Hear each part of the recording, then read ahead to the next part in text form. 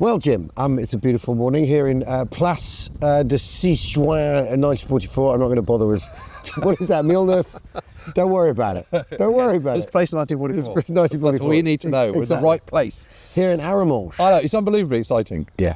Honestly, I've been building up for this. We're finally, you and I, walking the ground in Normandy. Yeah.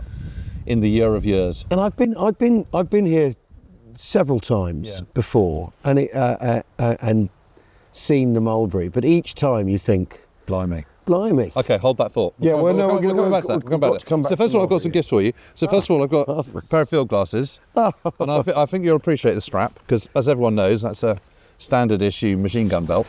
Wonderful, Jim. Oh, look at these. Yeah, I think you like that. Look at that. And then, to go with it, a map case. Hang on, I'm just fiddling with this I know, but you've got to khaki accoutrement. And then, give me a second. I've taken the leather option. Right. Oh, look at this. Yes. This is what's going to get me picked off by a sniper, though, half a mile away. I've got my maps. Look at me, I'm waving a maps case about. Yeah, there he is. Let's get the fiend. No, exactly. the German sniper in question is thinking those two can't possibly be officers. No, they're too rough. So we need to fold this out, and then we can have a look at. Oh my goodness! So that is a facsimile of Stanley Christopherson's issue. Whoa! Yeah. Right. That's what I tell you what. Let's just move this in half. So we only need the top half. Only need this bit. So there's Arromanches. Yeah. That's us here. Yes. Today we are going to go British. Yeah, good. Hence the battle dress. I just thought, yes, nice touch. Of course, very nice. Yeah, I thought you'd appreciate that. So here's Pegasus Bridge. Yeah. PB.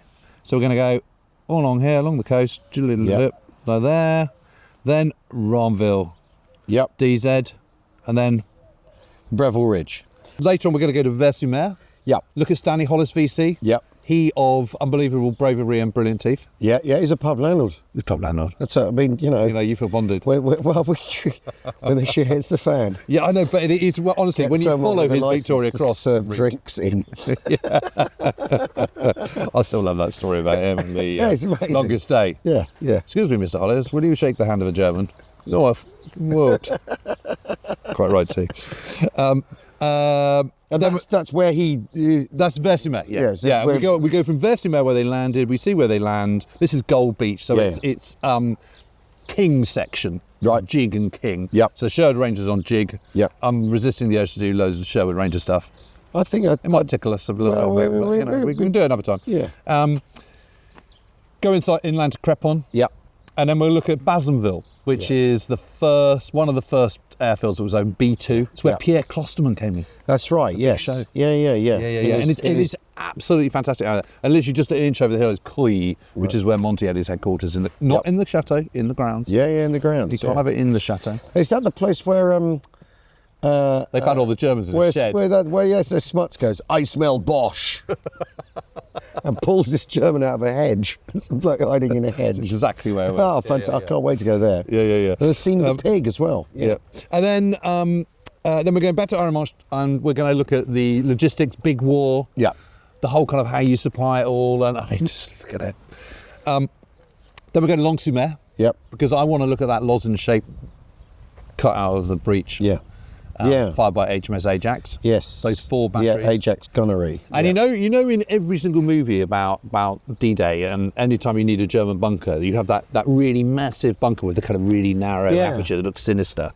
It's just an observation post. Really? And in movies they always have spitting MG42s. Really? It's just an observation post. Really? But we're going to go to that. I'll get my binoculars out then and observe. What do you think I've got them for? It's fantastic. Then we're going to do the Daddy. Yeah, we're going to Omaha. We'll do all Omaha. We'll do both ends. Yeah. WN60, WN62. Yep. Go up to Vierville. Yep. All that kind of stuff. And then we're going to do a bit of US Airborne. Okay. Do we have a mournful bugle from when we're at Omaha Beach? Flag fluttering very we do. slowly in the breeze. Have you got your mate who can... Yes, I do have a friend who can bugle for us. Who can bugle. It's got to be really sad, and it's got to have notes, sort of shades of Aaron Copland. That's it. But I mean, the thing is, bottom lip is allowed to wobble. It's the all around here. The geography on the map. What the problems are immediately obvious, aren't they? When you look. Totally. Look at this. Yeah. Here it is. Yeah. The Merderet. It's murder. Yeah. Yep. All that. Mere Eglise. And, are we gonna do some? So of that here, we're going here. Right. So we're gonna do some of that stuff where we stood in the field, and then we're gonna go. They're over there. And they're over there. We're gonna do some of that. Yeah. Great. I hope so. And then we're gonna sometimes stand in the field and go. There's nothing really to look at here. It's got boring. No, we'll never do that. That's never gonna happen. Okay, we'll never ever do that. Fine. We'll never do that. We'll. And the other thing about Normandy is Don't lose it. cheese, Calvados, Yes. cider, Cidre. mussels, Yeah. Mule. and grateful locals who, delighted at the prospect of the Allied armies turning up and destroying Normandy, will welcome us with open arms. Yeah, I mean, that is one of the things that's Apparently really... 140 million people are going here this summer. Apparently. Yes, that's why we're not here in June. But I mean, the thing is remarkable here, Dave, and people who've been here will What are you saying? It doesn't fit in the back case? It does fit in the map case. It's my first day. He says Homer Simpson style. No, it's This, of course, is you'll never realise that this is German. Of course it is, because it's made Leather. It's made of leather. And it's got a proper stamp in it. Exactly. It's made of leather that can use for something else. Kriegsschule F. Buch. 1936. Whereas this just has initials on it. War Office. Yeah. One size fits all. So look at these. I got these as well. Right. These are right. Gun positions. Everything. Wow. Yeah. Oh, that's very good. So that's where Stanley Hollis was. So we'll enjoy that. No, but I mean, All to come. If you've been here, if people have been here before, there is one of the things you get from coming to Normandy is this set. There is a genuine sense that you're somewhere historic. Yeah, There's a genuine sense. I mean, obviously there's a Musée de Barquemont just out of shot over there. Yeah. And there are signs Just and a half track that's 25 pounds. Exactly. So obviously there's a few hints that something went on here. no, but I mean more than that is that it's taken seriously here, ground. isn't it? It's not, yeah, exactly. It's how exactly. It just is. And how can you not look at that and be unmoved? It's impossible. Yeah. Actually, I'm not sure Rachel would be.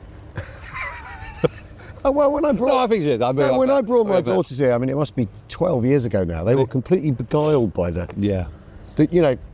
just standing in the field and going up there. Brits can do concrete too. It's just not just the Nazis. Well, you know why? I mean, we'll talk about this later. What I've been wondering is, do you think that because some bits have lasted and other bits haven't? Do you think the bits that haven't are people who they did the pour on a Friday afternoon? Yeah. One was made by Lang, another one by McAlpine. Well, you know what I one mean? was by the kind of half-bit company in Greenock. Yeah. That one over there, for example. Yeah, because some of them are perfectly preserved, and others are just like, oh, well, that'll do, lads. How long's it meant to last anyway? Yeah, it's only got to do it for a couple of months. Exactly. Yeah. Let's go. All right.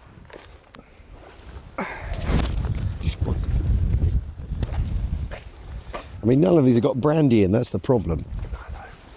Just all the little nip and Calvados. I am realising what it is to be a teenage girl, though. My midriff.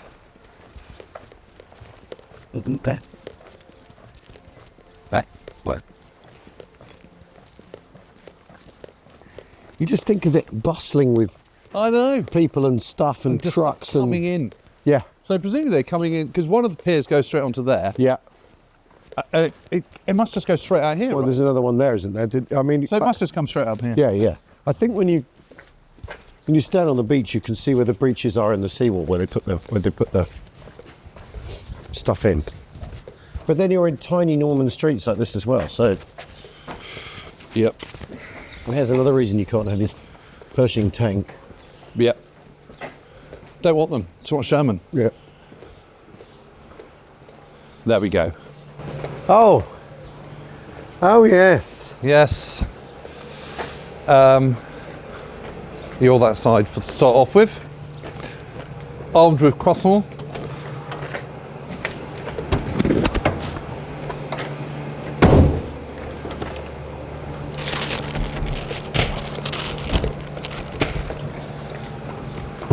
Oh.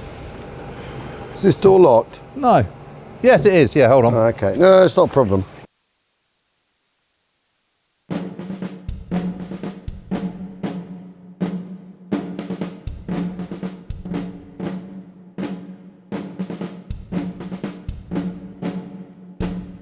Well, good to be back at Pegasus. I mean, the thing is, it doesn't get any less insanely remarkable. I know. I mean, because this is it. This is glider Chalk 91. Chalk's 91, So the first 92 and 93. And you can, Yep.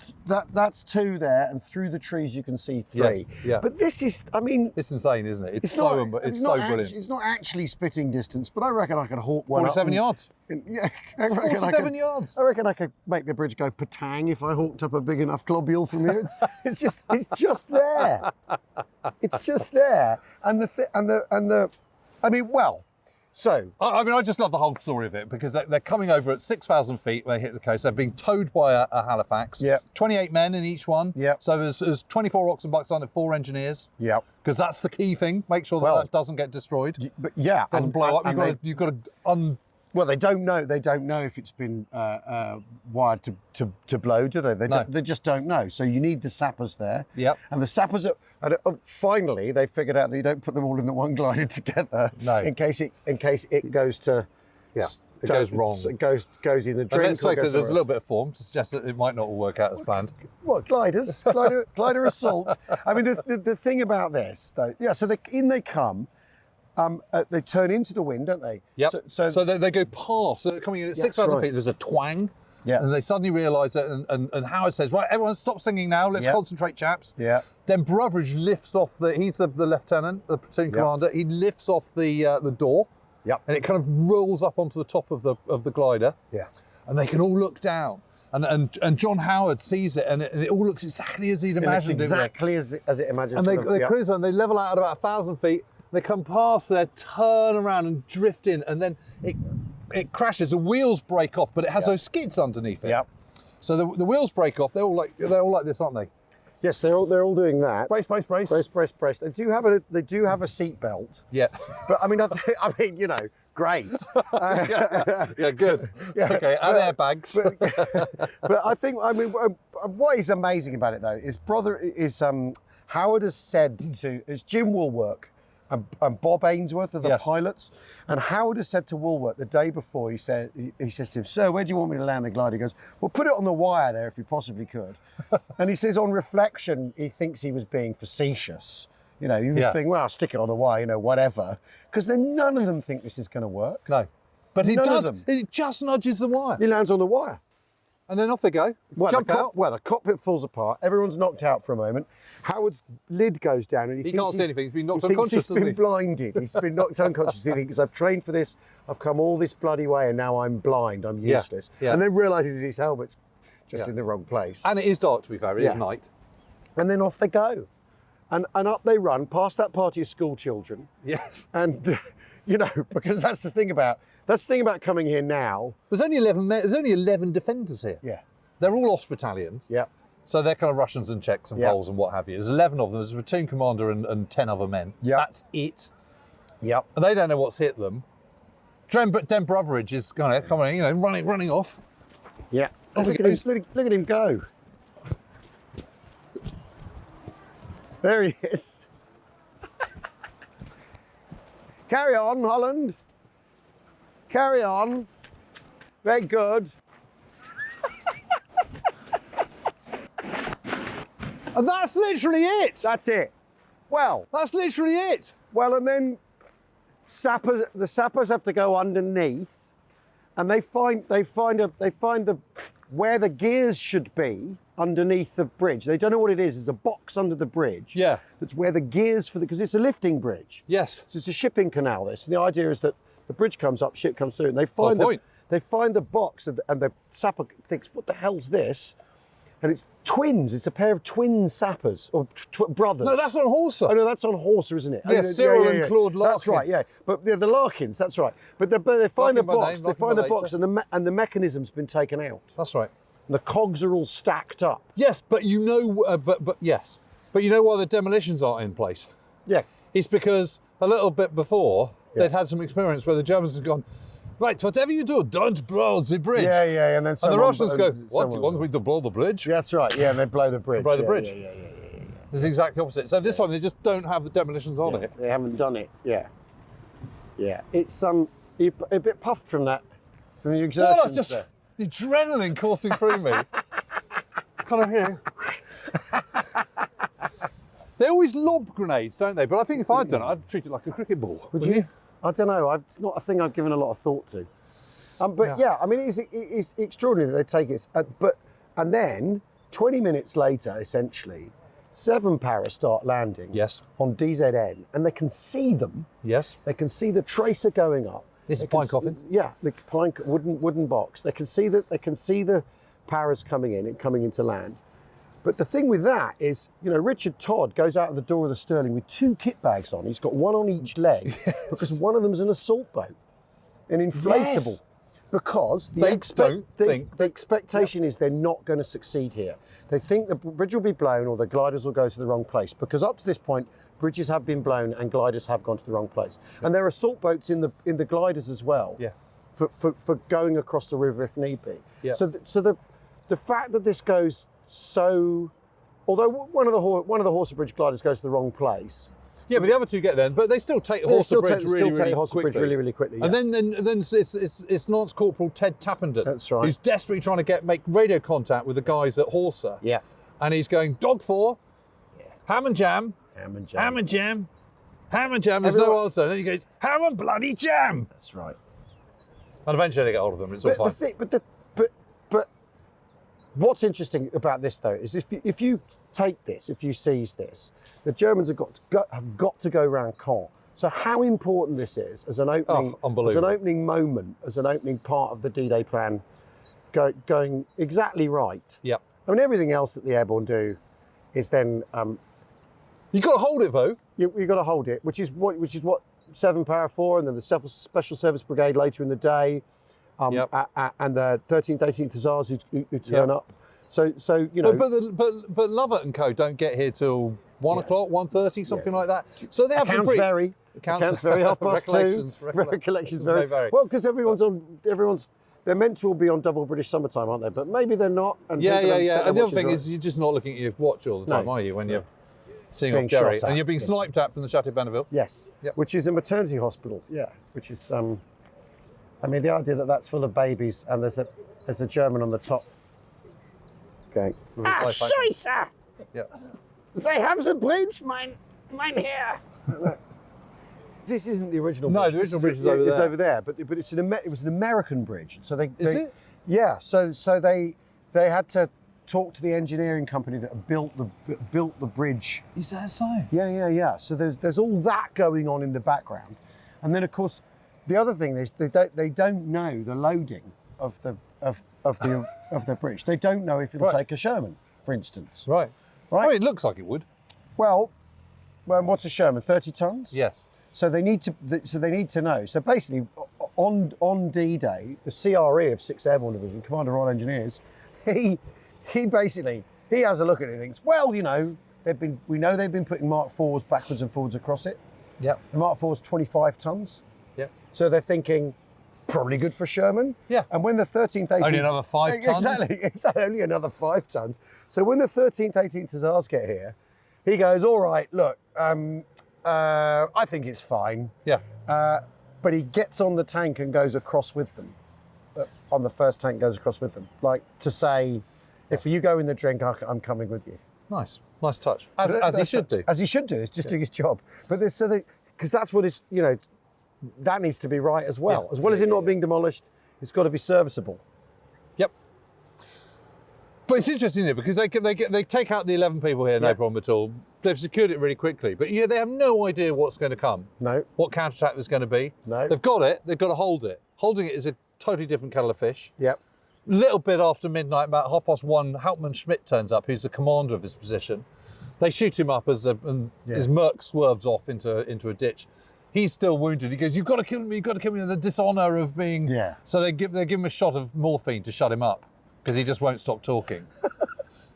Take him prisoner, and that's, you know, for him the war is over. And he's got sort of ladies' lingerie on the back seat because he's been having kind of French language lessons. The thing is, this all just sounds like fiction. This just sounds like a low. It's a low, isn't it? Exactly. Yeah. Well, but also like landing the gliders where they do. Yeah.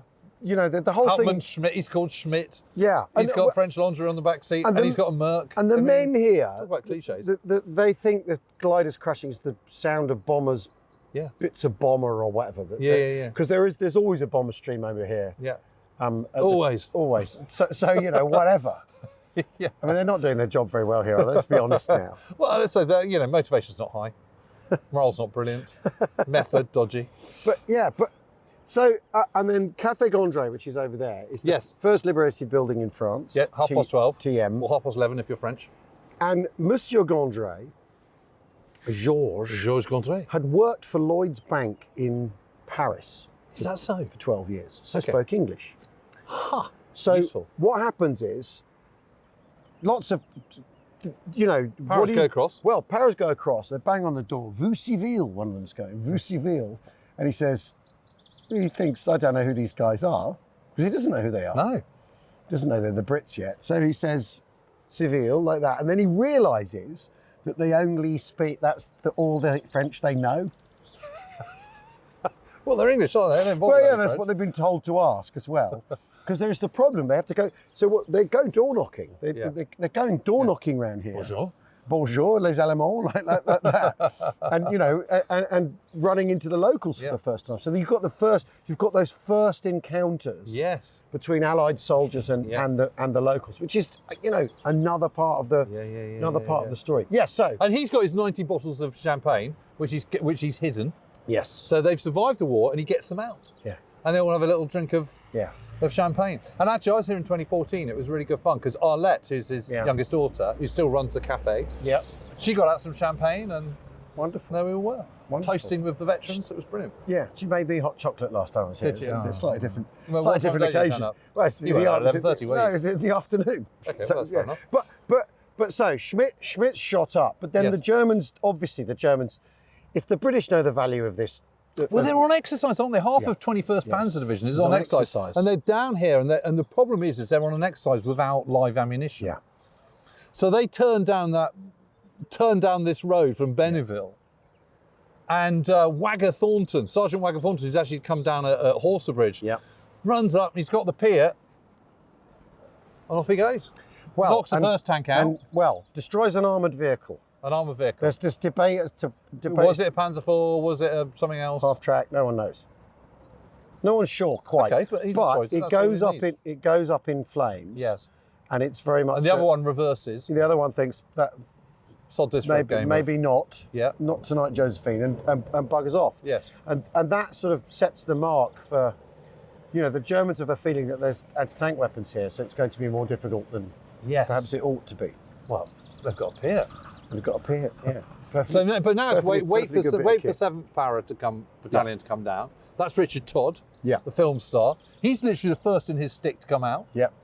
So apart from the independent, and he's going out. 22nd independent parachute. And the Sterling, you jump out of a hole in the floor. Okay. And he's got, like I said earlier, he's got the 2 kit bags. He's got the boat. And he burns his hand, doesn't he? That's right. Yeah. On the rope. And there's nothing to hold on to. Yes. And so he's standing at the door waiting. I mean, just in the middle of the night. Oh my God. It's all so. So they then turn. It is no wonder that he played Guy Gibson with such a stiff chin. Yeah. He's done that. Yeah, he's done that. I mean, he's nails. And they get here. Yeah. And the Ox and Bucks men essentially go into the reserve after that. But yes, the fighting, but the fighting's all down here it's because Richard Todd goes down over there. Yes, he's like a mile down that way. Yeah, half a mile. An A company of 7 Para have a very, very tough time down there. Don't they? And then the boats, the boats turn up. The German boats turn up and they shoot them up. German boats flee. Yeah. Flee the invasion force. Come down the river, come down the canal, fleeing the invasion force. But yes, A company. But by the end of the day, there's only 10 of them left down there. Yeah. They have a very, very hard time. Well, in a minute we're going to go to Ranville Church. Yeah. And you'll see how hard a time they have because they're all lying there still. Yeah. Oh, should we go to the cafe? Let's go to the cafe. Nice. Yeah. Champagne, please. I love it in here. Yeah, it's fun.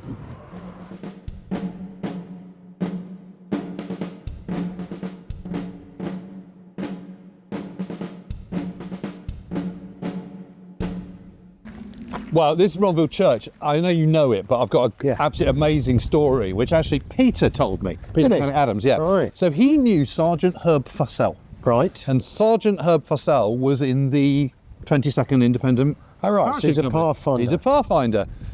Anyway, Herb and his mate get to Ranville Church and they're kind of going around, and his mate really needs a number 2. Right. So Herb's standing here and he's just sparking up a fag. Yeah. You know, waiting for his mate to do his business. And suddenly a frightened young German crashes through that gate with a Schmeisser. Yeah. And goes, and there's the bullet holes. Wow. Yes. And Herb gets out his Colt 45 and just shoots him, and that's that. And his mate carries on having a dump. He carries on having his dump and mentions that and says, what was that all about? And he goes, oh, some stupid crowd came in and... Unbelievable. Yeah. So and that's there, and it's still there. And I love this story because you can see it's absolutely that art. And of course, if you're frightened and not in control of those things, they do. Yeah. They always want to go up. Yeah. And that's there. And there it is. That's incredible. Look. One, did Fussell, do we know, did he successfully, because there's a, you know, they're landing at night with their Eurekas and they're tied on a pack, and then they have to find them, and then So the people from Drop Zone K, which is over at the Bois d'Homme, isn't it? They are in the wrong place. Yes. They end up on N, which is just behind us here. Just behind us. And we're going to have a look at that in a minute, because when you look at it from the top of Breville Ridge, it's just, of course it's a drop zone. It can't be anything else. But that's just there. So there is confusion. But I mean, it's like James Hill line, isn't it? Who's the 3 Brigade commander. No doubt chaos will reign. And it undoubtedly will. Don't be worried if it does. Yeah. And of course it does. But it's also that thing of sometimes the airborne plans are just that tiny bit too complicated. Yes, well, the reason they've got the 3 drop zones is because you've got to get to Troarn. You've got to go and destroy those lower bridges, the ones of Robom and Bure and Troarn, which are quite a long way over that way. So that's why they've got that drop zone. And that's the problem with Tim Roosevelt when he's going off to Troarn and he has to purloin that medical jeep. That's right. That's come down a glider because it's too far. His stuff's in the wrong place. He's landed here on N. Yeah. But the point is, explosives have gone missing as well, haven't they? They have. Yeah. But the point is because they're all paras, they're trained to use their initiative and think on their feet, and as per the Brigadier Hill warning. Yeah. And also they've all got their little tasks. Yes. They're you know, so they all go off and they all know what they've got to do, so they all go off and do it. They're not trying to move in sort of battalion strength. Well, apart from at Merville, but they all know what they've got to do over at Merville. But basically, we're up on. It's all rather nice round here now, isn't it? With sort of new housing estates. Well, it is. It would have been, obviously this had all been a lot more bare. But actually, just over here, it's interesting because nearly all these graves here are 6th of June. Yeah. And there's one quite special one, which is our friend Broveridge. Right. Who isn't the first. He's not the first person to die. He's the first person to be hit on D-Day. To be struck on D-Day. He's been struck because actually, our pal Woody Woodage found his death notice that the army issued, and the really weird thing is it doesn't issue it until the 8th of June, and it issues it in Portsmouth, right? Which makes no sense at all. So they've well, I think what they've done is I think what happens that's where the registry office is, where they're noting the death. Yeah. Yes, and they're handing back his belongings. Yeah. But there he is, 29. I once met his daughter because Broveridge's wife was pregnant with his first child at the time he was killed. So his daughter never knew him. It's rather sad, really. Some medics as well, because there was that incident where the Germans shot up a regimental aid post, didn't they? And killed some of the wounded and killed some of the medics. But I think what they do with Broveridge is he gets taken back off the bridge, and he's taken to one of the smashed horses. Yeah. Because also the other thing on the death certificate is that it's in a glider. He's in a glider, and it says cause of death, and it says damage from glider crash. Yeah. And I think that's because he's found in the glider. And that's because they've used that as the temporary RAP, the red. And he'd hurt his leg as well. Yeah. Because he's hobbling about before he's killed. Yeah. So maybe they look at his leg and think it's something to do with that. Well, yeah, and also he's got a very badly smashed face. But if you've been shot in the neck, you're covered in blood, then you are going. You're just going to take one look at it. You're not going to have quite the thorough examination that you would have if you were. God, out of the bitterness of war, he found the perfect peace. I mean, honestly. Yes. It's all. They're always hard to look at, these. Yeah, they really are. I look at them all, 21, 26, 29, 24, 27, 21. Yeah. It's young man's game, isn't it? Yes. It really is. But we should go and have a look at the other. Yes, of course. There's one particular grave I want to show you, actually. All right. It's gets you every time.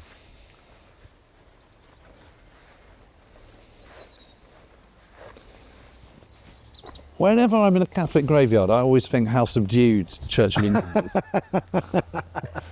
is. Well, we just Also, some absolutely tremendous spang on this that's church. proper spang that. No, yeah, but look around here. Look at this. Oh yeah, Look at all that. yeah, yeah. The scars of war. Unbelievable. Yeah, isn't it? Look at it all. Look at all that. Extraordinary. The thing is, so there are those graves along the wall there, and then we have the actual. There's a cemetery, proper CWGC cemetery here, isn't there? Yep. Yeah. Now I've been to And the reason these are service here, all arranged oddly is because this was a temporary yes, one to start off with, and then they just kept them here. that's right. Yeah, it's amazing. So it's just over here. Yes, I've been to the service here with with the Shetland pony mascot and all that. Have you? Yeah, a few years ago. Yeah, very good. I mean, you look at it, it's a hell of a lot, isn't it? A lot of people killed. Yeah. So Gordon Highlanders, because after all the Highland Division come up here, don't they? Here you are. And join in. Look at this one. Peace Skulls, East Yorkshire Regiment, Sword Yeah. Beach, Yep. landing on Red Section. Age 20, and his brother Jack lost his life in Burma. Age 20, so 18th of the 2nd, 1943, that's the Arakan. That's Irwin's failed offensive. Yeah. Two brothers, both age 20. Shocking. 6th of June 1944. So he's obviously killed on or close to the beaches, isn't he? Yep. Really sad.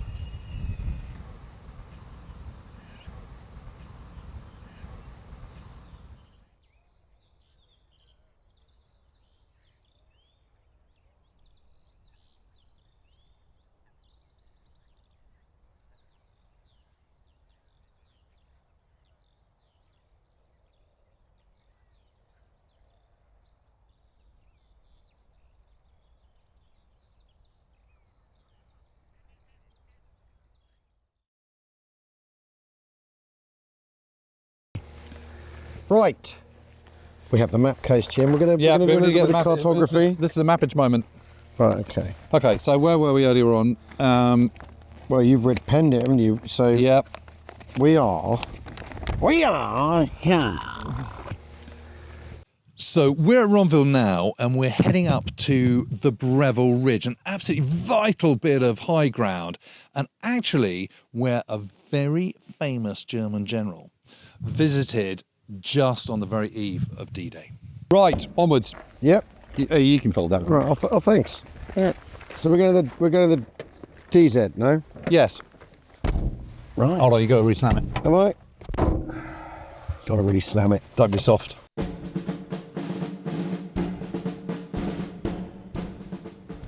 It's amazing because when you're at Ranville and you're going across DZN, this doesn't look that impressive a ridge. But when you're on here, boy, you can see the significance. But that's like of all of it. That's like all the landscape around here because well, and the roads cut you round it rather than send you up it directly. If you're having to walk up here on foot, that's steep enough. That drop there is quite. But it's the eyes you get from here. Yeah. You know that's the thing. It's just incredible how well you can see everything. And of course, this is also the route through which Operation Goodwood gets launched on the 18th of July in 1940. Yeah. Yes, only 6 weeks later. Sort of thing. Yeah. And those events feel hugely separated in time, but actually they're only 6 weeks. Only apart. 6 weeks apart. Yeah. Yeah. Good tank country. I mean, it's either It's great tank country. great drop zone, great drop zone, great tank country. perfect drop zone, perfect tank country. Yes, of course, the enormous cloud of dust that forms here and the run up to Goodwood because it's dry and it doesn't give away the Yeah. 400 tanks or whatever. But that stripy tower was there at Column Bell. Yeah. I wonder where would you put the OP? I mean, it's a mystery. Where would you put the lad with the pair of binoculars and the radio? It's a water tower, isn't it? Maybe a water tower, yeah. You just can't work out where the OP would go, Jim. But I love the fact that Rommel is here on the 30th of May, comes up here to pretty much this very spot, looks down and goes, that's a landing zone. Yeah. Get some Rommel's asparagus up there and get it up toot sweet. Yeah. And they sort of have, but they haven't really. It's too late. It's too late. Too late. He's also thinking, well, it's my wife's birthday soon. What am I going to get her? I know, some nice shoes. From Paris. Yeah. And then I'll go and see the Fiere. Yeah. And I'll finally get him to my way of thinking. And I'll have complete control of all the Panzer divisions. Yeah.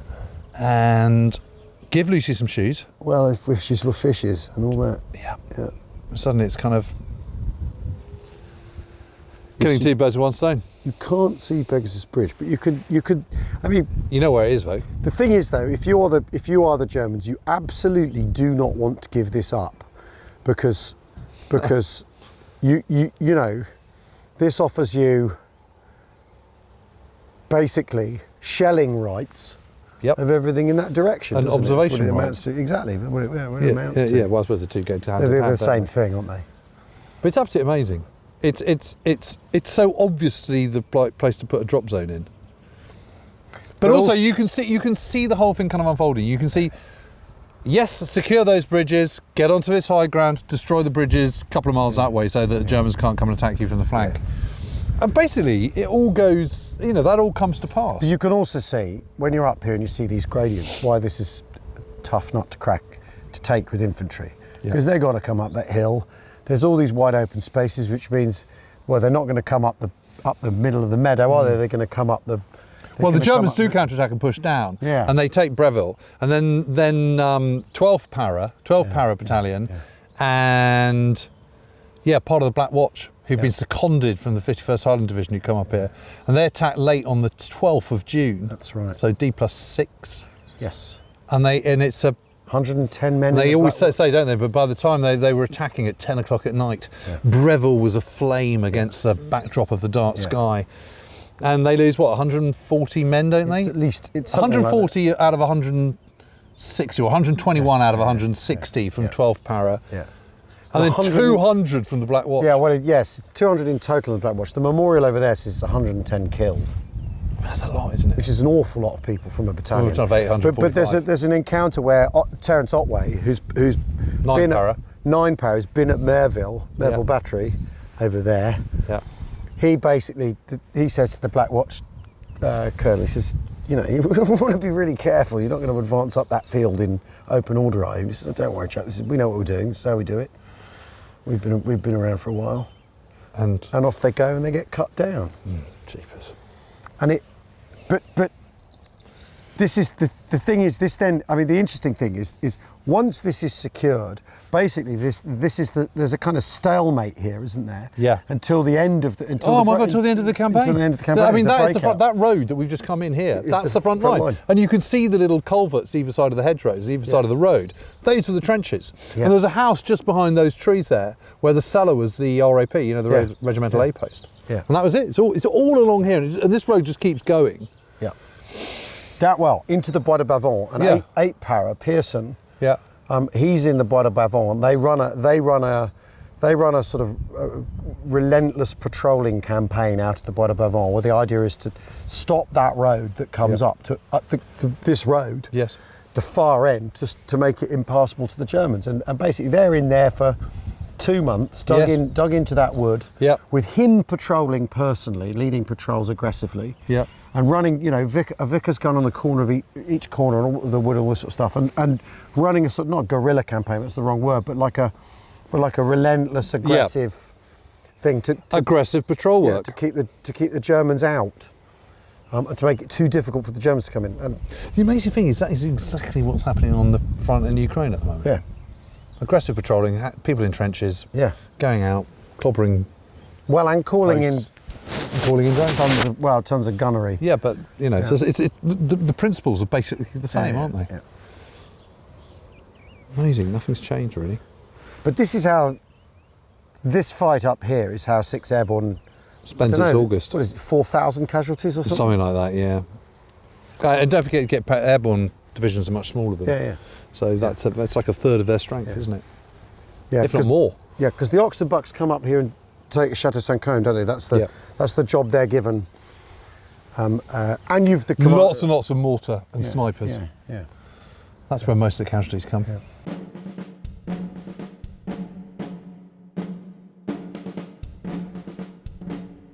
I've got to say, I always absolutely love coming on this road because this is the freaking front line. Yeah. Till basically the middle of August. You know, there's the Chateau Saint-Côme looking a lot better than it was in 1944. Yep. You know, and this is it. This road, you know, and you can see the little culverts either side. You can see where you'd be kind of, it's not much of a you don't need much imagination to kind of sort of fancy yourself down here, can you? Yeah. Putting your little mirror up, waiting to be sniped. Yeah, he's still in that tree. Not wanting to be the bloke who goes first. That's the main part. No, of isn't course, it?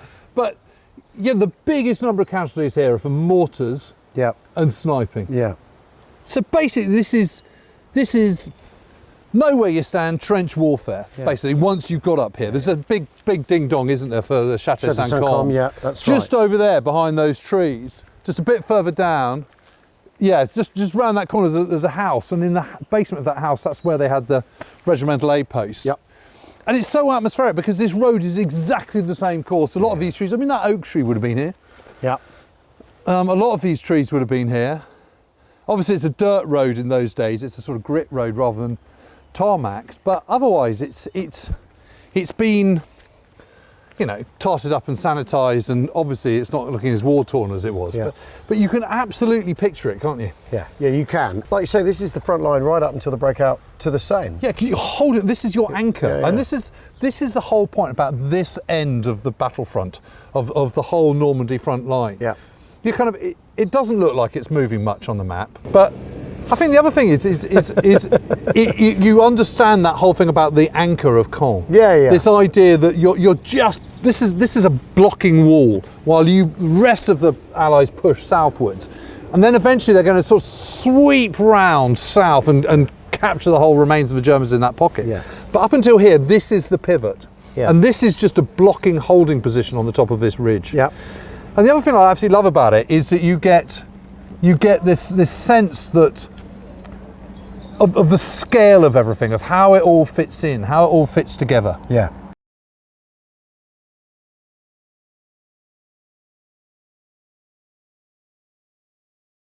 I think we should do what all British soldiers do whenever they pause for a moment.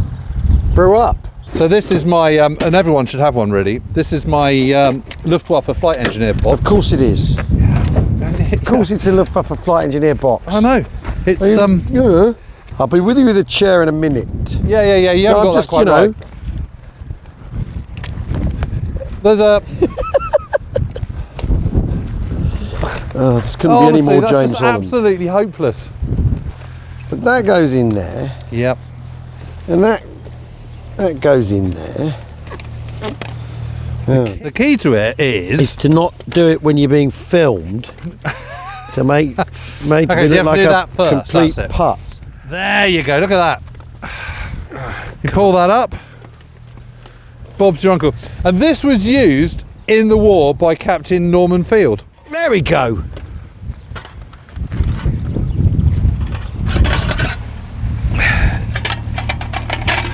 Okay, one hexi burner. I'm insured for everything except sitting on this chair.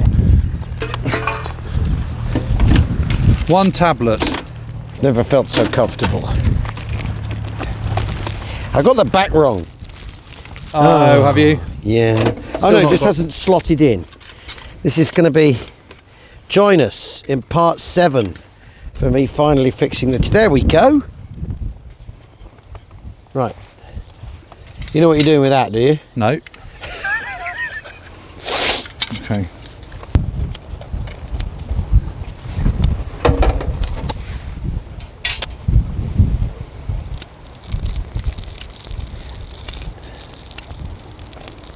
Yes, this is basic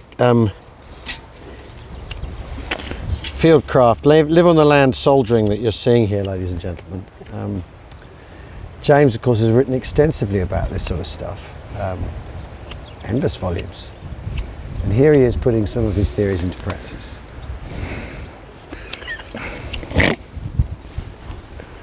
Ooh. That's a good idea.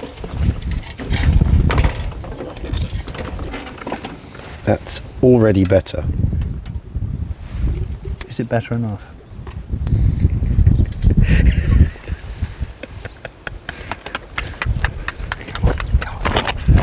Come on.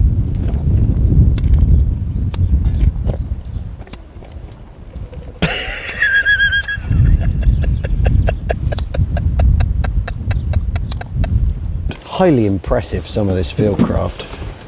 I know, we've spilt our remaining water.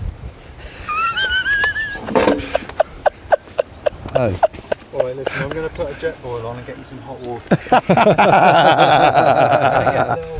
This is very much standard issue milk for soldiers.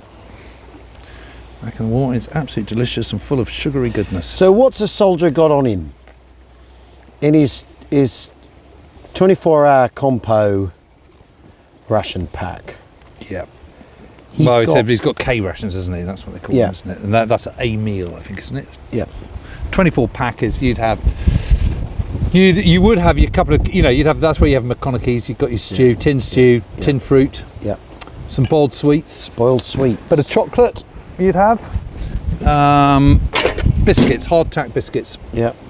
And people used to, and you'd have corned beef and things, wouldn't you, bully beef? So people used to use them a lot, and you used to grind up smash the biscuits up and bake it into the corned beef. Yeah.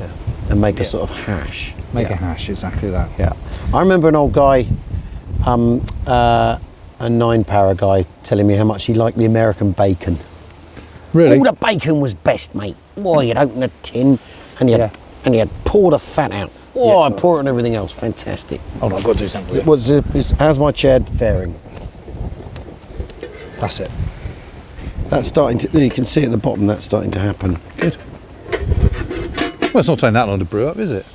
No, I mean, but what will happen inevitably is the minute we're ready to drink our cup of tea, prepare to move. Oh, sir! Oh, come on, Oh, sir. come To on, chuck sir, it I've in only the just hedge. brewed up. Chuck it in the hedge and off we go. Yeah. Prepare to move. Yeah. But it's amazing how much people brewed up. I mean, and of course it's not about the tea, is it? It's something to do. It's a morale thing, isn't it? It's a moment of comfort, a moment to yourself. Yes. It's something because soldiering is quite boring a lot of the time. Yeah. Awful lot of hurry up and wait. Hurry up and wait and just.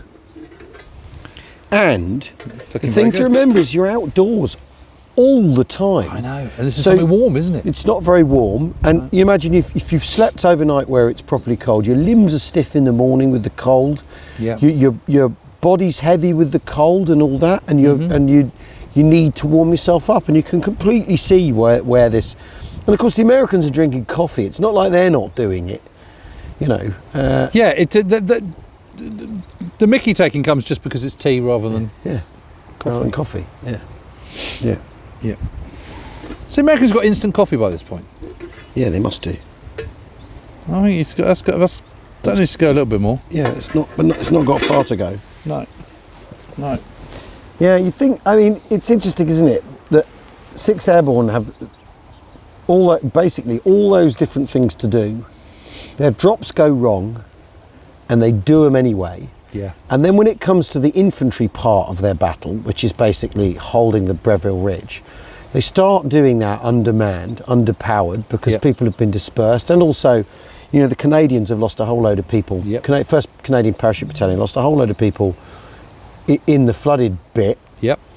But they pull off their basically their kind of sappering and assault tasks. Yeah.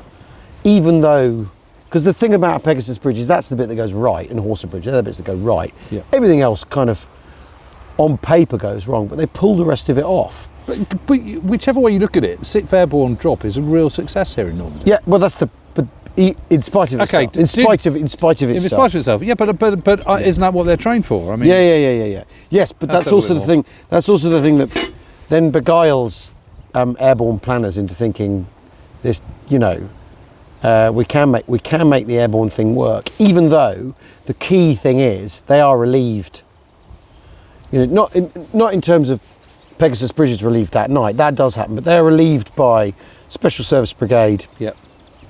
You know, Highland Division. They show up within 24, 48 hours. Yeah. So they're relieved in that regard, and that's the sort of.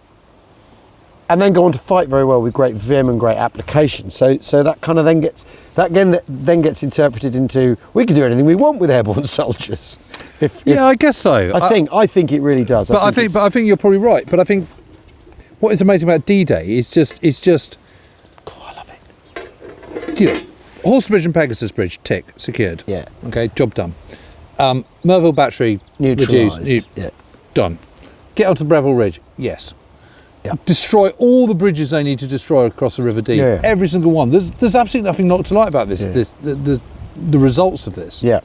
And you know, so drop zone K, a lot of them land on drop zone Ed, but you know, ultimately, if you achieve what you need to achieve, Yeah. who cares? Yeah. Yes, but that's I think the sort of in a strange way then becomes a sort of. Do you think though that it would have been better if they just dropped the whole lot on N? I think you Because then you've got everyone there, and even if some people are thinking, then you can just go, okay, right, you need to come with me. Yeah. Because actually, at least you know where you are. I think its cohesion is really, really important in a situation where you're open to the problems of non-cohesion. You know, you'd land in the middle of the night behind enemy lines. The more that if you know where you all are, the more the merrier. And the point is the reason why the American Airbornes, which we'll look at when we go over there, why they struggle, is because they don't know where they've been dropped. No. But if you're all on drop zone N, Yeah.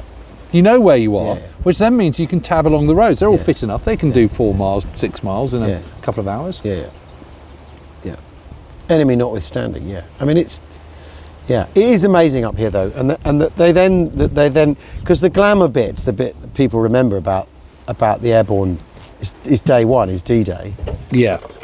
And then their sort of their fight up on the Breville Ridge, as we've said, for the rest of the Normandy campaign, kind of goes into the background, and they have a terrible time.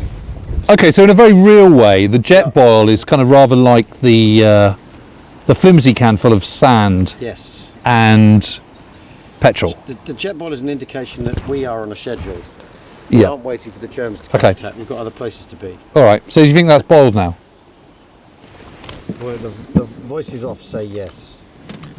Jim, you can't drink it like that. Yeah, no.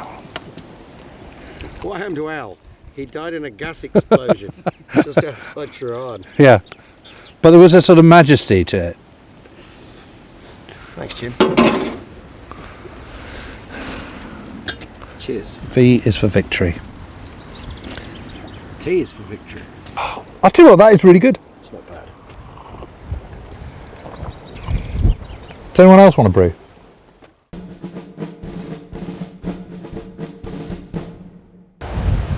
It's always good being on Gold Beach.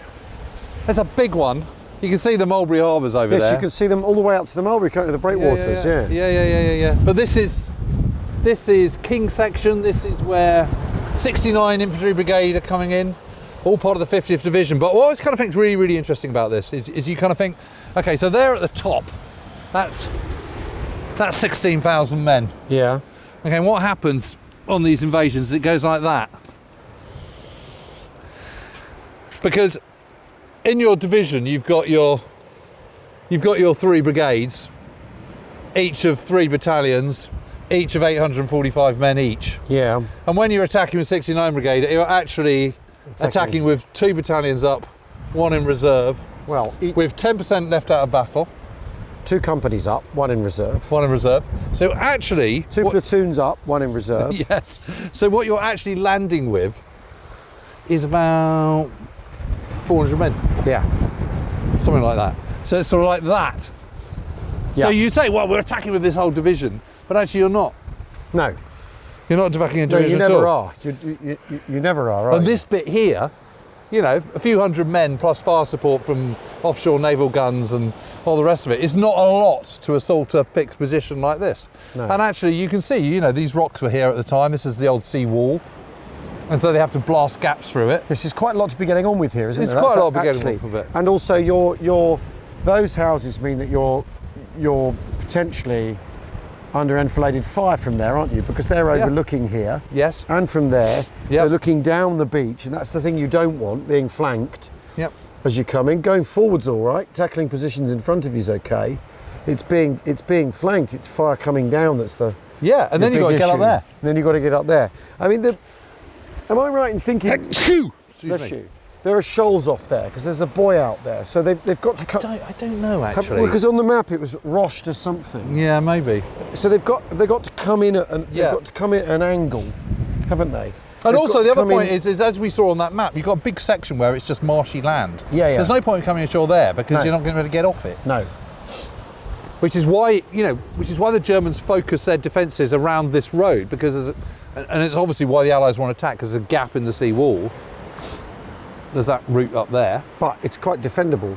It's quite defendable. It's quite So how a does tough nut to crack. how does the first hour go here then? Well, it's not too bad. They managed to get ashore. They managed to neutralise these positions in comparatively quick order, and then they start pushing in. But what's happening is what they discover, the 6 Green Hours, is that as they get up to there, they're still being enfiladed by gun positions out to the right of that road straight up ahead, and that's what we're going to have a look at in a minute. Yeah. Because this is when Stanley Hollis really kicks in. And he's just one of those absolutely classic sergeant majors who's the absolute backbone. Everyone wants one like him. Yeah. Because he's tough, he's a classic category B. If you think about those A, B, C categories, Yeah. C, D categories. C being the majority, D being those who run away, very small number. A being someone with a bow and arrow, basically, going forward, cutting A being throats. George Jellicoe, who just loves it. Yeah. It's scouts with guns. Yeah. And B's those who don't want to be there, want to go home and run their pub, but And now they've will got go to, the extra yard. Now they've got to get on with it. Yeah, they're the ones that are going to lead the C's into action. Yeah.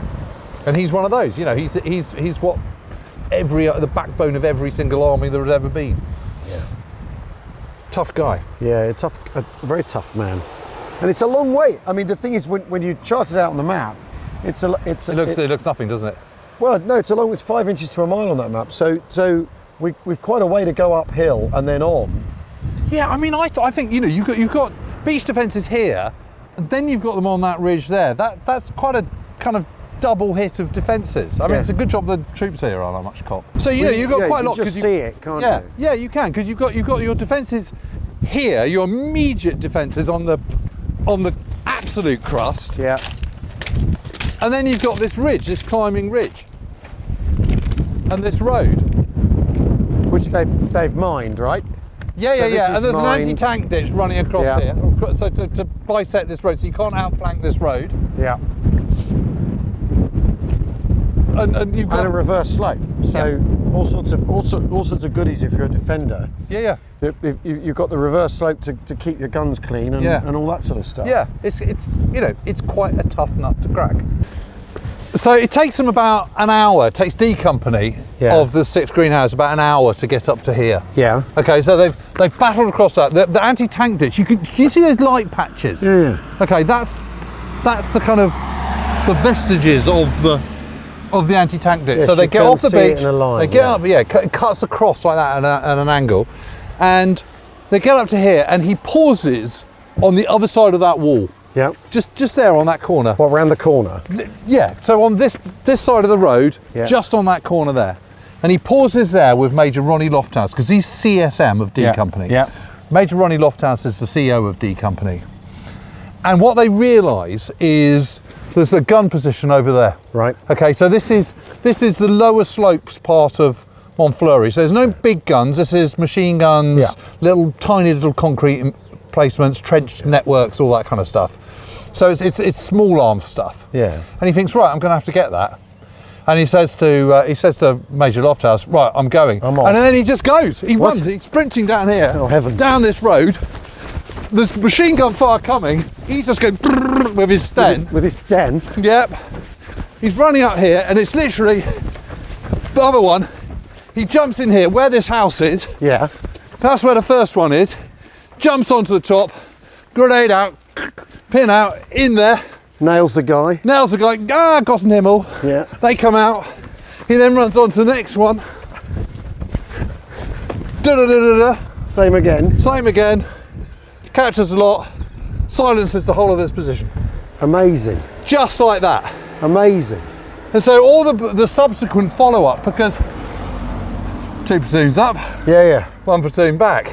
Yeah, everyone else can come up. Yeah. Yeah. But it's hell. that triangle we were doing on the beach. Yeah. You know, it's 2 platoons of D Company that are leading this attack. Yeah. I mean, so what's that? That's 60 men. Yeah. It's insane, isn't it? Yeah, it is. Absolutely Leading the amazing. charge on whole half of when Gold Beach. but when you look back that way and see all the ships, yeah, but I mean, you know, there's not good troops here, so but yeah. they don't know what's hit them. And here's a guy, I mean, the amazing thing is there's people were firing at him and he just, Kept going. hell of bullets, Yeah. missed him Yeah. by moving and zigzagging and firing himself. Yeah. And clearly being into it, which is you see someone coming like that, you probably think, Cometh the hour, cometh the man. yeah, come with Stanley. I Hollis. mean, it's just one of those moments. But the amazing thing about Stanley Hollis is that's part 1. yes, part 1 of his Victoria VC, Cross. his VC actions. Yeah. Yeah. You know, which frankly could have got it just for that. Yeah. But we have to go on and do his next set. Yeah. Which set you're of- going to love. It's really good up there. It's in Crepon. It's quite it's quite a stretch when we were looking at that map. Yeah. You know, it is. People who say, "Oh, I didn't do very well on D-Day," think, really? Yeah.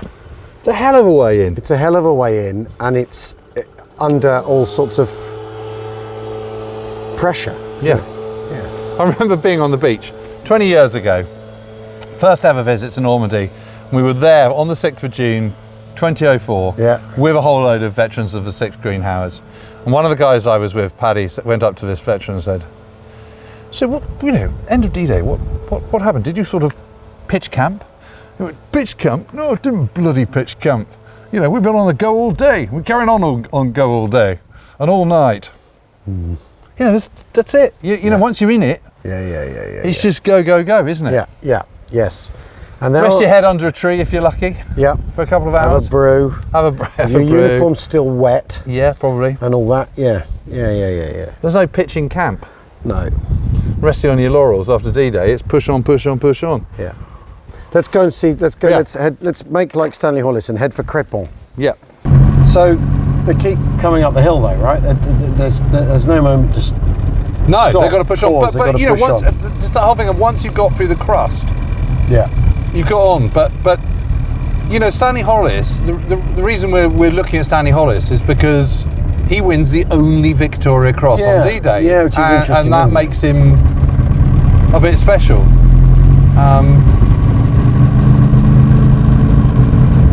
You know, he's already been in Tunisia, Yeah. so he's seen plenty of action. I think he was in Dunkirk as well. Really? Yeah, I think so. Right, right. But you know, he's one of those old kind of war horses. He's been there, done it, got the T-shirt. You know, he's a really interesting character. After all, sort of struggled to settle. I think he became a truck driver, long distance truck Yeah. driver. Then took on a pub. Yeah. Lots of people would come and see him and go, "Oh, you're Stanley Hollis, aren't you?" And he'd quite often punch them. You know, he was not a man to blow his own trumpet by any stretch of imagination. But his actions on D-Day are just amazing. You know, Yeah. that bit that we've just looked at is incredible. But This in itself, I know. in I mean, theory, if you want to defend it, if you want to defend it, this is every corner is a fresh place to have a machine gun. yes, and you've got Closing down you've got every retreating street. Germans, Yeah. and you've got other Germans behind the back, behind that Yeah. crust. You've still got supply dumps and all the rest of it. Yeah. So it's not like it's completely devoid of troops. There's places, pockets that you're going to have to clear, but there aren't many. You know, the crust is the main effort. That's the point. So it's the first bit of graffiti there. Oh yeah, look at that. Yeah, it's very good. There goes on, But I mean, you know, incredibly close but Jim, streets. the hoary old argument is the Germans are like better tactically than the Allies, right? And Yeah. particularly than the British. This is so eminently defendable. How could you ever let anyone off that beach? It's amazing, isn't it? And out through this town. There you go. Look at that. Oh wow! Yeah. That's really good. Complete with the misspelling. It's just beautiful. Yeah, assembly The area. I know. Tommy was here. Look at that. I know. Isn't it good? Look at that, Tyne-Tees 40, Tyne-Tees 55. Yeah. What's that refer to, do you think? I haven't a clue. It must be a supply company, mustn't it? Yeah, it must be. RASC or something. Yeah. Look at it. Yeah. Absolutely amazing. It's really good, isn't it? It's super cool. That is so cool. Super cool.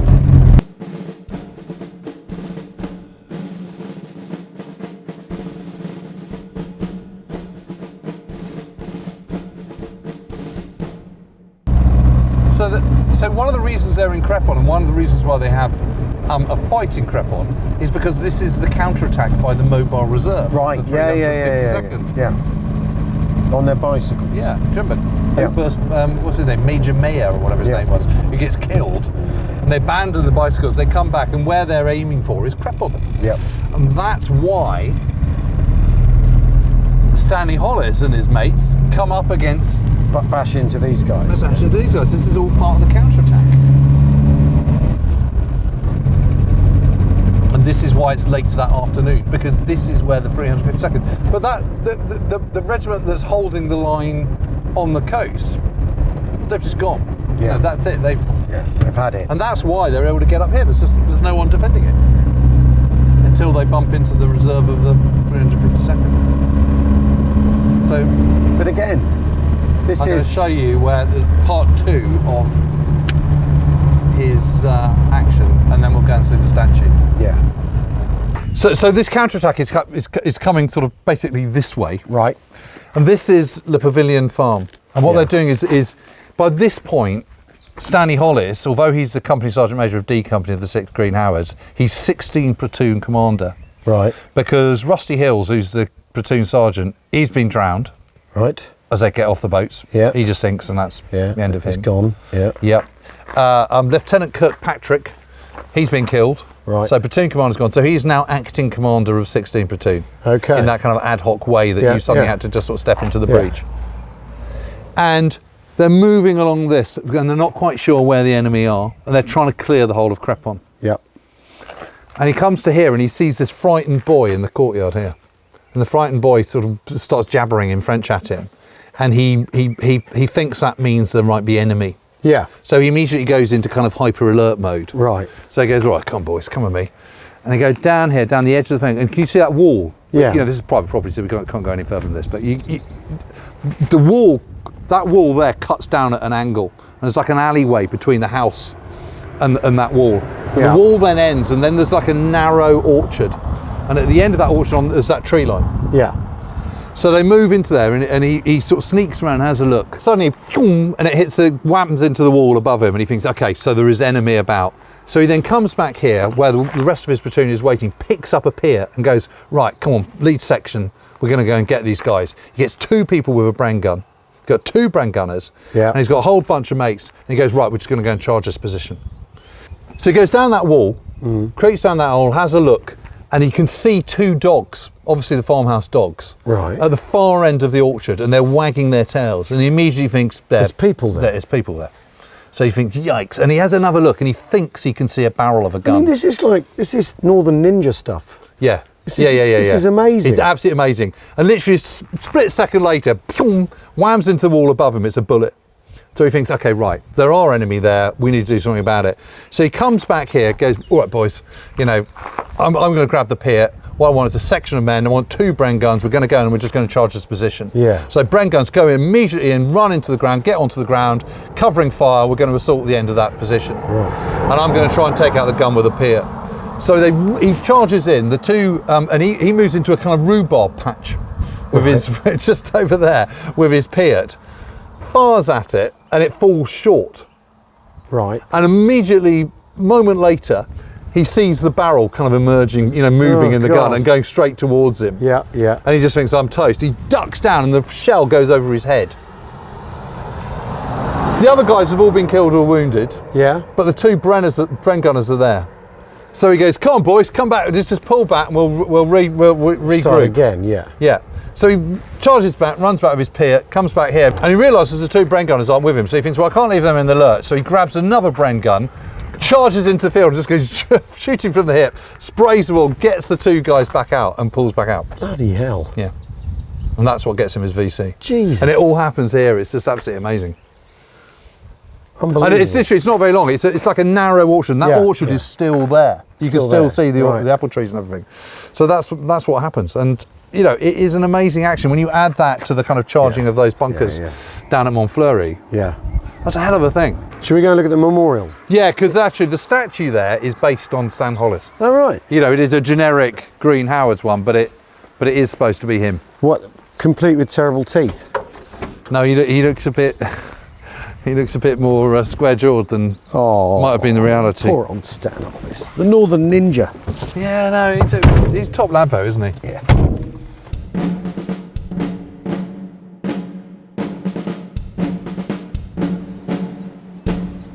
It's a really nice memorial, this one. Yes, it's well done. It just really is. You know, in one way it's not Stanley Hollis because he's got a rifle rather than a Tommy gun or a Sten gun, but it is based on him. Yeah. And you know, it's amazing. You look at this wall, and you kind of think that's actually quite a lot of people killed from one battalion. Yeah. You know, that is a lot. I mean, admittedly, that's the whole Normandy campaign, but it's only 70 days, isn't it? 70 odd days. That's the guts of a battalion, that.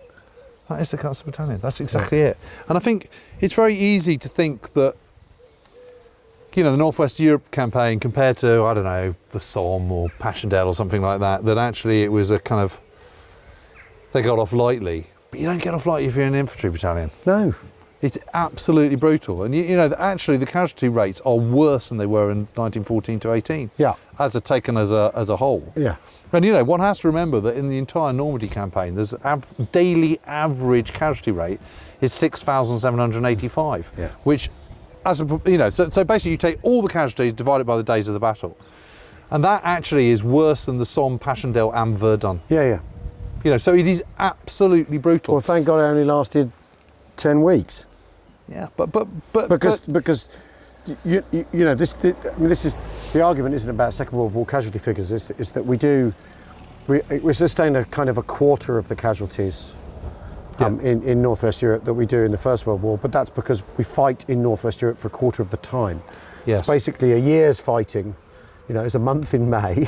Yes, but it's also because infantry is only 14%, and also being infantry, someone has to go round that corner. Yeah, but I think the vast majority of people don't appreciate the makeup of Allied armies at this stage. No. You know, so if you take Second Army, British Second Army in Normandy, 8% in tanks, in armoured units, of which only 40% are actually in the tanks. Yeah. The rest are kind of servicing them or support vehicles or whatever.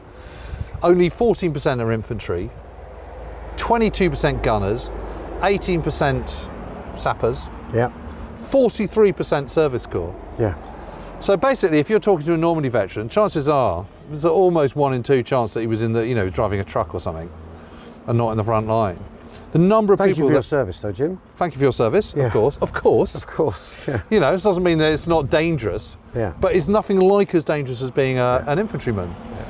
And the truth is, if you are an infantryman, your chances of getting through unscathed are statistically 0. Yeah. You will get wounded, you will get hit by something, you might die, you might not, but there will be a bullet with or a bit of mortar shrapnel or something with your name on it. Well, most likely the latter, though, because that's the thing. That's 80% of casualties are mortar or artillery, aren't they? Yeah. So it's about actually the random indirect element of warfare here. It's not the bloke. Necessarily the bloke pegging you and shooting you or whatever, or even covering fire that's beating ground and delaying you or whatever. It's someone on the other side of that hill who doesn't even know where you are. Yeah. So it's completely impersonal, random. It's a whirlwind of improbability, probability, impossibility, all those things at once. Yeah. You know all those things. That Stan Hollis can run up that street under fire and no one hits him. It's totally random, isn't it? Completely random. Because he might have been killed in the first second. Yeah, exactly. And it's that thing of it being Yeah. endlessly unpredictable. Yeah, I think that's it. But you look at that list, you think that's one battalion, a battalion of 845 men. Yeah. And you think of all those are dead. They're not wounded. Yes, they're killed. They're not coming home. And the proportion tends to be for every man killed, it's 2 men wounded. Yeah, or 3. Yeah. Or 3. So what we've 8 plaques here. Yeah. That immediately takes you up to the whole battalion. So yeah, I think it does probably, because that's probably 100 men, isn't it? Plus maybe a few more. Well, yeah, 150 men. Yeah. Times that by 3 on addition. Yep. And what have you got? A bolt-action rifle from the First World War. Yeah. Sten gun, Bren gun. Maybe. A few mortars, and that's kind of it. It's no wonder he looks a bit wistful.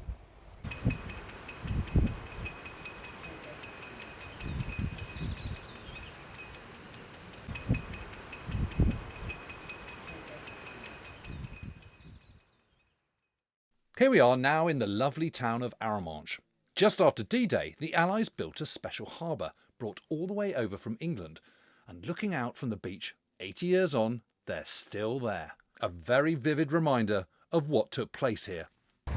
I mean, it's just amazing to see, isn't Well, it? this is the Because thing. it's so huge, and even though it's, it hasn't been used since when? March 1945, Okay. they finally wound it down. Yeah. Right, so not until March 1945, and yet quite a lot of it is still here. Yep. Even after all these years, after Yep. countless winter storms, Yep. summer storms beside, here it is. You've got that, which just that alone Yeah. tells you the enormity of this. And look how far it goes down. I mean, Well, the breakwater, that's nearly 2 kilometres from here. Yeah, that's So judging that amazing. distance with the naked eye is really, really difficult. Yeah.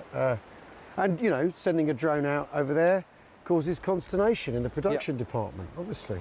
and with very good reason. With very good reason, yeah. But she made it home. She made it home in one piece, oh boy. The And, thing is, though, what you have here, though, this is unique for Normandy, I think, in that this imprint, they haven't showbizzed this imprint, because there are bits No. of Normandy where It's all a bit totted up. it's been tarted up, or it's been signposted and all that.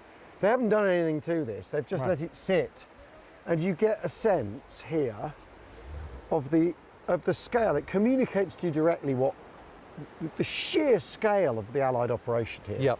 And I think it's absolutely amazing that by September 1944, 517,844 tonnes of supplies have been landed here in Arromanches via the Mulberry Harbour. Well, it's 2.5 million men go through the Mulberries as well. Yeah, that's a huge amount. What? Absolutely huge amount. And on top of that, you've also got 16,000 tonnes of supplies being landed at Utah and Omaha every day as well. Yeah. And we've talked in the past about Italy Yeah. and how amazingly at Anzio they managed to get 4,500 tonnes a day, Yeah. and how incredible that was, and how the Germans did even the kind of largest part of their best days in kind of April 1944 before the Battle for Rome were getting 1,900 tonnes a day. Yeah. So that's the scale, and I think one of the things that historians in the past and people generally get hung up on is that kinetic level, and they get terribly kind of sort of overexcited about 88mm guns and Tigers and Well, stuff. they are exciting, Jim. They are exciting. I mean, but tiger. well, yes, I know, Honestly, panther, come on. panther, and all the rest of it, and half track, Hitler like half big track. tank, Jim. Hitler like big tank. I know that. Hitler named But- tank after big cat. Big cat. He liked big cat. Anyway, Panther, point. tiger. Yeah, No, but the sorry, point- my point is, obviously trying to derail you there. But yeah, but my point is yeah. that actually it's easy when one thinking about people jumping out of landing craft or firing in the bocage or Well, manning a landing Sherman in a tank. glider at dead of night. Well, landing in a glider at dead of night. It's easy to forget that actually what underpins the Allied war effort is this enormous scale, Yeah. this big war, as I call it. Yeah. And here is a kind of manifest example of exactly what big war means. It means this enormous scale. It means this thinking big, but it means delivering on it as well. Yeah. And that's the thing that's so completely remarkable about But this is a condition of everything being an expeditionary force. You aren't a continental army No. ploughing your way across a continent, either east or west, like No. the German or south, a bit like the Germans do. You're having everything has to come here by ship, everything, or by aircraft, but fundamentally by ship across the ocean, and that requires a scale of planning and logistics. Playing a completely different game, aren't you? You're playing a totally different game. And they're thinking, you know, as we discussed when we were up at Bassenville, you know, they're thinking, okay, we haven't got to supply infantrymen with ammunition. We've also got to supply pierced plating for airfields. We've got to supply spare parts for Spitfires and Typhoons and P-47s and everything else. And we've got to get it over here, and we've got to be able to create airfields, and we've got to be able to clear the rubble of the damage that we've caused by our enormous offshore naval guns and by our bombs and artillery pieces. And, you know, it's just, you can see that the bigger the scale of the war, the more they have to think about other things, because it's just getting bigger and bigger and bigger and bigger. Well, but what is amazing about it is they cope with that. They pull it off. Well, and yes, if there are roads, if you're using vehicles, you need roads, and just from there, and then you need bridges. So you need to have decided what your most manageable bridge is, what weight it can take. Then you design your tanks to sync with that. That also have to be train transportable to get to get to a railhead to be put on a ship. You know, immediately, you know, for instance, the decision that a Bailey Bridge will have a 30-ton tolerance. I mean, which is a decision made in 1939, locks you into everything you're doing here now. 5 years later, when the circumstances of the war are completely different. Beyond your imagining in 1939. But yes, the bulldozer is probably the most. Well, but look at this. I mean, this is part of the pier. This is one section of one of the piers that went out from here. And just look at the size of that. And as you say, this was designed for 3 months. Nothing more than that. And you've got a bulldozer, which is this bulldozer, of which they are absolutely everywhere. They're almost first off the ship alongside the Sherman tanks. These incredibly powerful machines developed in the United States, and they're just absolutely everywhere. They're all around. You know, they're in Pacific atolls. They're in Italy. They're in Normandy. They're all through northwest Europe. It's absolutely incredible. And that's the kite anchor. That's a kite anchor. Which secures it all. Just ingenious as well. I mean, just again in a kind of pre-digital age. But first you've got to take Arromanches. And you've got to take it on time. Because otherwise, the parts of the Mulberry which have left Glasgow we'll get here at the wrong moment. So there's all that coordination, and bits of the Mulberry have already left for Arromanches before the invasion, before D-Day. And they're doing it all twice. Because this one's here for all to see. But Omaha, there is the other one. And there's your aperture. Okay, just. Oh yeah. This is a gun position, looking down over the beach again. Yes. I mean, it's an enormous casement. Through those rooftops. Well, obviously pine tree's not there then. But so when the storm comes, they lose Omaha A, Mulberry A. Mulberry A at Omaha suffers. And then they bring parts from that into here. Yes, because they've suffered here as well. It's not that they haven't. But to bolster it and to fix it up.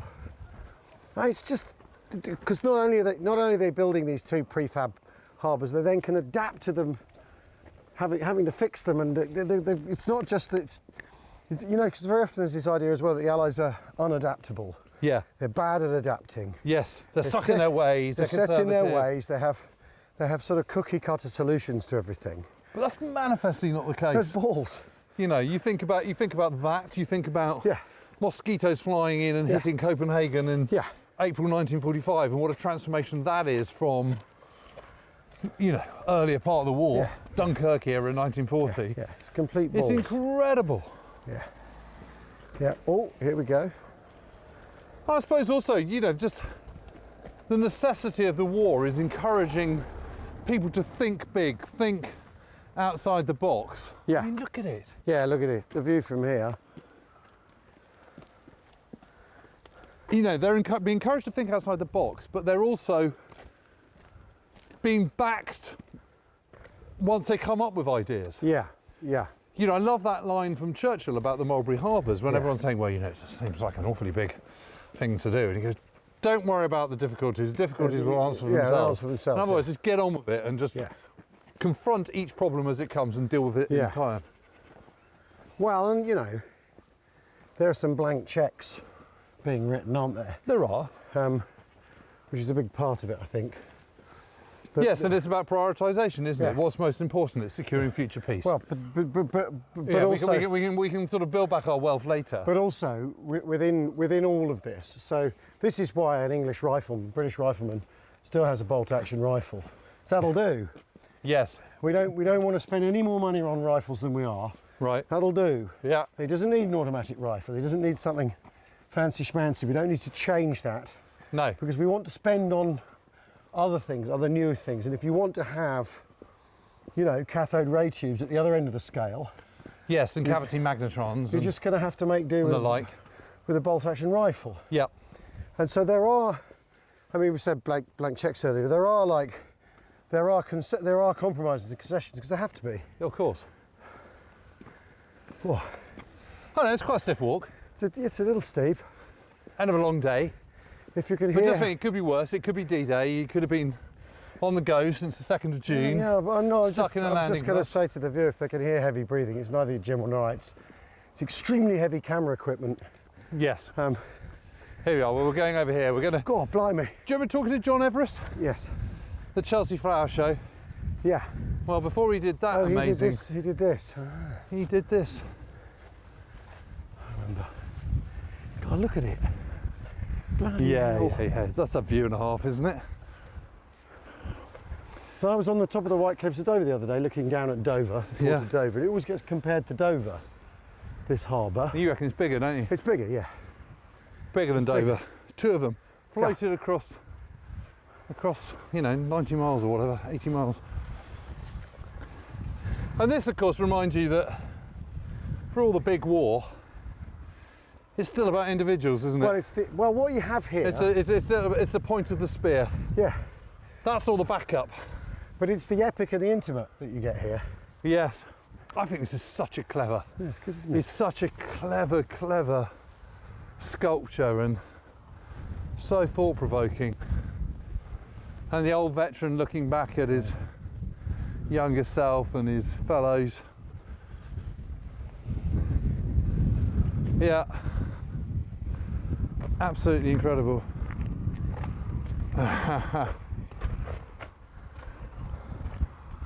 It's beautiful, isn't it? Yeah. It's really stunning. Really cleverly done. Really clever.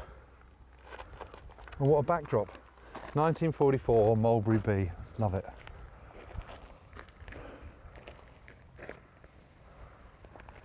It's a reminder, isn't it, that of the huge effort, the huge enterprise that the Western democracies underwent in the Second World War to kind of liberate Europe. It's a reminder that we can just sort of do what we want here. We can wander on the beach, go swimming, send a drone out, walk up the hill, do whatever we like. No one's going to shoot at us. And for the time being, we've still got peace in Europe. Yeah. And thank goodness. But you can't kind of lose sight of the sacrifice, can you? No. And I think, you know, it's war is a very, very serious business. And I think it's absolutely fine to go on a war battlefield tour and look at the battlegrounds and have a lot of fun doing it. But you never want to lose sight of what it was all about, do you? No.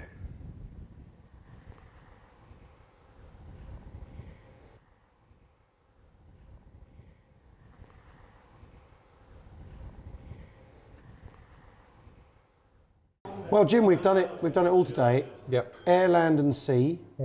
Kind of in that order. Yep. Tiny diversion to air towards after a bit of land, a lot of land. We did the air landings in the gliders at Pegasus first. Yeah. Then we did up to the Breville Ridge. That's a good spot, isn't it? It's a great spot, and what's so good about it is, you know, you read about the importance of high ground, or What is high ground? What is high ground? Well, of course, it's all relative, after all, which is the thing about, say, the desert, is it can be something... Merderet Ridge. Yeah, which is nothing. 30 foot. But you're at the top of that Breville Ridge, and as you say, where we were was where Rommel stood, and and when... But I always love... I mean, it's one of the things I really like about walking the ground, is being in the same footsteps, the same place where great events happened or someone amazing happened. Whichever way you look at Rommel, he was an amazing man. Yeah. I know he's on the wrong side and all the rest of it, but there's something very compelling about him, isn't there? Yeah. And there he was. We were in that spot where he was on the 30th of May, and we're looking at what he was looking. Okay, the landscape's changed a little bit, but fundamentally it's the same. Contours are the same. Well, the principles are the same, which are the contours and the... And there's something very special about that, isn't there? And that's the yes. great thing about coming to Normandy. You've got, it's all modernised, it's 80 years on, lots of houses have been built, fancy new museums have been constructed. You can wander wherever you like, no one's shooting at you and all the rest of it, and it's more built up than it was, and there's lots of really, really annoying traffic slowing measures on the roads. All that's annoying. I mean, how is a Sherman going over a speed bump? It's no good, is it? No good at all. But what it gives you is that sense of scale, place. The orchards might have gone, but a lot of them, those manoirs that we go past, where you sort of think, oh, I wouldn't mind that. They were all there then. Yeah. That wall that Stanley Hollis was at with Major Lofthouse from D Company of the 6th Green Howards. That wall is the same wall. It's the same wall. Where we were looking then at, go around the corner and then you're in completely different Well, landscape. you're in Ramsey Street from Neighbours. You go in the corner there. Yeah, but you could. But I mean, it is so interesting though, because you read about places an awful lot and you read about the events. But for instance, I mean, I've been this. I don't know. This is probably the 8th time I've been to Pegasus Bridge, something like that. Right. But you stand there where the first glider landed, and it's always closer than I remember. I always remember it as being really, really close, but today felt closer than ever. Nudging the wire. It's just amazing. I think that's the first time. I've been there many, many times, and that is the first time many times. Many times. Good. But that is definitely the first time that I've stood at the spot where they landed, the front, the nose of the horse was, and then run and pretended to lob a grenade. Come on, running off. Yeah. Look at him go. There he is. I mean, all make It's certainly believe, the first obviously. time I've seen you do that. Yeah, it's first time. We only have your word for it that that's the first time. It's the first time it was witnessed by others. I felt I covered that 47 yards pretty quickly. Yeah, I mean, you're in first good of all. shape. You're in good shape. I felt I lobbed it well. They always do this kind of sort of, it's like a sort of bowling action, isn't it? But I don't understand why they don't just... Isn't it a lot heavier than a cricket ball, Jim? Yes, but, I'd like to feel I could kind of Yeah, whip well, it into the top of stumps. Okay, but I'll stand the other side of the, the range obstacle while you throw the hand grenade your way. Okay, I'm just going to tell you this. I've got a hand grenade on my desk. It's defused. I've got a couple, in fact, actually. I've got one that's got a couple. Of course you And have. what we can do is we can take it up to the cricket ground at one point, and we can hurl it and see how far we get, and see how hard it is to shoot a target. But Maybe we can throw it at some cricket stumps. The little plastic airfix bloke, he was like that, wasn't he? He had one arm up, one arm down. That's my point. You always say, we're now looking at a training video of throwing the number 36 Mills bomb, and over they go, But you go there, and I mean, there's going to be contrast when we go to the the west end of the lodgement, and we go to Mere Eglise. Well, I won't be wearing battle dress, obviously. What's been your highlight today, though? Actually, if I'm brutally honest, Excuse me. Well, Breville Ridge was Yeah, fantastic. I really, really enjoyed that. I enjoyed our tea making down at Troarn. Yeah.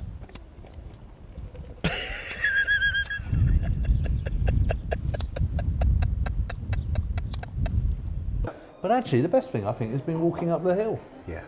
I've loved that. End of the day, that beautiful sight. And I thought your point was really well made. That this is the one bit of Normandy where you really get a very palpable sense of the scale of it. Especially if you don't know much about it. If you know if you're if you know what an AGRA is, if you know what an Army Group Royal Artillery battery is. Well, if you don't know that, you really should. I mean, it's just pathetic. Well, of course, but if you're one of those people, but if you're coming here for first impressions, to Normandy for first impressions, You don't know what an agra is. and then he said he didn't know what an AGRA was. It was absolutely ghastly. It was absolutely risible. Ghastly situation. Anyway, yes. He was a terrible fella who wore his battle dress inside out. Didn't have But his this top is, buttoned up. if you're bringing someone here who doesn't, if you're going to start anywhere, to go, look how big this is, look at the scale of what's happening here, the scale of the effort, the scale of the event, how important it is.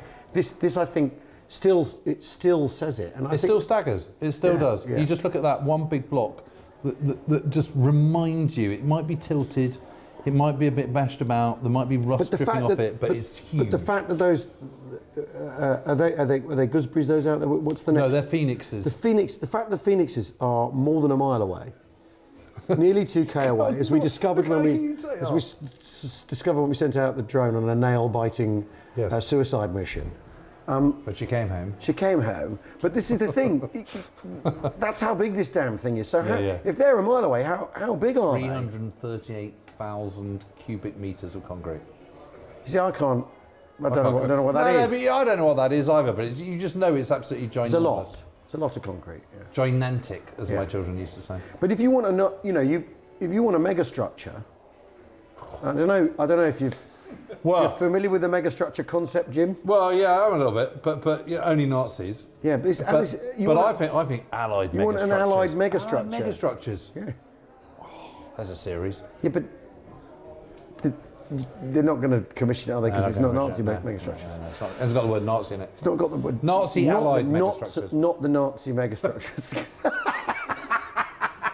Did I tell you about that series I did? It was called Hunting Nazi Treasure, and then when it came out in Britain, they called it Nazi Treasure Hunters, and I kept saying, "But I'm not a Nazi." They were having none of it. Look, I'm wearing battle dress for. I wear battle dress for goodness sake, and I speak with an English accent. I couldn't be less Nazi. But if you want megastructures, here it is. And the other thing is as we said, it's built to be temporary, and it's still here. It's incredible, and I like the way it is fading. It's almost as though when this is gone, then we can forget the Second World War. Oh God, No, but you know what I mean. In the 10,000 years it will take for this to vanish. No, but you know what I mean, Jim. I do exactly what you mean. Because the war is moving. And then the last bit of concrete. But the war is moving into Slipped memory, beneath the isn't it? waves. When this is a story like the Trojan Horse, when this is a story about these people who came from over the ocean and built a harbour because they had to bring one with them. When it's a myth and the concrete's all gone, how will the war move into history? And I always feel that the mulberry is like symbolic of that process. Yeah. And Because it's still here. Because it's still here, and it says that it says remember it. It says this is worth remembering. This is too big and too important to be forgotten. Well, it's been a absolutely fabulous day. But I can't tell you how much I've enjoyed. But these won't fade in our lifetime, so you know. No, that's all right. We're all right. We're fine. But no, it's been a great day. It's been tremendous. Absolutely brilliant day. Cheers. Cheers. And how lovely to be with you in Normandy. Oh, We've James, talked about it so much. Here we are. Sweetest thing anyone said to me in a very long time. I'm feeling entirely moved. Al, I think this is the beginning of a beautiful friendship.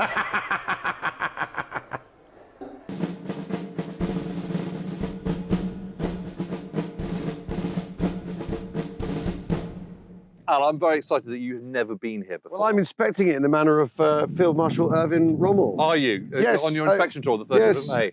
Yes. So, Holland, show me what you've made for me here at Long-sur-Mer, bitte schön. Jawohl, Herr General.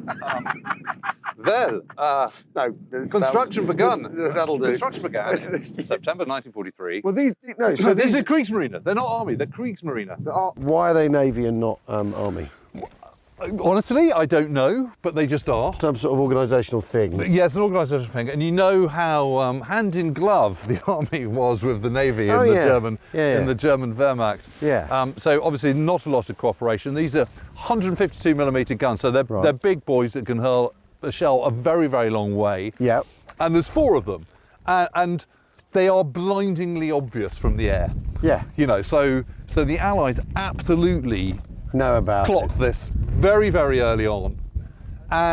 But you can't hit them too early. Yeah. Because that's giving the game away. Yeah. So it's not until 28th, 29th, night of 28th, 29th of May that Bomber Command comes over with the heavies. Right. And pastes it with 1,500 tons of bombs. Well, which surely, I mean, does that work? Because after all, Well, you know, there's a hole there and Right, there's okay. holes all over the place. I mean, Yeah. it gets pretty pitted. All around all of them, you've got these trenches. You can just see the remnants Yeah. of a trench over there. Wire, mines, all that kind of shebang. yeah, They then come and paste them again right. on the 3rd, 4th of June. Another 1,500 tons of bombs. Boom, boom, boom, boom, boom. Yep. You know, as we're building up to D-Day. Then they do it again on midnight of D-Day, 5th, Yep. 6th of June, and another 500 tons. And then they do it again at H-40. So what's that? That's, I guess that's 6:30, so that's probably like 10 to 6 in the morning. Yeah. But the thing is, Jim, I mean, as you say, they're very, very obvious. Is the idea that they deter rather than, you know what I mean? You build a great big gun emplacement up here, and is the idea that the Allies go, oh well, you know, we can't go there because it's. Do you know what I mean? Yeah, I do know exactly what you mean. Or are they not? The point is, this is one of the. I mean, it's a this great, is one this of is the- perfect spot for what they've done. This is the highest bit of cliffs along the this North Normandy coastline.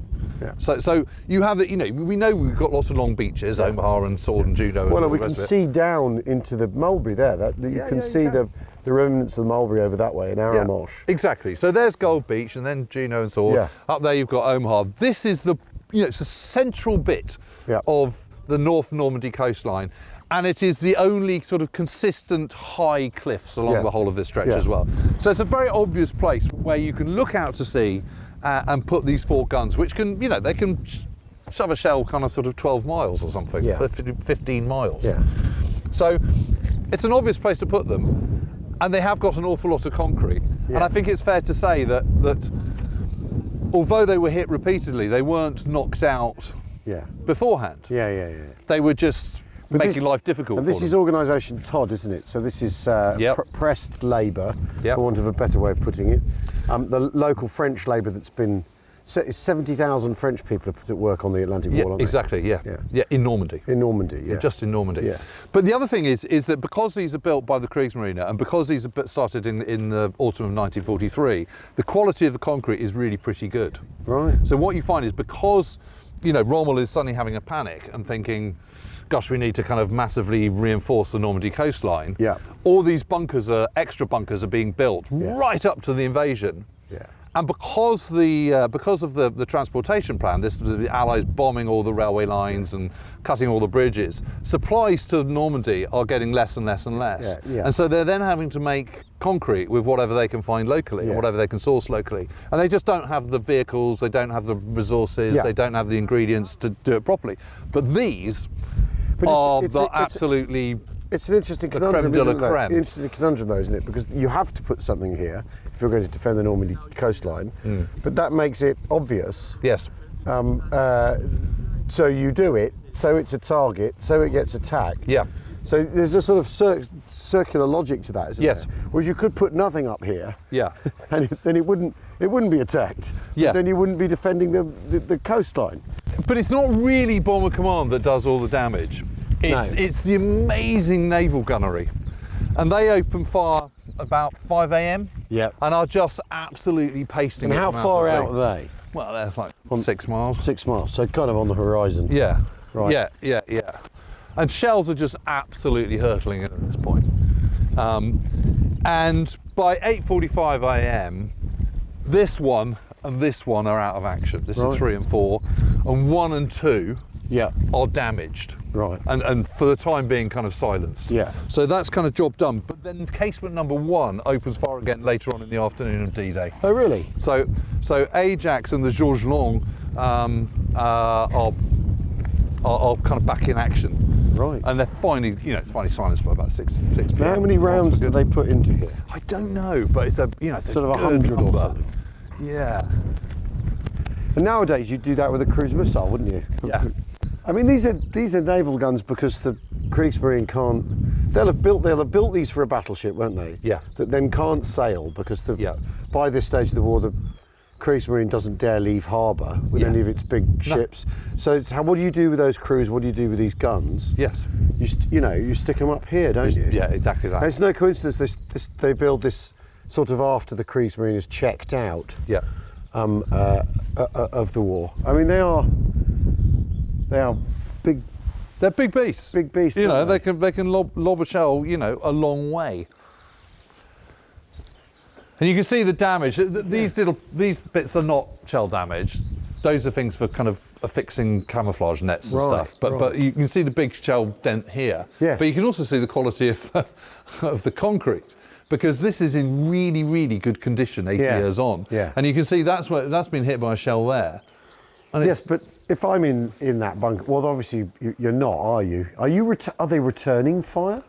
Yes, that's the whole point. Well, they're returning fire until 8:45 a.m. and then they're all four are silenced by that point. An Ajax hits one of them, and you can see on one of the breaches, we'll have a look at this in a minute, the lozenge shape Scuff.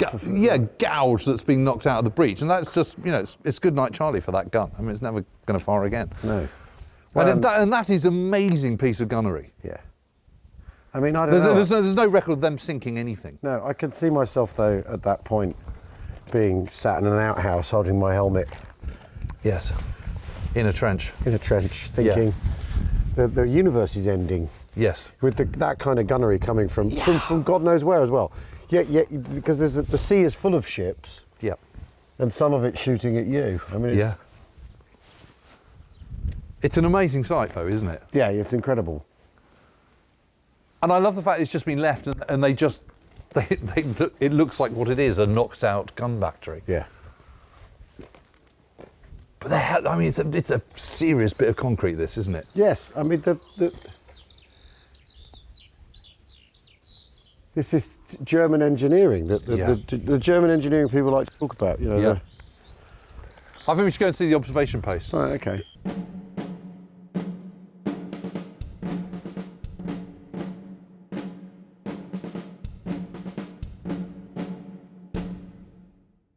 We've just walked past a notice board that said a formidable defensive system. Yeah. Well, what was interesting, it said formidable in English, but they didn't say formidable in French. Oh, do they not? So they clearly don't back it themselves. the people who wrote that placard.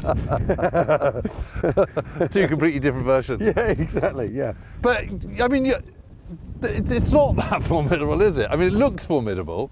Yeah. You look at it like that all looks pretty strong. But you know, the fact is they don't manage to sink a single ship. Yep. They're knocked out by 8:45 in the morning. Yeah.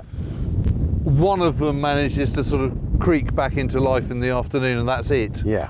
That's not great. But I mean, I wonder how much practice they had. How well trained? I think that's an how well incredible- trained are the crews?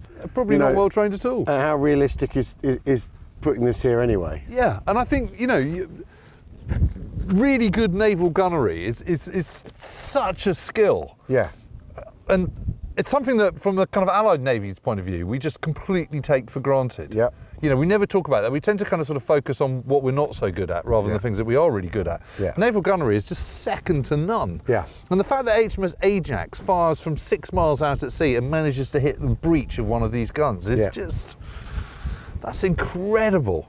And they're not doing that back. No, they're not, and they're not. But it looks mean, and it looks like something out of Star Wars. But also, with these guns, they're not having to contend with the ship rolling and all that stuff. You know, which Ajax would have to be dealing with. Yes. The shipboard computer, such as there was one, having to cope with the motion of the boat as well. I mean, Yes. Yeah. Oh, look at this thing. Yeah. This is. Come on, is this a Nazi mega structure, Jim? Is it definitely mega? Yeah, it's I think definitely it's pretty mega. It's massively Look at mega. And it's sort of mean, and it's kind of exactly what you expect these things to look like. And normally, in films, they're spitting MG42s. Yeah. It's very cool, isn't it? It's extremely cool. But it is just an observation post. Yeah.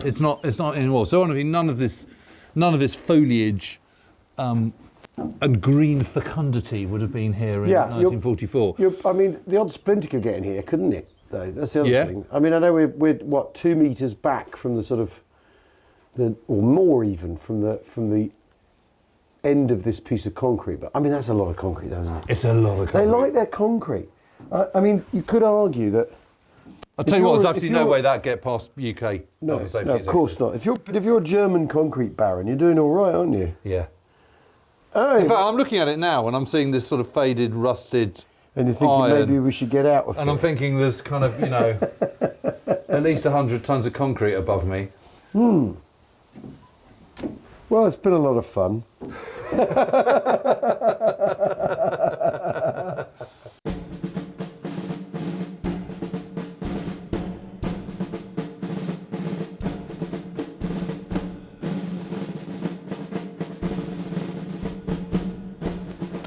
Don't turn right. Oh!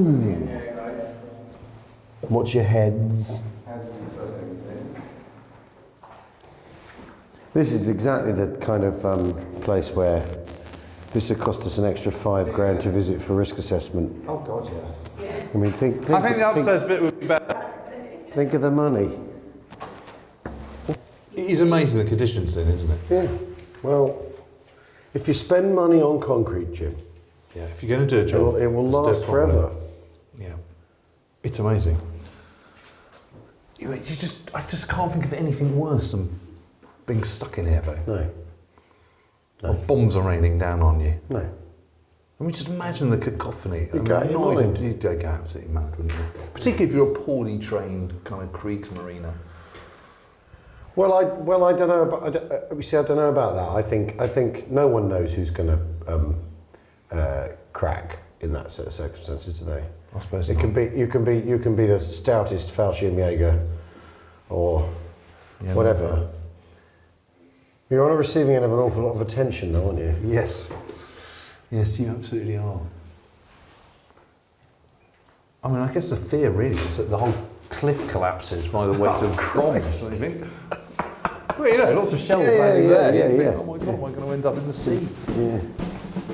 Right, mind your head.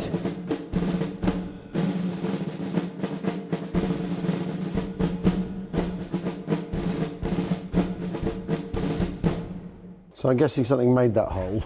Yeah, so exactly, it did. So this is the shot from Ajax, which I've often waxed lyrical about. You have, yeah. So it's hit here, and you can see there, that lozenge shape, that's where the shell has hit. And on the other side of that, you can't see it from here, but on the other side of that, it is completely smacked. So, and that's the carriage or recoil mechanism, isn't it? That's basically bent out of whack. So that's. I mean, you do wonder if the crew were at their stations at this point, in which case they were all plastered all over the inside of this bunker. I mean, it's. But I mean, that's a horrid thought, but it is. To hit that from 6 miles out at sea when you've got no GPS. Yeah. It's not a guided missile. No, this is just pretty done good going, by. Isn't it? However, they're quite an obvious target, aren't they?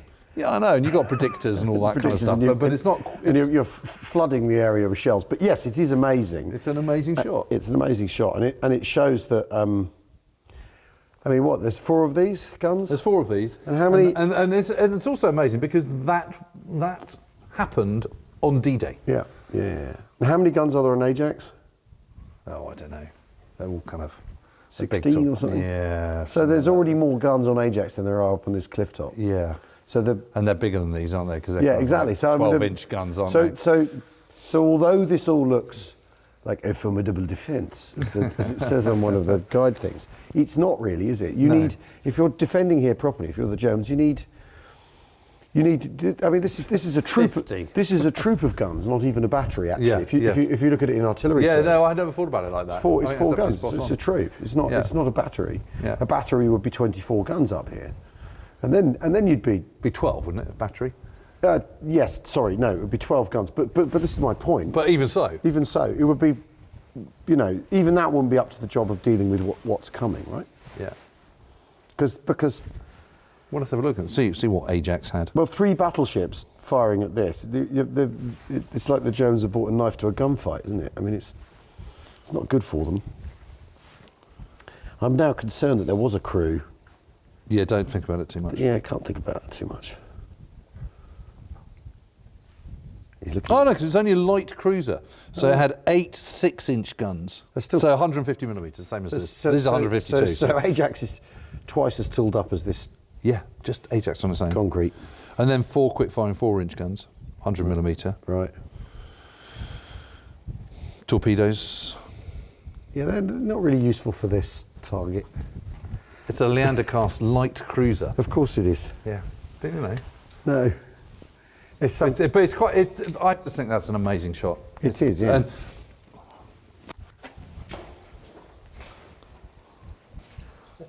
But it also, I mean, this sort of demonstrates, doesn't it, Jim? yeah. That the defending the crust, Oh, that's a good shot. right? Yeah. If you're the Germans and what you're trying to do is defend the crust, that's quite difficult, isn't it? Because you can't defend everything, can you? No. No. And this is actually inadequate given the task that's coming. Yeah, and it's easy to be cowed by this because you come here as a tourist and you think, oh, look at that. That's, you know, when in your mind's eye you're thinking kind of evil Nazi concrete bunkers, gun emplacements, formidable. Well, and This is it. Rommel inspecting in his leather coat. in his leather Mac. Yeah. Yeah, you know, that's what you're thinking, aren't Yeah. you? Yeah. Exactly. But actually, as you point out, when you kind of sort of deconstruct it a little bit, Well, it's nothing like as formidable as you because the other thing is there's which you got these 4 guns. Which beach do you fire at? Which giant armada of ships do you fire at first? Tell you what, The let's one- just fire at will. The one at Omaha or the one at or the one at Gold. I don't know. I'm feeling just yes. I can't. My brain is scrambling just thinking about that. Yeah. Yeah. And it falls into a like they've got to do something defensively. And also, I bet when you present the photos of the Fiere, he goes, look at that concrete, look at those lovely big guns, and it looks like something. It looks like you're busy. It looks like you're achieving stuff. Yeah. And you're building Huge concrete defences. Whereas in fact, what Rommel's thinking is actually, I need to be able to deliver a mobile response. I need to, you know what I mean. And actually, let's just deconstruct this further, because you think about this, you've got this enormous bit of construction here. Whichever way you look at it, that plus the observation post, that's a lot of construction. Yeah. That's a lot of money, it's a lot of time, it's a lot of lot of labour, effort. yeah. And what have they achieved? They haven't sunk a single ship, and they're completely out of action by 8:45 in the morning of D-Day. Not so this mega structure then. No. They're not quite so clever as they thought they were they? Nazis, eh?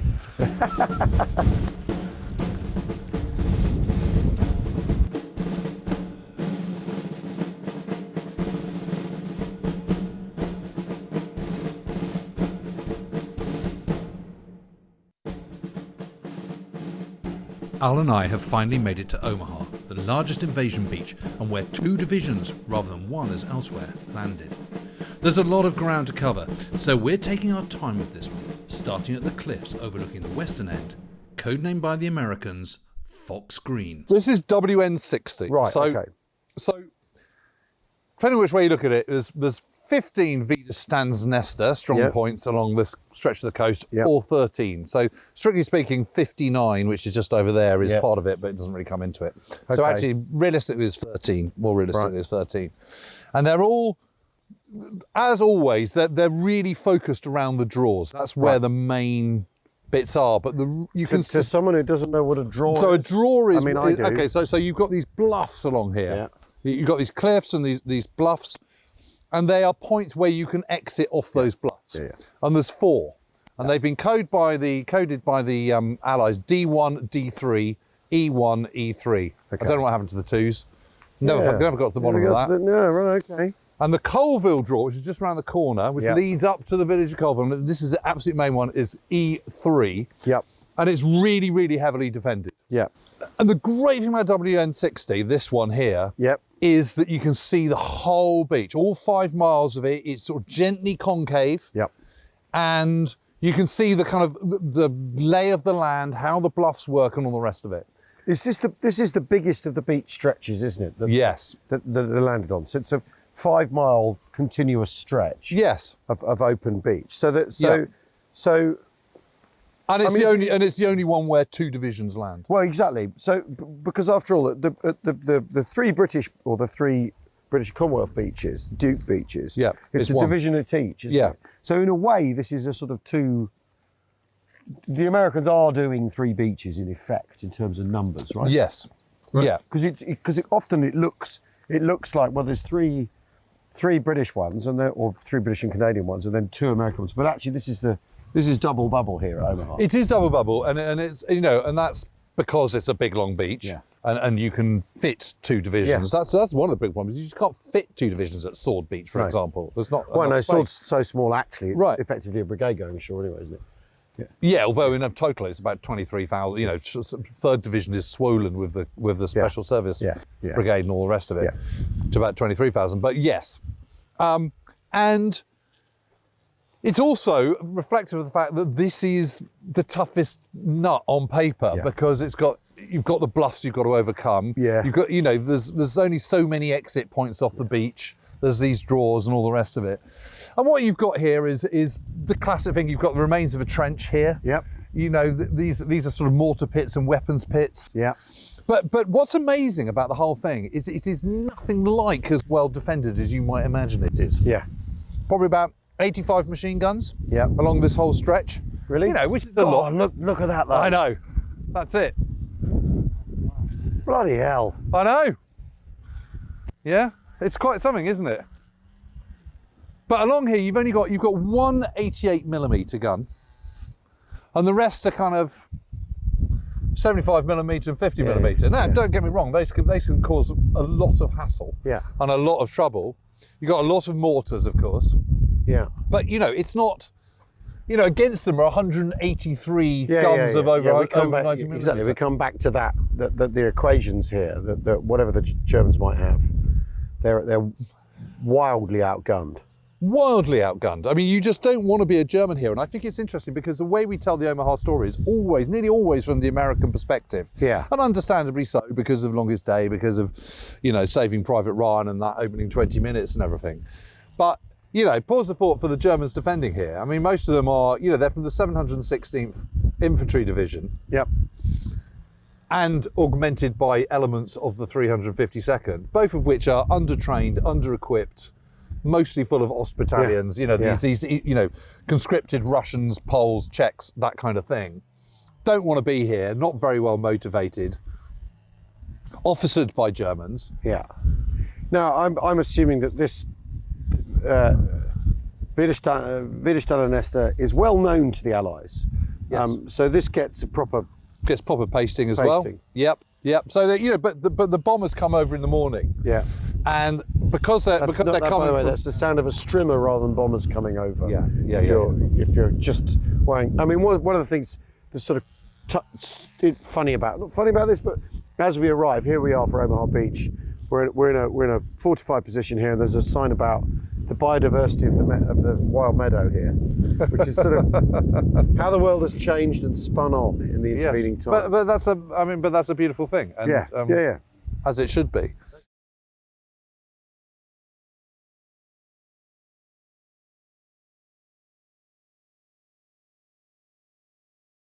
The Allies have dominated the narrative, so it's kind of fair enough. But you always kind of think, what would it have been like being a German here? And it would have been pretty grim, is the truth of the matter. Well, I mean, if nothing else, it's terrifying, Yeah. isn't it? You look out to sea and you see all this stuff Yeah. that probably feels like it's got your name on it. Yeah. Well, you know, and all these strong points, you know, these 13 strong points, 15, whatever you know, they've got about between 25 and 45 men in each. Yeah. So, you know, times that up, it's not a lot. It's like sort of 350 men on the crust. And you've got a sea black with warships. You've got lots of amphibious assault crafts coming towards you. You've got lots of enormous square-jawed Americans coming at you and firing at you. Yeah. And it's quite tough.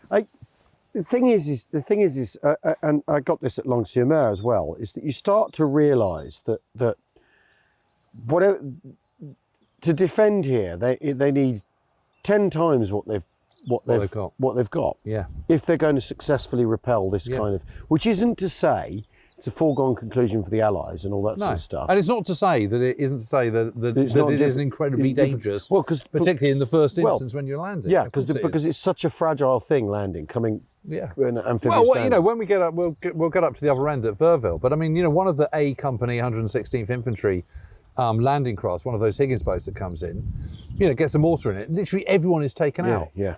You know, and in moments they've lost 90 men. Yeah. You know, dead or wounded. Or drowned or whatever. So, but really that kind of that opening scene is from Saving Private Ryan is very much the kind of opening half hour. Yeah. And thereafter it starts, you know, and this is the other thing about all these strong points is they're all interconnected. So once one goes, you start to kind of... Yeah, you can peel it open. Yeah. The fortification's open. But, you know, just imagine you're German and you're up in that and you're being shelled by all those offshore naval guns, those 183 90mm or above. And that's not including quick-firing cannons and quads and all the rest of it, and 50 caliber machine guns, etc. they've got. You know, you're in your little position. You know, it's going to be... The noise against that concrete is going to be huge. It's going to be bits of dust going on. You know, what are you going to do when you're on your weapon when that's coming towards you? You're going to do this, aren't you? I mean, not everyone maybe, but most people are going to be ducking down. You're going to be firing when you're not being shelled at. Well, again, I mean, the thing is if you're in one of those, if you're in a bunker and it's being shelled, there must be an urge to run out of it. You know, like to get away. Yeah. And of course, if you do, then you're toast. But if you stay put, it's unbearable. I mean, it's not much choice, is it? No. None of it's good if you're German, really. Here. Not really. And you know, and you have to remember that you're very undertrained here. I mean, they've been spending most of their time building construction, you know, building defences, rather than training to be, you know, infantrymen. Yeah. But from up there, you can see that enfilads the beach pretty well. So it does. So if you've got people who know what they're doing, you can cause a great deal of pain for the Americans here. Well, yeah, and it's a bit like the sort of criticism of the British 2-pounder at the start of the war. A 2-pounder is absolutely fine if you're operating in, you know, a couple of 100 yards. Yeah, and 400 yards. And at people. And at people, and so those 50mm guns they've got and 75mm, they're pretty effective, to be fair. And also then there's further guns further back. Yeah. So, you know, beyond the initial crust. So overall in this section there's about maybe 1,500 German defenders, but only about 350 right on the crust overlooking the beach here. But again, there's a division landing this end, but that doesn't mean a division. That means a regiment, right? Because the Americans are divided into regiments rather than brigades, doesn't it? 3 battalions. Regiment, 3 battalions, so 2 up, one back. Exactly. LOB and all that. So what you're actually talking about, and the Americans do things differently here, don't they? Where, because of the size of the Higgins boats, they divide their men up into assault parties that are rolled for this assault. Yeah, with combat engineers. With combat engineers with Bangalore torpedoes, which are these poles that you feed a charge in. Yeah, exactly. But so the disadvantages the Americans have are it might be a division on the note paper that, you know, but actually it's assault boats with guys divided up into different teams than they're used to working in, perhaps. And obviously the chaos, the noise, the smell, the cordite, the acrid stench of cordite. The acrid stench of cordite, And the fog of war. And the fog of war. Yeah. Fog of war is a lot of that. I mean, it must have just been absolute chaos. And one of the big, and this is where, you know, one of the reasons the casualties are, I mean, they're not as high as feared, but the reason that they are the number they are is because of that wind. It's because of the conditions. You know, the tanks aren't able to get ashore. You know, one of the 2 tank battalions, one all but 2 get ashore, and another one, none but 2 get ashore, because they've been let out too far. But, you know, just the whole point was to try and get the Americans in the gaps between the strong points. And then you can get across the beach and then you can work your way up and then you can work your way up the bluffs, you know, and take out the guns from the strong points from the side. That's the idea. But because of the wind, because of the confusion, lots of them are landing directly opposite the most strongest, heavily defended parts of the beach. And that's why they're suffering. That's why the 116th Infantry up at the far end at Vierville, it's coming right under kind of WN71 and 72 and 73 for that matter. And that's a problem. Yeah. You know, and that's why they're getting so badly hit. But there's plenty who don't get shot up at all. Yeah. Because they've landed a bit more. Well, it's a huge area. It's a huge area. Germans can't defend all of it. And no, they can't be shooting at absolutely everybody. You know, they've only got about 85 machine guns, which is not very many. No. Not really. I mean, it is and it isn't. But it's not to see off a. But to come back to what we were saying earlier, it's not enough.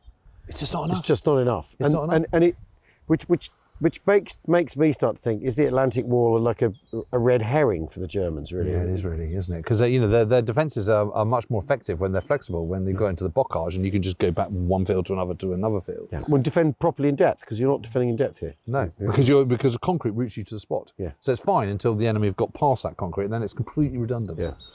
You know, and that's the problem. But it's you know, on a beautiful day like today, you look out at that beach, you just think, oh, what a lovely beach. Oh, it's an amazing beach. But then you sort of think, well, yeah, but assaulting it on a early morning with the wind up and, you know, force 4 or whatever. Yeah. Well, should we go and have a look? Yeah. Let's go look at the beach, because it is a beautiful beach. It's very beautiful. And again, this is one of these places where it's so gorgeous here.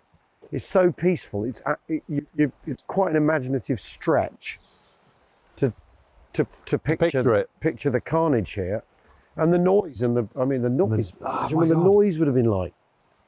Well, there's that. Do you remember there's that survey that Lionel Wigram does in Sicily, and he notices that you only hear a German machine gun when you're not hearing your own machine guns. Yeah.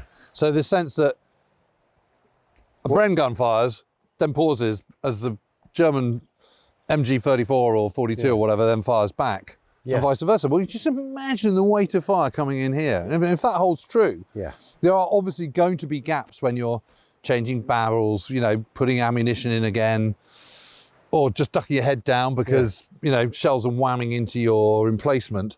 And this is one of the problems, as you can see here, can you see how the bluffs curve? Yeah. So you are in plain view as the Germans. Yeah.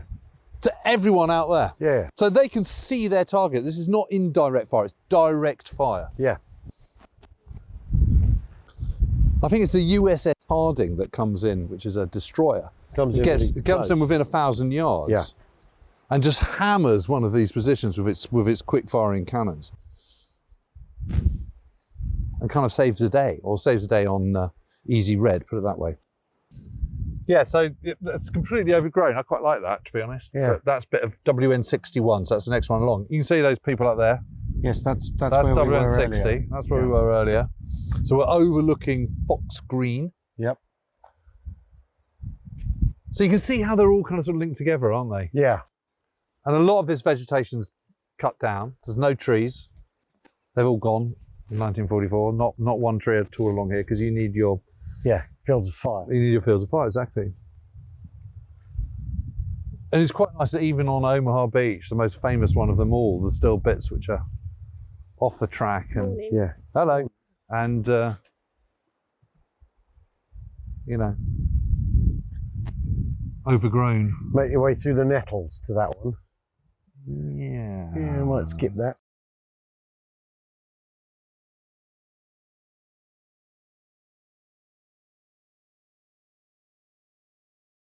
So we're still on Fox Green here. Yep. Easy Red is literally just basically where that concrete is. Yep. That's where Easy Red starts. And this is the Colville draw. This is the E3 draw. This is a big draw, isn't it? So you can see how important this is. Exactly that. Here.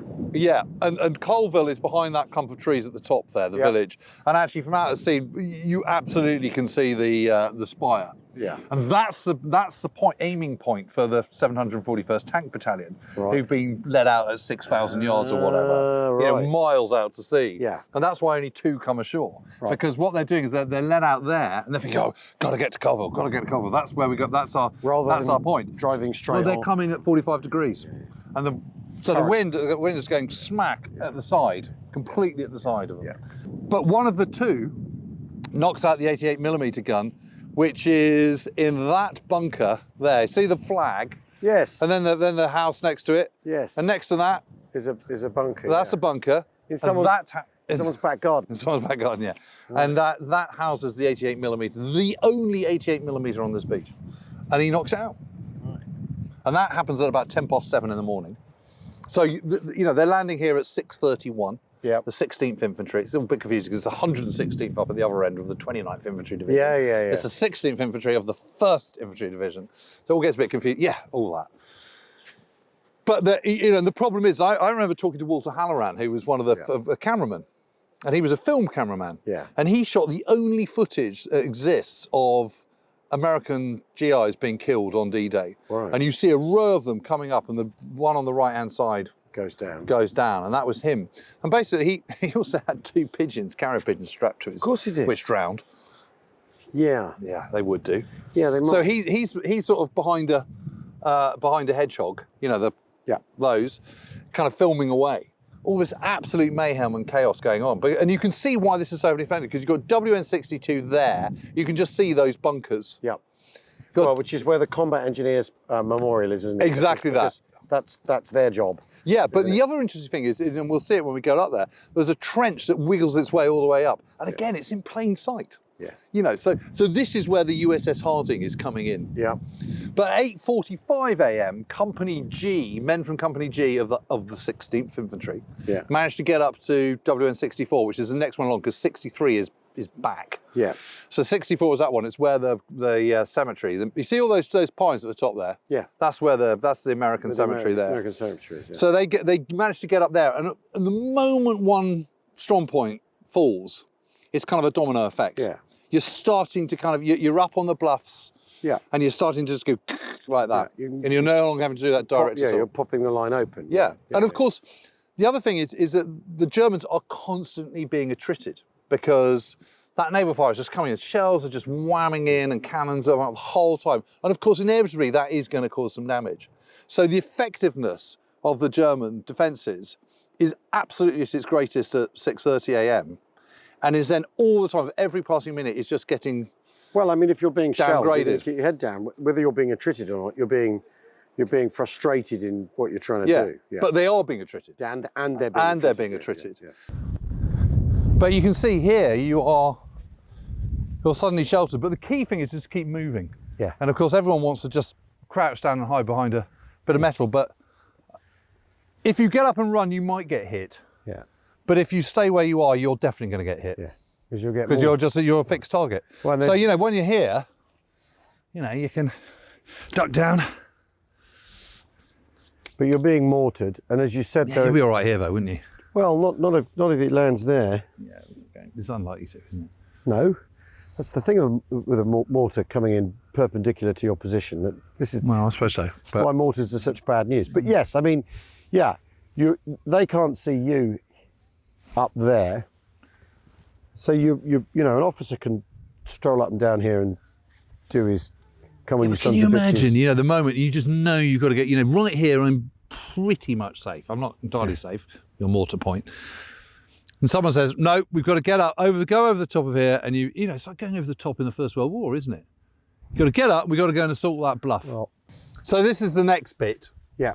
You've had your breather by the sea wall, then you've got to get up there. And this is remains of an anti-tank ditch here. Yeah. So it gets really boggy up there as well, but a bit further on. It's quite marshy. Here you've got mines and wire and whatnot, so that's where you need your Bangalore torpedoes to blast holes through. But that's then canalising you, so you've only got these little routes through. Yeah. So everyone's funneling in, it's a kill zone. But actually, because of the curving nature of the bluffs, there's actually quite a lot of cover here. But yes, but you can see why people come here, and they look at the fact that essentially the Germans are looking down on the beach. Yeah. That you might think this is impossible. That you might think like that, and yet we were just at the seawall there, where there's cover. So if you get to there, you can organise, reorganise, sort out what you're going to do, and then again, if you get to here, it's the same. Yeah. And obviously, the last thing I'm doing is saying, oh, it's easy, right? That's all the fuss about. But it's manageable. It is. And weighted numbers will kill, but because of that earlier point I was making about that you are just, they are being whittled down, the defenders. They just are. And every time another shell comes from USS Harding or whatever and pummels one of these positions here, those guys can't be firing down at anyone coming across here while they're being pummeled by a destroyer out, 1,000 yards out to sea. Yeah. And I remember when I talked to Tom and Dee Bowles, those identical twins from Alabama, who are in the 118th, and they came ashore about 10 o'clock, and they were being held up still by WN62, but by this place here. Yeah. And they said Harding is what did it. That's what did it for them. It freed them up because they got them really close, and they just hammered these positions. And under cover, while that was, the Harding was effectively giving covering fire and destroying Germans and German positions. They were able to get in. And I remember Tom saying later on that, he was walking up, he was moving up on the bluffs, and there was a guy on the ground with no leg, and the guy just said, "Oh, you got to watch it, there's mines around here." He just lost his leg. Oh. Yeah. God. I mean, this is not easy on any stretch, but it is, nor is it impossible. And of course it's not impossible because they win it. Do it. But how far do they get inland on D-Day? Well, they do. So they get to Colville by they're in Colville by troops are in Colville by sort of, I don't know, 1 o'clock, 12:30, something like that. Okay. But then they get counterattacked, they get shoved back again. Yeah. So fighting is going on here all day. But I would say the point where the Americans are going to win and the Germans are going to lose is probably 9:30, 10 o'clock, something like that. Right, do you go that late? Well, maybe even earlier. I'd say earlier. Yeah, maybe 8:45 when when WN64 goes down. I mean, it's hard not to be kind of awed by this. So this is still part of WN62. Yeah. It's a right old mess in here. You just wouldn't want to be here, would you? But no. I think there's a 75mm gun in here. Right. Pointing down. All that vegetation's gone, so you've got that view all along the beach. Yeah. And that's how they sight them, so that you're protected from the front. There's no shell that's going to coming in that way. No. Yeah. No. And this is above this is the memorial to the 5th Engineer Brigade, Specialist Engineer Brigade, who are assault engineers. Who This is where you store your ammo. Yeah. Just imagine having to serve in here. It's horrendous. Absolutely horrendous, isn't it? And obviously the Germans are thinking this is a possible invasion spot, but they haven't made their minds up. There isn't anything like what they need here. No. But the minute they made their minds up, of course, this is the other thing: is if this was properly reinforced here, you can't do it somewhere else. But also, which then leaves somewhere else open to be. I mean, they're literally they're literally defending everything and defending nothing, aren't they? Yeah, they really are. But also look at the amount of damage in here. So that's a shell that's gone in here. Yeah, and that has gone straight through. Yeah. Look at all this. This is scenes of real fighting here. So that's obviously the zigzag lines that's done by the Germans, but the chunks. Well, so shells come in the door, isn't it? Basically, in the aperture. Smash there. So that'll be gun out at that point. Yeah. But it's by degrees, isn't it? It's bit at a time. You just so you've got your 40 men, your 45 men, your 25 men, or whatever on one of these strong points. Suddenly you're down by 3, and then you're down by 7, and then you're down by 13. And then, what they were struggling with on some of the other ones, and particularly the far end, was the Russians were shooting the German officers. Yeah. And scarpering. Yeah.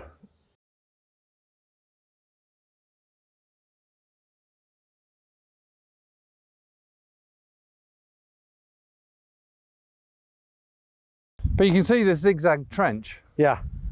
Here, communications trench, isn't it? So following this is to come either in or out of the positions down here. But the issue is, you can see. I can see them, but they can see me, right? Right. So this is a help, but not much of one. Yeah. I would say. Hell of a view, though, isn't it? It's incredible.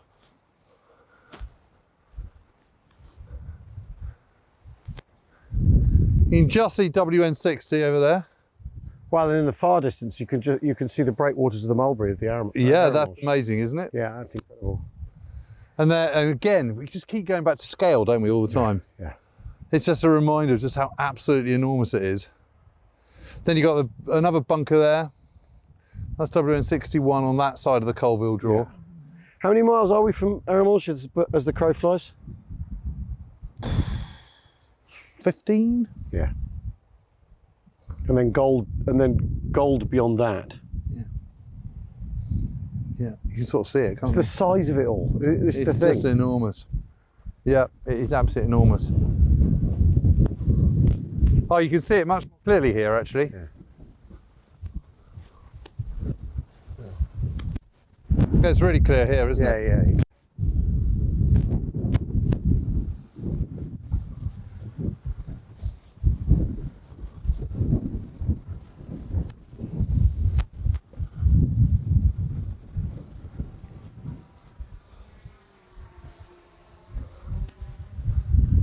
And do you remember that sort of Chet Hansen comes ashore at sort of 12:30, 1 o'clock? Yeah. And there's a bit of smootering on the beach, isn't there? But otherwise it's all pretty okay. It's all okay. But it's interesting though, because the story changes, doesn't it, as the years go by, about how touch and go Bradley felt it was here. He didn't think it was at all. Yeah, I know. Yeah. Not at all. Yeah. Well, but that wasn't necessarily because it wasn't touch and go. Yeah. It was because he hadn't a clue what the hell was going on. Yeah. Oh, that's so good. Yeah. So look at this. Obviously, Medal of Honor in gold. Yeah. Guess what NMI stands for?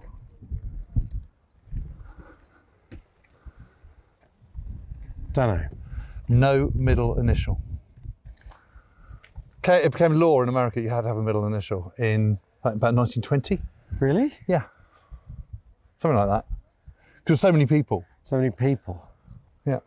And that explains why they always emphasise their middle initial. Yeah. George W. Bush. Yep. Donald J. Trump. So obviously these are some of the older fellows. Yeah. NMI. Edward Susi. Yeah.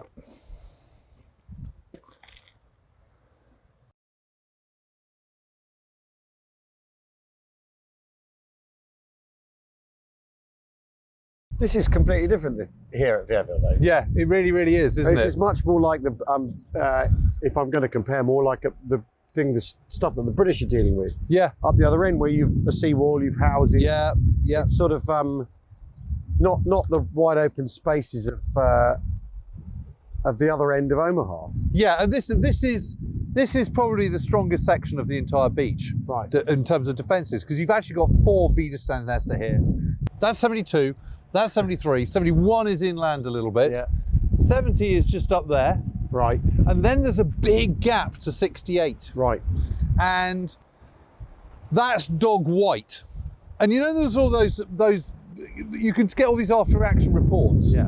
and it's kind of, you know, platoon commander, company F, Yeah. got across the seawall, 1 injured, Yeah. 1 killed, or no injuries whatsoever. And you think, hang on a minute, that doesn't sound like the opening bit of Saving Private Ryan. That's because that bit is really, really underdefended. Yeah. Because again, they're front loading all the defences to these draws, these exit points off Yeah. the beach. Yeah. This is D1, so this is the Vierville draw. Yeah. And that's the road that we just came down when we Yeah, parked yeah, the car behind that memorial there. And that's a proper gap in the That's hill. a proper gap, it's a bluffs proper here. road. Yeah. You know, that's your exit point. So of course, from a German point of view, that's where you're going to put your strongest defences. Yeah. Here is where the bluffs are. look. Oh, there we go. There we go. Just over there, that is where the bluffs are the steepest. Yeah. And where there is just nothing. There's a big gap of several hundred yards where there's no strong point at all. And if you land there, you're all right. You're groovy. Yeah. Well, you're not groovy, but you're a hell of a lot more groovy than you would be if you were coming here. Yeah. And the problem is that the opening companies of the 116th Infantry, part of the 29th Infantry Division, they're coming ashore here. Yeah. And they get landed here. So a company with its, which one of the landing craft gets hit with a mortar, goes straight in it, Yeah. gone. Yeah. Another one, when they open the thing and it's just and they all just sort of fall like skittles, that is here. Right. That's where they're landing, just on this spot here. Right.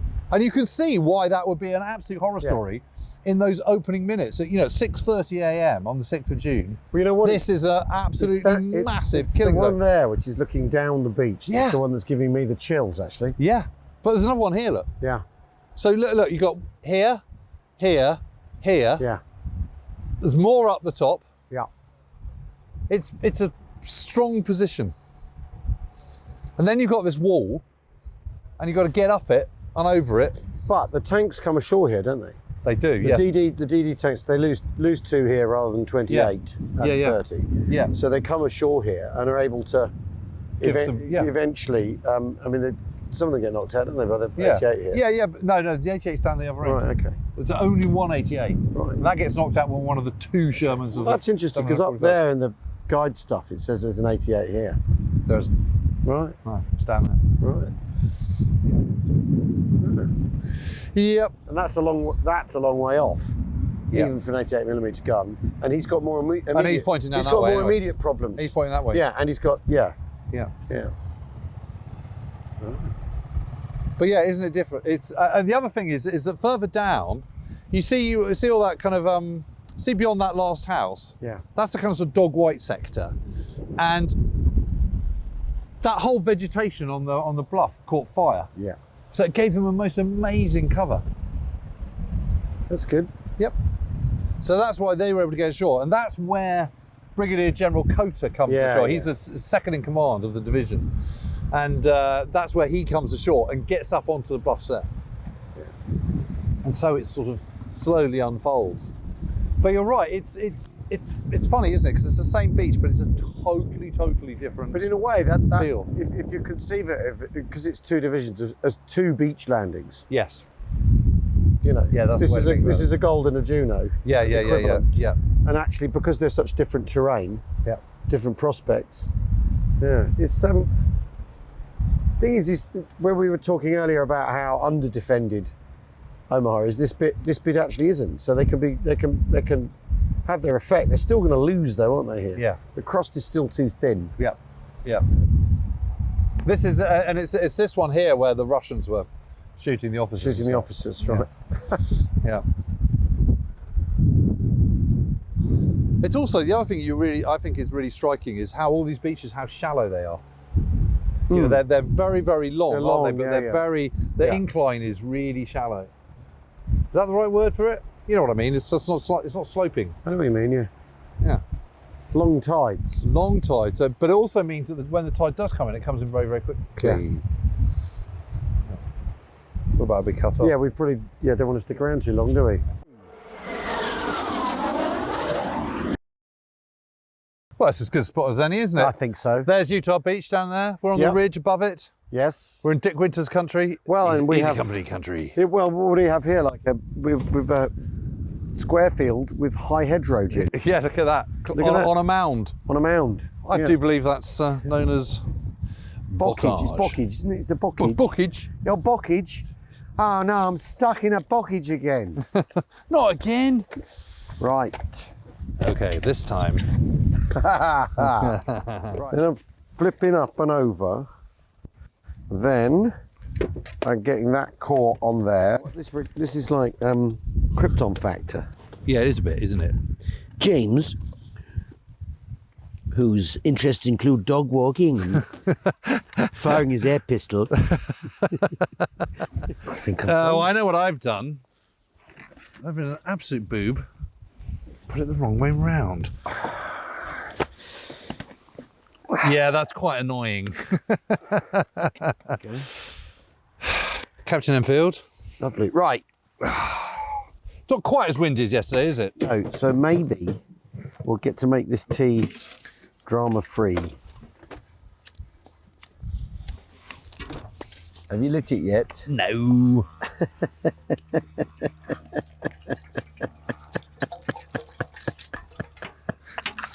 Of course not. See, this is this is no good. I definitely had it lit. You definitely had it lit, Jim. And that made all the difference. You see. How about that? It's job done, that is. French arson investigators are figuring out how the whole of Normandy caught fire this summer. I believe the fire was started deliberately by two idiots filming themselves making a cup of tea. The one thing I can do is open the carnation milk. My fieldcraft is particularly strong. Look at that.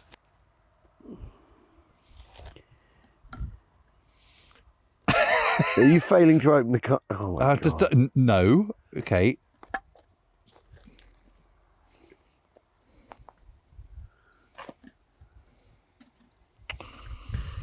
Let he who has failed to open a tin can cast the first stone. There we go. There we go. There we go. And we're in. We're in.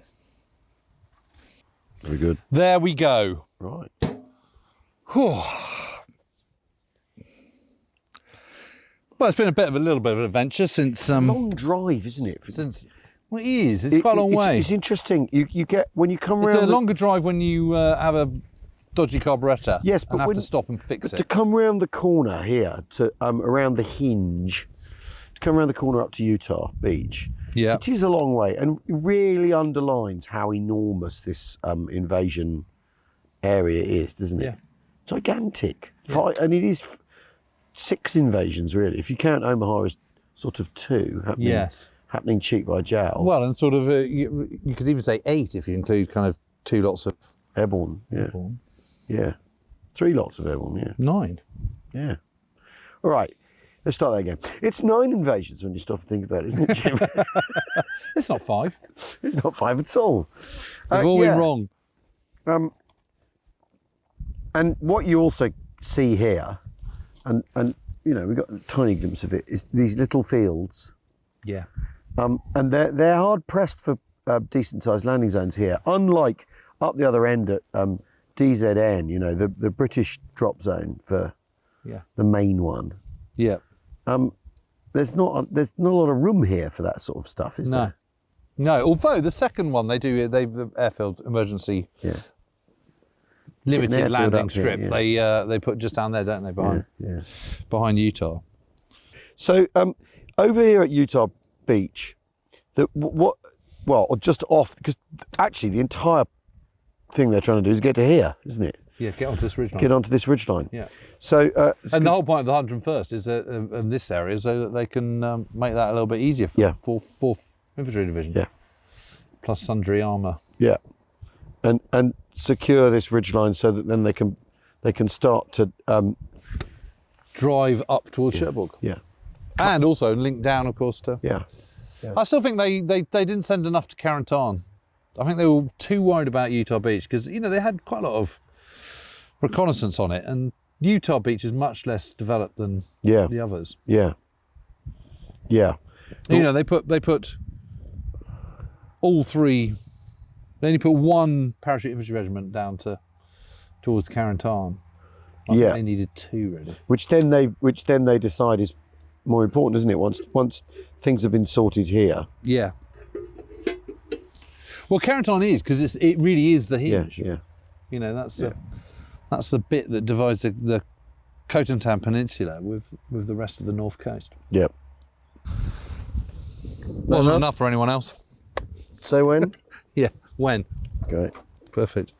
Yeah.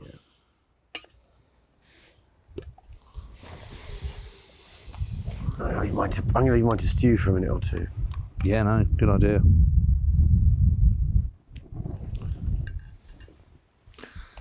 Oh, this is very pleasant. It is. You've caught the sun. Très agréable. Yes, I have. I tan easy.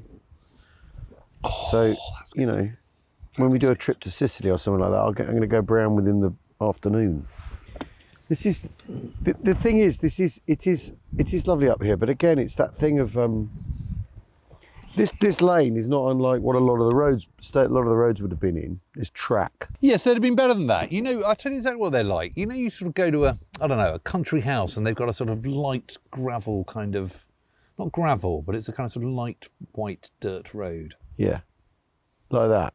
It's like that. Yeah, for the most part they'd be pretty good. But I've got this film of the Sherwood Rangers going through a village, and they're doing a sort of a corner. So there you go, turn around the corner. And the first one comes around, you can just see the little sort of wheel marks. By the time the kind of 30-second Sherman's gone through, the whole road is just gouged out. It's gone. Yeah. It's absolutely amazing. But you can see this lane here. But tarmac comes in, it's sort of like late 20s, isn't it? Yeah. You see this lane here with these hedgerows. Yeah. You know, you'd go down that in anything, wouldn't you? In summer. Yeah. Tank. Yeah. But you'd go around that corner and someone would shoot you up, right? Probably. Is the thing. Again, it's this thing of it all being eminently defendable. That's why you need armour. You don't need armour to take on other tanks. You need armour to protect your infantry. Yeah. To brass up a hedgerow so that you can brass up a building. Yeah. Knock out a church steeple. It's interesting though, like, because it is so gorgeous and peaceful up here talking about this. It's extraordinary, isn't it? You can't imagine it. Yeah. The idea of having a war here in France, it seems incredible, doesn't it? Yeah. Just the other side of the channel. It really does seem absolutely extraordinary. And yet you're here and absolutely, rather than sort of listening to the merry song of the chiff-chaff and the skylarks, you're thinking, God, this is, imagine being a Sherman going down this track. Yeah. That's what I'm thinking. Yeah. It's interesting though, isn't it? Because for instance, Band of Brothers, and I think we're inevitably going to end up talking about Band of Brothers around here. As you said, this is Band of Brothers country. This is country, Band of Brothers country. It's because they shot it in that degraded colour to give it that sort of old authenticity. You don't actually get how green it is here. Yeah. Colours are all dulled and they're Yes, that is very true, isn't whereas it? these are vivid greens. It's very bright and vivid here, Yes. and strong colours, and when the sky's blue here, it's a bright blue sky. You know what I mean? Yeah. I mean, it was so vividly bright this morning, wasn't it? Yeah. Does anyone want a slurp of tea? Right. Okay. So. 101st Airborne. We're in, Yes. not just Easy Company, but the whole division are dropped around here to ensure that the egress from Utah Beach is secure. Isn't that's Basically it? Because there are causeways across the flooded stretch between this ridge up here and the beach down over there. That basically you need to secure those causeways so that you can get your guys and your armour off the beaches. Exactly that. And there are drop zones. There are designated drop zones. Yep. A, C, and D. Yeah. And I mean, there's the pattern there. Okay, it's not that bad. Yeah, there's going to be. I mean, there's that from there to none there. actually in A though. Not one. Not one actually on the But drop zone. C is pretty So good. they've done well with C. It's a 501st. And Yeah. the 1st and 2nd battalions are 506th. So that includes Easy Company. So they land around here, and then it's a process of people gathering up, getting together with other. I mean, you'd have a lot of sort of mix and match scratch units, don't you? People. Yeah, and I think the real problem that the Americans have, which I think is much less the case for 6th Airborne in the eastern bit where we were, that drop zone N that we looked at from the Breville Ridge is big. It's big and it's flat and it's open and there's lots and lots of really obvious features. And it's continuous and contiguous, whereas this is just this, patchwork of fields and you haven't got a clue where you are. I mean, your ability to get completely disorientated up here and around here and all those villages, I mean, every single one has got a church that looks like the other church. And every single one has got a little cafe and tobacco in the middle of it, which looks like all the others. Every single one's got a little town square. Have the Germans taken the roadsides down in the UK? I think so. Right. So basically, you don't know where anything is. You don't know where anything is. You've got no reference points because you can't just say, "Oh, look for the church or the steeple." Yeah. Whereas at also Breville Ridge, where you we can go are- look for the ridge. It's the one ridge and there's a water tower on But top. where we are here, we can't.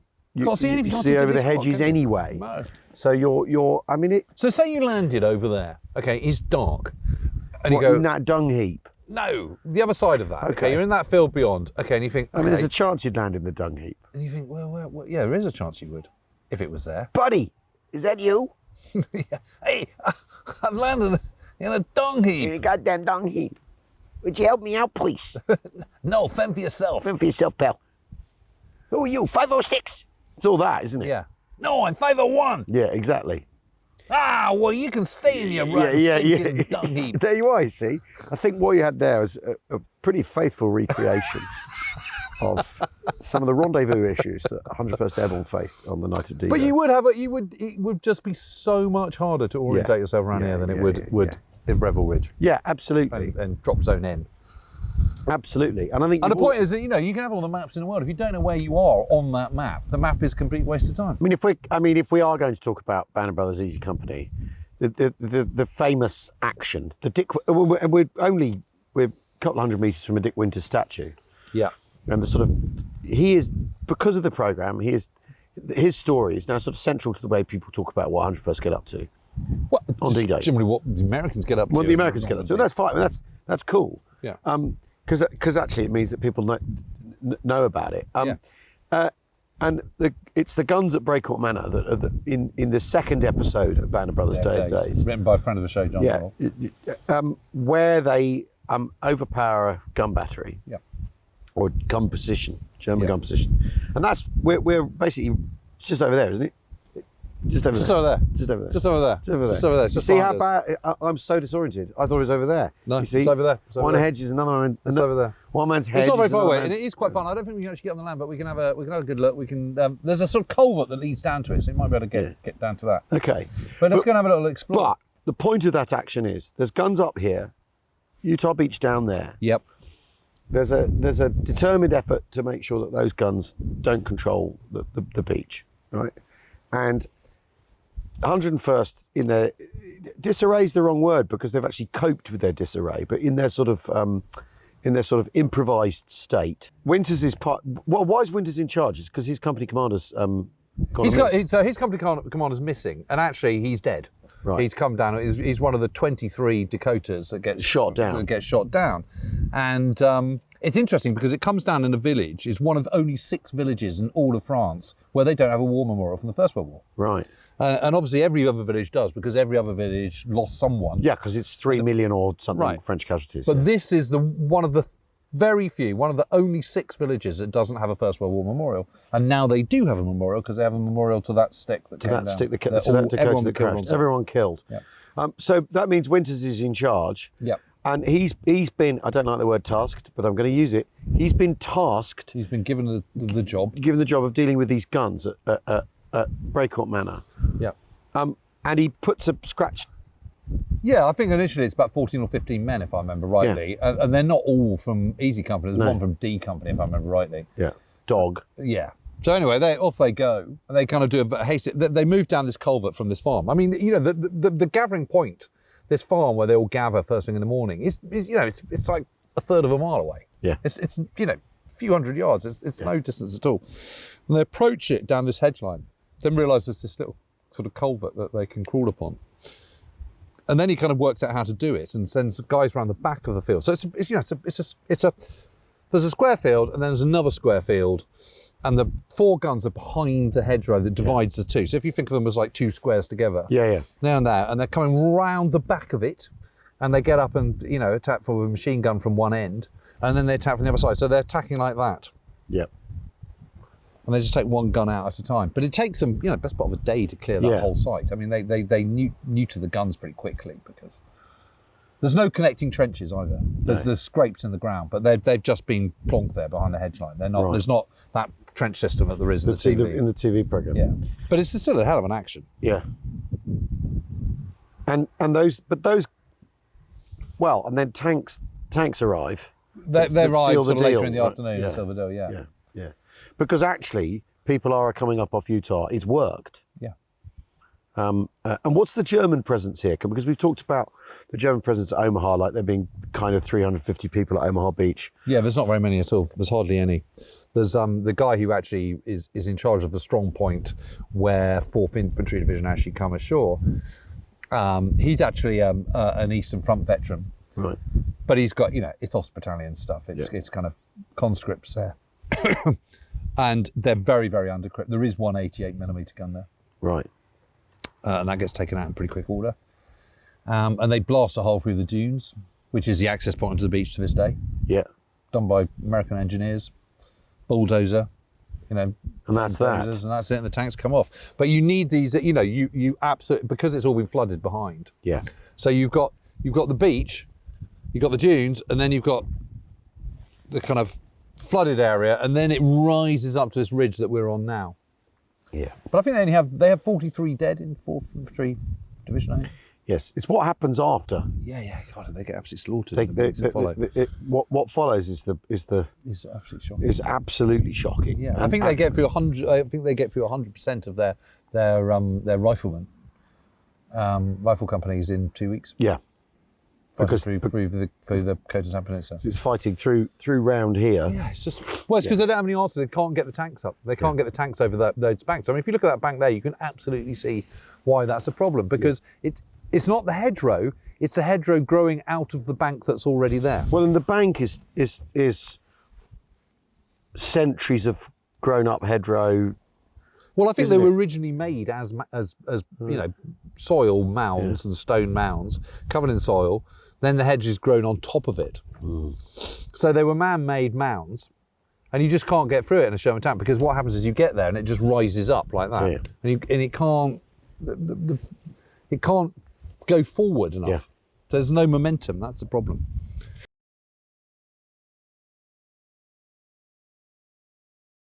So this is the scene of the Brecourt Manor action. This field behind us. Yeah, this is it. The thing that always strikes me every time I come here, and I've been here a few times now, it's just how small it all is. Yeah. Because Le Grand Chemin, which is where they all meet and where they rendezvous, is literally here. It's there. It's that farm building there. Yeah. That's it. Yeah. So they're in there and they suddenly get a message going, you know, you got to take out these 4 guns. The other side of the road. And they can hear them going, boom. But they're literally behind that tree line in front of us. Right. So the other side of that field, there's 3 there, and then there's a 4th one in that corner. In the corner. So I don't know if you can see this. This is Dick Winter's sketch map etched into here. It's not actually quite right.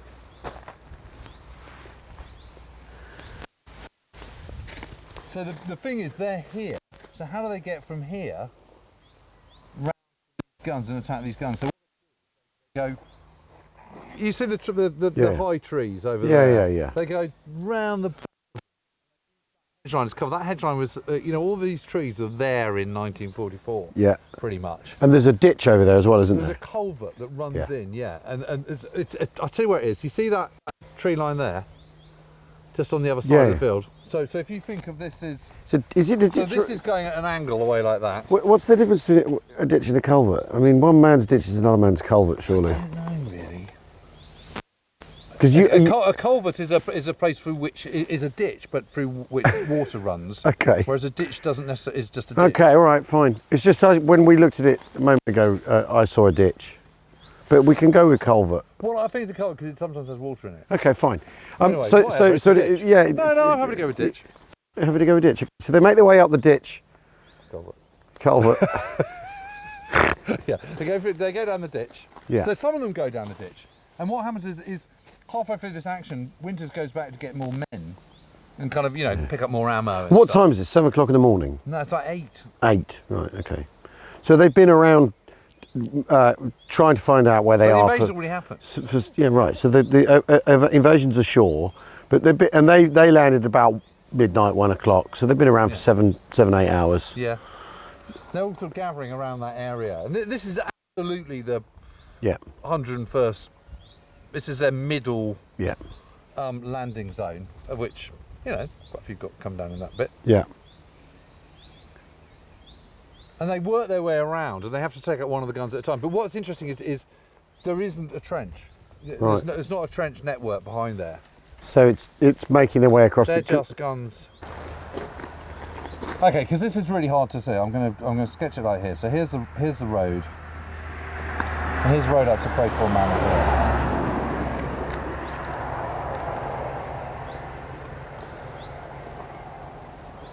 So this is us here. Yep. So here's, you know, the Grand Chemin here, farmhouse, farmhouse, farmhouse, farmhouse, and here's this.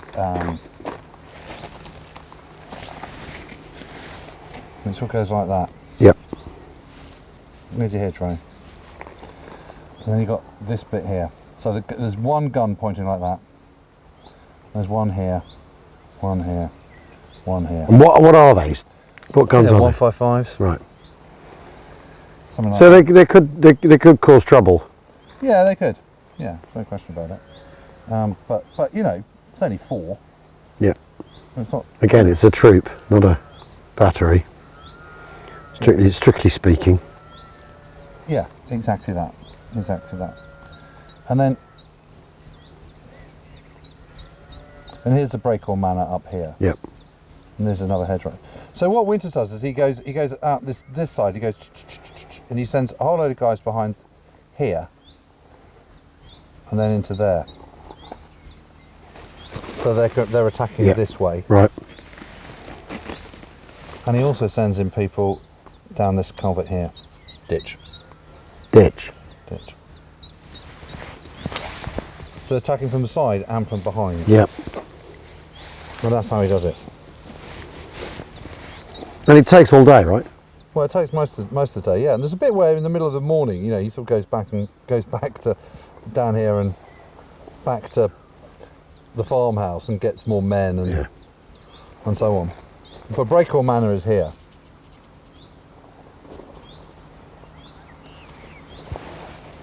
And the family that were there in 1944 was still there. So these are the guns, and they're kind of firing this way. Mm. And then that one's firing that way. And Utah Beach is kind of sort of to Utah. And that's how he does it.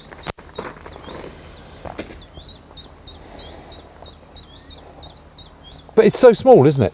Well, it is, isn't it? It's tiny. And again, it's that thing of when you actually clap, when you literally walk the ground, you get a sense of the size of things and how close this encounter is.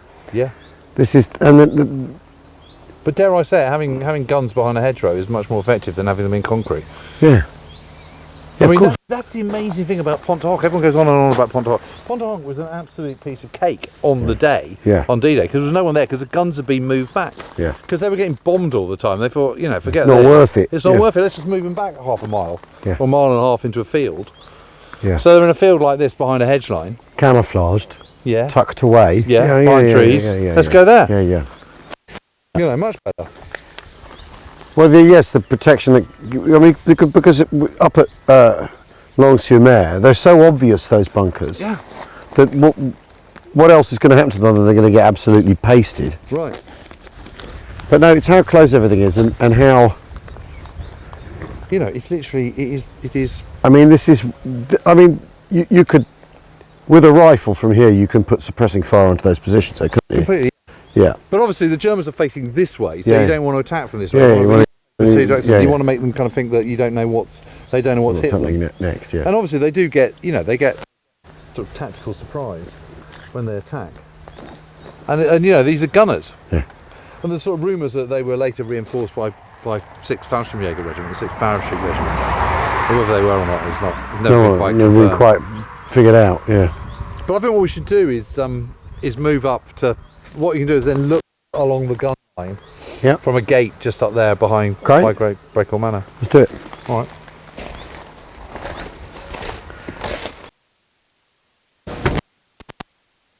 Drone up. Chat the drone, aren't they? This is day one. This is day one, but it's a place of cuts and grazes and mud in your under your fingernails and all that sort of filth, isn't it? Crawling through a ditch full of stinging nettles. Yep, all of that. So they're attacking from that top Yep. end and from this directly opposite us now. Yeah. Yeah. It's still amazing to be here though, you know, because it has become such an iconic episode. Yeah. An episode on telly, but an episode on D-Day as well. Yeah. Yeah. You know, Well, the other thing is, don't forget, you know, these guys, they're kind of super trained and they're super motivated and Yeah. all that kind of stuff. But this is their first action. Yeah, yeah. They've not been in combat before. Yeah. Day one, just had this incredibly disorientating experience of being dropped sort of, you know, hither and thither. And then suddenly, you know, told to get round the back of his field and take out this gun position. Yeah. You know, suddenly it's real. This is it. Yes, I mean that's one of the interesting things, isn't it? Is that people people talk about not being overwhelmed by it, but like the airborne soldiers in particular, suddenly you're thrown into it. You're not brought into the line. There's not the thing that if you're in a landing craft, in you come, you see what you're looking at, you're being sort of brought to the battle. This is like plonk in the middle of the night, disoriented, and again you end up. Well, Dick Winter loses his weapon, doesn't he? Yeah, and he has to pick up a carbine or a rifle somewhere else. Yeah. That's pretty standard though. Yeah, I'm sure it is. There's a lad over in 22nd Independent Parachute Company in the British end of things who loses his Eureka, comes off, loses his beacon. Whoops. And, well, no wonder they all ended up in there. Well, yeah, exactly, yeah. It's really obvious that Dick Winters, when he got older, he'd retired or whatever, and he suddenly had all that time to think about, reflect on what reflect on it. So he comes over to Europe with his wife. Really? Have a look. And they come here and he meets up with the guy that owns it, and he was there at the time. Yeah. And remembers it, and they kind of piece together what had happened. You find this happens quite a lot, because if you come back from the war, everyone's in the same boat. Everyone's thinking about it. Well, and you want to get on with your life. You just want to get on with your life, and you get married, and you have kids, and what have you. And and then your kids get bored of you talking about the war, the war. Yeah. So you kind of sort of forget about it, and you park it, and then suddenly you retire, and you've got time to think back into it. Yeah, and the stuff I did. It was really interesting because Ronnie Spears, there's a whole sequence of letters between Dick Winters and Ronnie Spears. Yeah. And he was really trying to persuade Ronnie Spears to be part of the Band of Brothers project, the TV project. And he said, oh no, I'm done with all that. And he kept saying, and these letters, in Ronnie Spears' letters, he refuses to do it. And Dick Winters gives him quite a kind of, the hard sell. Come on, it'll be fun, it'll be great to meet. And he just goes, no. That was over. It. And then there's another letter where he goes, I've been thinking a lot about about this. And I look back at what we did. How did we do it? Yeah. How on earth did we go through that? Yeah. I'm an old man now, we're all getting on now, but how did we go through this experience? And I think that's not uncommon. Yeah. You look back and you can remember really vivid things, something kind of traumatic. But you also, you're that person that you were is almost like it's someone else, and you own those memories, but they're kind of sort of dislocated somehow because of the passage of time. Yeah. And, well, and also how extreme these events are. That you return to a normal life with a normal job, with a 9 to 5. This life couldn't be here. The fighting here couldn't be more at odds with the real world. I think it's quite interesting when people talk about, combat being reality. Like a dose of. When people say young people they could do with a dose of reality like this. This is complete unreality, total surreality in lots of ways. Yeah. Particularly with a lot of what we talked about before about how random the business of being hurt or killed or injured is. Yeah. It's like it's kind of almost an abstract world. This, so you can see why people might go, all right, that it's like a dream. It's like a bad dream often, But I mean, here we are in a sunken lane. Yeah. And again, we know Brecourt Manor's around that corner, but if you land in the middle of the night, you don't, and you wander into this lane, what do you know? What can you see? Well, in a way, the amazing thing is that the German gunners here didn't spot any parachutists coming down. Yeah. So what happened? They could so easily have just landed straight on top of them, couldn't they? Yeah. And they don't. Oh well. And it's really interesting that with Dick Winters, it's clearly the whole thing is a process of catharsis. He has to. He's sitting there thinking about it. He wants to get it off his chest. He wants to kind of come to terms with what happened. He wants to be able to think about what happened, and he wants to understand what happened. Yeah. And so he comes back. He comes back to his old battlegrounds. But I mean, is it? On some level, are our experiences like that even understandable because they're so random and they're so extreme? I mean, But you can imagine coming back here, can't you? Kind of 40 years later, or 25 years later, completely. Whatever it was. Yeah. And you come back, and there's the fields. There's no sign of anything whatsoever that happened. Yeah. There's no There's no scrape where the guns were. Yeah. It's just a field. There's cows in there. Yeah. You go and bang on the door. You know, I was here in the war, all this kind of stuff, and you get chatting. But apart from that, there's no connection at all. No. This is just, it's peaceful Normandy again. So what you maybe have with you is the phantoms of your memories, rather than you know, Les Gliders restaurant pointing out where maybe the gliders landed. You know what I mean? I mean, it is And here we are, kind of 80 years on, walking down the same lane. Yeah. And the most annoying thing is the sound of a strimmer, generally. Yeah, we have come across a lot of those in the last few days. Yeah, Oberleutnant strimmer. Fieere lawnmower. Magic moment today? I've got to say, for me, it was listen to those skylarks over. Yeah. That beautiful blue sky, the beautiful blue sea, very vivid colours, the young corn, so it was all really fresh. This is it though, and isn't the dismantled. How gorgeous it is here, how beautiful Normandy is, and then having to imagine into it the horror of the fighting and the conflict here. That's actually, I think it actually requires quite an imaginative leap, and so you can see why a thing like the battery at Longnes-sur-Mer, the gun emplacements at Longnes-sur-Mer, say to people, this is why they're representative to people, because the imaginative leap of tens of thousands of troops landing, of the Allied gunnery, for instance, you know, the sheer, you can't imagine it. Picturing the sea, Blackwood ships, is really hard. Yeah. Whereas looking at, you know, 4 concrete megastructures, makes that imaginative effort. I mean, this is an interesting question, isn't it? Though, history demands so much of our imagination, which is why. It's a constant quest, isn't it? And to try and get closer.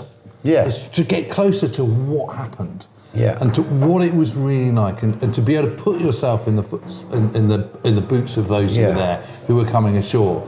And sometimes it feels really close, and sometimes it doesn't. And weirdly, I kind of always think this with Omaha Beach. It's so huge, it's so massive.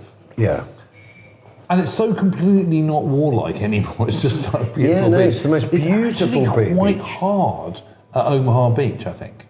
Yeah. The interesting thing, the other thing I thought was really interesting about Longnes-sur-Mer, and I just never thought about this before until today, and this is why walking the ground is so important, because every time I go to, I've been to Longnes-sur-Mer, I reckon, a dozen times. Yeah. I had a thought today, which I've never had a thought before, which was prompted by you, which is this whole point that, actually, 4 guns is a bit rubbish, really. 4 guns is nothing. You know, HMS Ajax, which is firing at it, has got more guns than they have. Yeah. And it's a ship, and it's rocking around the sea and all the rest of it.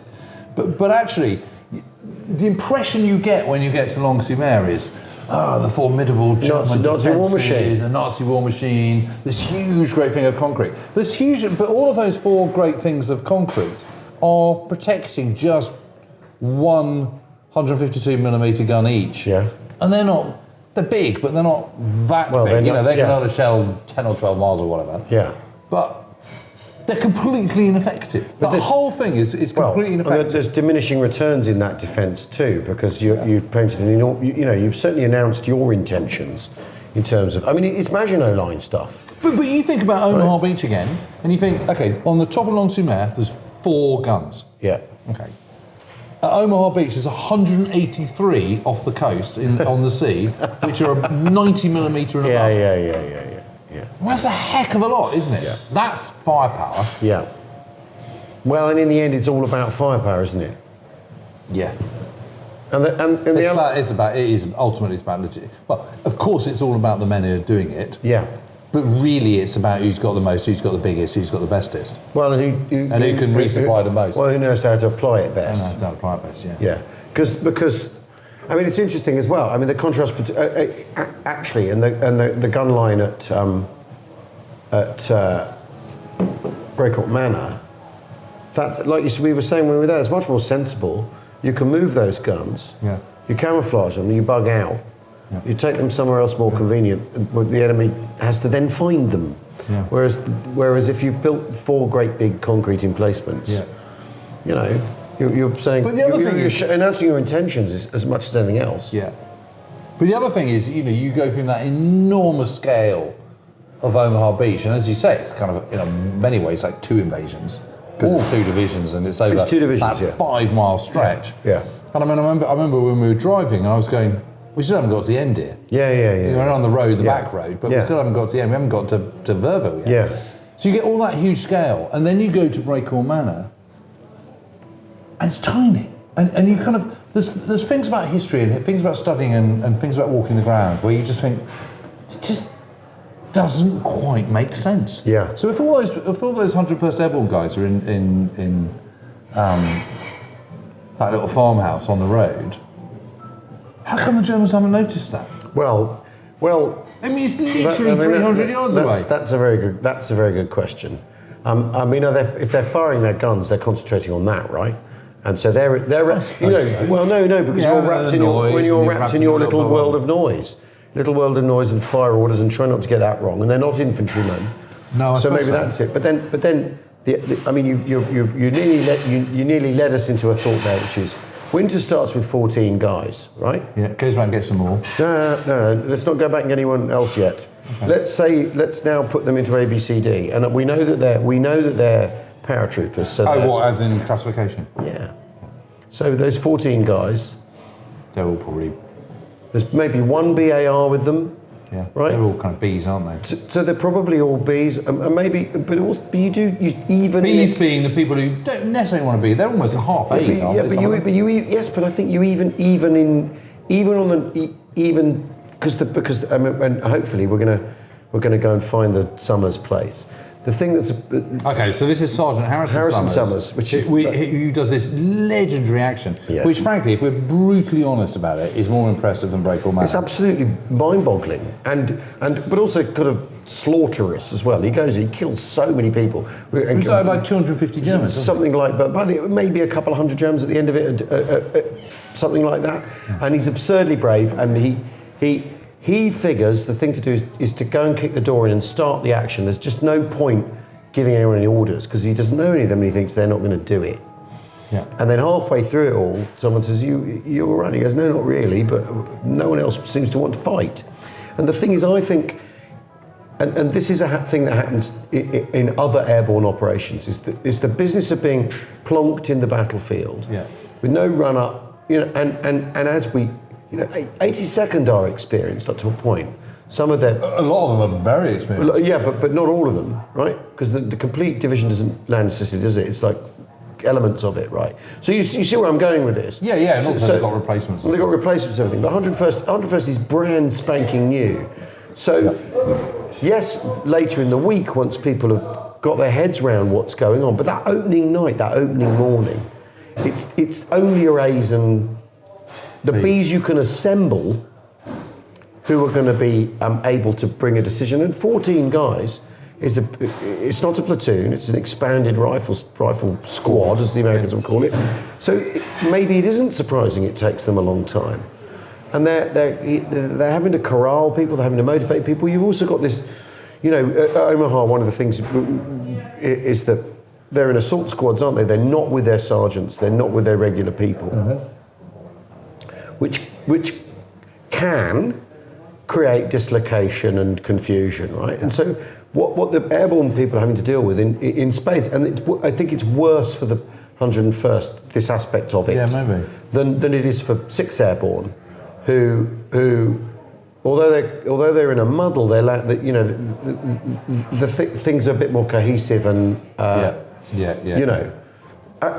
I think, you know, from a point of view of orientating yourself in the middle of the night, it was absolutely clear, having gone to 6th Airborne, the British Airborne landing, and now the American 101st in the landing. Cotentin Peninsula. It's a completely There's different no ballgame. question that the British have got the easier job in terms of organising themselves. Yeah, absolutely. And also, you know, if their equivalent of the causeways is Pegasus Bridge, Horsa Bridge, that goes completely according to plan. Whereas the 101st end of things, they're having to actually work it out. Yeah. Then and there, And then improvise. Fourth Infantry Division don't land where they're supposed to. Yeah, you know, and more knock on. Yeah. Although they are relieved, they're relieved within the same kind of time span as 6th Airborne on the other end. It is just that much more confused and confusing. Yeah. I suppose the other takeaway from the last couple of days is just that, particularly today, 14 guys.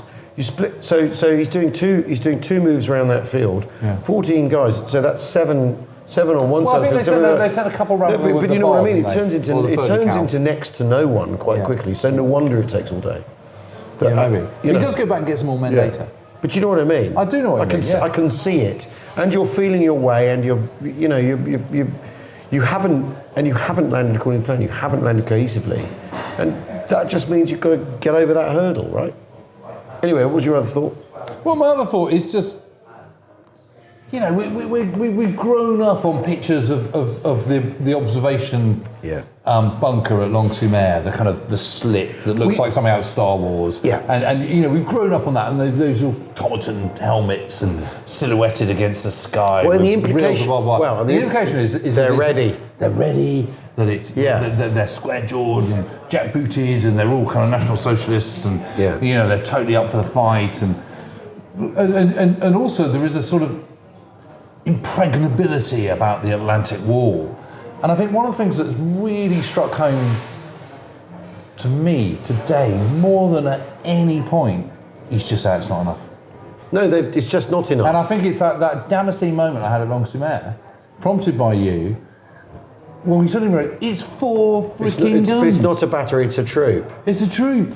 It's nothing. And what you need up there is a regiment. But right? we've been corralled down a route that says this is formidable, this is German, this is Nazi megastructure, because you've got lots of concrete. But the concrete doesn't add up to a hill of beans in this crazy world. It really, really doesn't. It's all about firepower. Yeah. But by the same token, those villages that you have to come off the beaches through, with their high walls, their stone buildings, their winding roads, and no one's made a plan. But no one's using those. It's like insane. No, all they're doing is they're putting OPs up in the church spires, which are then being blown to pieces. I mean, it was interesting. If you look at all those churches that we passed, from Colville to Vierville to Saint Laurent, they've all got new spires. Every single one's got a new spire. Yeah. But the thing is later in the Normandy campaign, the villages do become strong points and strongholds, and the Germans wise up to it. But it's too late. It's too late because there's an airfield being built on D+1. Yes. And it was fascinating, wasn't it, seeing that we didn't really stop. We just went hurtled past it in the Cousin mobile. Yeah.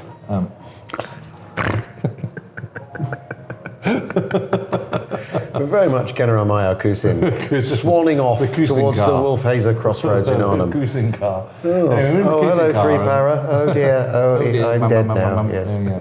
Good night, Charlie. But anyway, we were in the Cousin car, and we were hurtling past it, but you could absolutely see where they could put a airstrip. And they're able to do that because they've got the PSP, because they've got the graders, and they've already come ashore.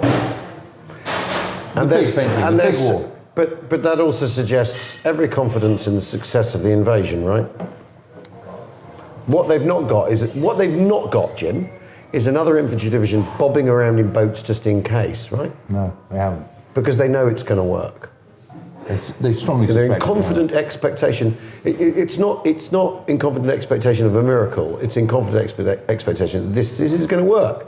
It's belt and braces. There's redundancy. There's waste built in, but this is going to work. Yeah. Not just because it's too big to fail, but it is going to work. We can do this. We know how to do this now, and this is how we do it. And that's why when you look at that and you look at the scale of it, and you think about the size, and you think about 4 guns on Long-sur-Mer against just 6 bigger guns from one warship. Yeah. A light cruiser. Yeah. It's a light cruiser. It's not a heavy cruiser. It's a light cruiser. It's not even a battleship. Yeah. That's what you're up against. Anyway. You take on the Allies. Prepare to lose. Anyway, it's been a great day. It's been a great day. Cheers. Yeah, so I finally found a reason for coming to Mere Eglise, and it's this hot dog, which on market day, which I have to say is absolutely sensational. It is.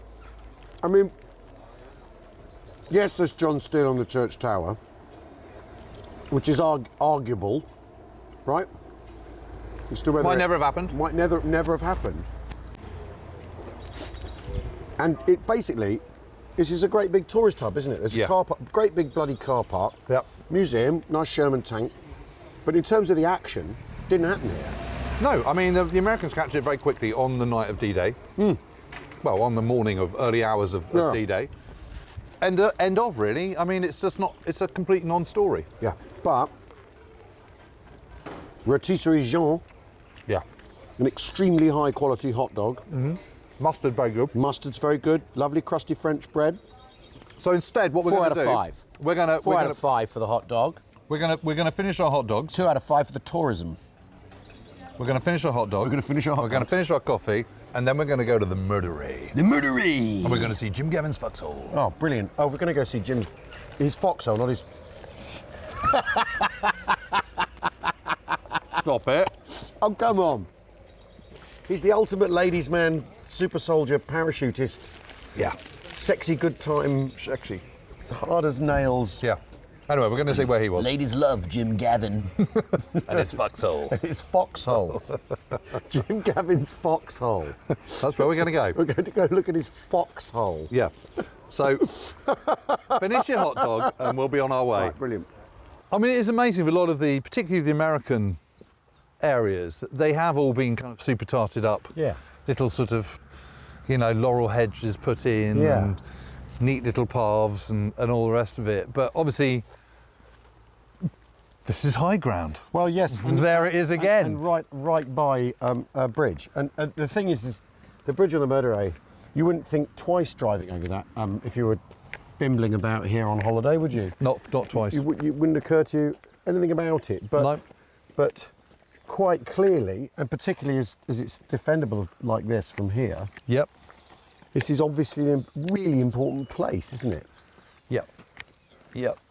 And this statue, this is called Iron Mike, although actually it's sort of dedicated to Jim Gavin, Yeah. who obviously you and I are kind of big fans of. Love a bit of Jim Gavin. Love a bit of Jim Gavin. But Iron Mike, I mean, it's just, that's where Hollywood gets it from. Yeah. You know, there's Iron Mikes all over the place. They've got them in Arlington, they've got them in, all over the place. And just look at him. You know, it's the helmet on the angle, and slightly on the angle, isn't it? Your square jaw, the straps of your helmet hanging loose, the kind of... Well, He just looks muscular and incredibly healthy. dynamic, isn't he? Yeah. And absolutely no indication that he might be lost, not know where everyone else Not know is. where he is. The other thing though, the other thing from up here Yes. that's also apparent. You look, when we were down where in the bocage over there, Yes. is how changeable the scenery is here. So 1 minute you're in that sort of maze of tiny fields, and you are disoriented. You don't know which way's which, and you go around enough corners that your internal compass is gone. Yes. Right, but up here, it's quite different, and clearly, this high ground and that bridge, it's flooded too. You can see them coming. Yeah. If the enemy put in an attack, you can see them coming. So again, But you're on this high ground, and you've still got to make sure that you're far enough forward that you can see the enemy coming. Yeah. But that then exposes you. So what's happening here is paratroopers are furiously digging in. So basically, what happens is this is. I mean, let's come up here and have a look at the. There's a very helpful map actually, but.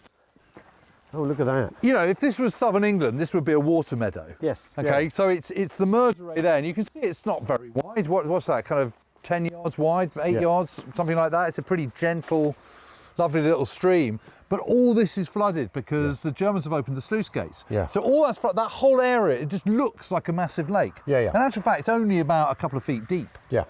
So it's not very deep at all. It's completely wadable. But if you're suddenly landing in the middle of that and you get caught on your parachute, you've got a heavy pack and stuff, it's very easy to drown. It's quite interesting. There's a guy just up the road who's a drunkard, and he's been ordered by the Germans to guard this level crossing. That's his job, and he just goes out and gets wrecked on Calvados every night. And he's an abusive father and not very nice. But when he's on guard duty, he sobers up. Because he can't go out carousing, drinking. Right. And he turns into a much nicer bloke, and his children kind of love him again. And on this night, he absolutely mans up Right. and goes out in a little rowboat and rescues all these paratroopers and brings them back to this little farmhouse where he lives. Incredible. Next to the level crossing. Just literally just a mile up that way. Yeah. You know, so it's a scene of sort of chaos, but slowly but surely, more and more men are sort of gathering here. And they're coming to the sound of the fighting as well, aren't they? They're coming to the side of the fighting, and there's two actions here. There's this at La Fiere. We're at La Fiere, which is, you know, maybe 4 miles, I suppose, west of Mere Eglise. Yeah. And we're on this high plateau. This is the bit that the 82nd need to hold on to. Yeah. Because you've got the railway line just up there. Yep. And you've got the main road going up to And the railway Cherbourg. line's in a cutting, isn't it? So, Yeah. so through the high ground here. Yes. So that is a very good way of controlling the space as well, isn't it? Because Yes. getting across that's difficult. Yes. But I mean, on the thing here, there are these Renault tanks coming over the. Well, so that happens. So what happens is, and this is why it's so associated with Jim Gavin, because Jim Gavin lands over there. Yeah. Okay, somewhere in that area over there, and he doesn't know where he is, and he's got his aide with him, Yeah. Lieutenant Olson, Yeah. and they're wandering around and they kind of catch up. There's more and more comes. Yeah. So first there's 10, then there's 20, then there's 40, and suddenly he's got 150 men with him. Yeah. And they're trying to work out where they are. And Olsen spots the railway embankment just round this corner. Yep. It sort of cuts round through there, and you can see it just beyond this Yeah. this kind of water meadow area, this sort of floodplain of the Merderet. Just round these trees, you can see it. And Olsen goes, "That's a railway embankment." I go, "Okay, railway embankment close to the river. Yeah. That's where we are." That's where we are. And he says, "Okay, we need to get across this." So they just wade, rifles up, and the bullets are pinging up because the Germans have got Amfreville, which is that little hamlet over there on the other side of the plain, and they're just shooting wildly, and they're seeing them. It's night time. There's tracer going up into the air. It's all absolute chaos. Yeah. They're taking pot shots at them, but it is at least dark. And so they're able to make their way across, and they get up to here, and they absolutely recognise that this is key because of the bridge, because of the high ground. Whatever happens, we've got to hold on to this. So Gavin leaves it here with Major Fred Cullum, who's actually from the 501st. Most of the men he's with are with the 507th and 508th, and he then hot-foots it down to Chef du Pont, which is a couple of miles to the south, just down there. Yep. There's another bridge, and they're trying to hold these two areas. The Renault's coming, this is in the afternoon of D-Day, and they're coming down that causeway. And no trees there really in that time, there's hedgerows, but not really many trees. And you've got this guy with the bazooka, and he knocks out the first tank. And of course, because it's a causeway, once the first tank's knocked out... Others can't get past. Yeah, but look at them, they're Renault tanks. Yeah. These are captured French tanks from 1940, which tells you everything you need to know about the state of the 91st Luftlandser Division. Yes. I mean, that's like a Wagga Thornton-like event, isn't it? It's Wagga Thornton. At the other end, Yeah. at Pegasus. Yeah. But it also, if there's one thing airborne troops are vulnerable to, it's armour. Yeah. And it can be, the tanks can be, obsolete on one set of sort of criteria. Yep. So, against other tanks or whatever, because these are Renaults from 1940, captured Renaults from the first phase of the war. But against paratroopers, these are a really serious problem. Yes, especially if you're scattered, especially if your gliders with your anti-tank guns have gone awry. Yep. Because the Americans use a 6-pounder, don't they? So I mean the balls on this guy, because that's got to happen very close. He's got to let it come right. He's got to let it right come. Well, I mean, if this bas relief is to be reckoned with, it's literally just by the entrance of that. And he's Well, let's go down there. Yeah, why not?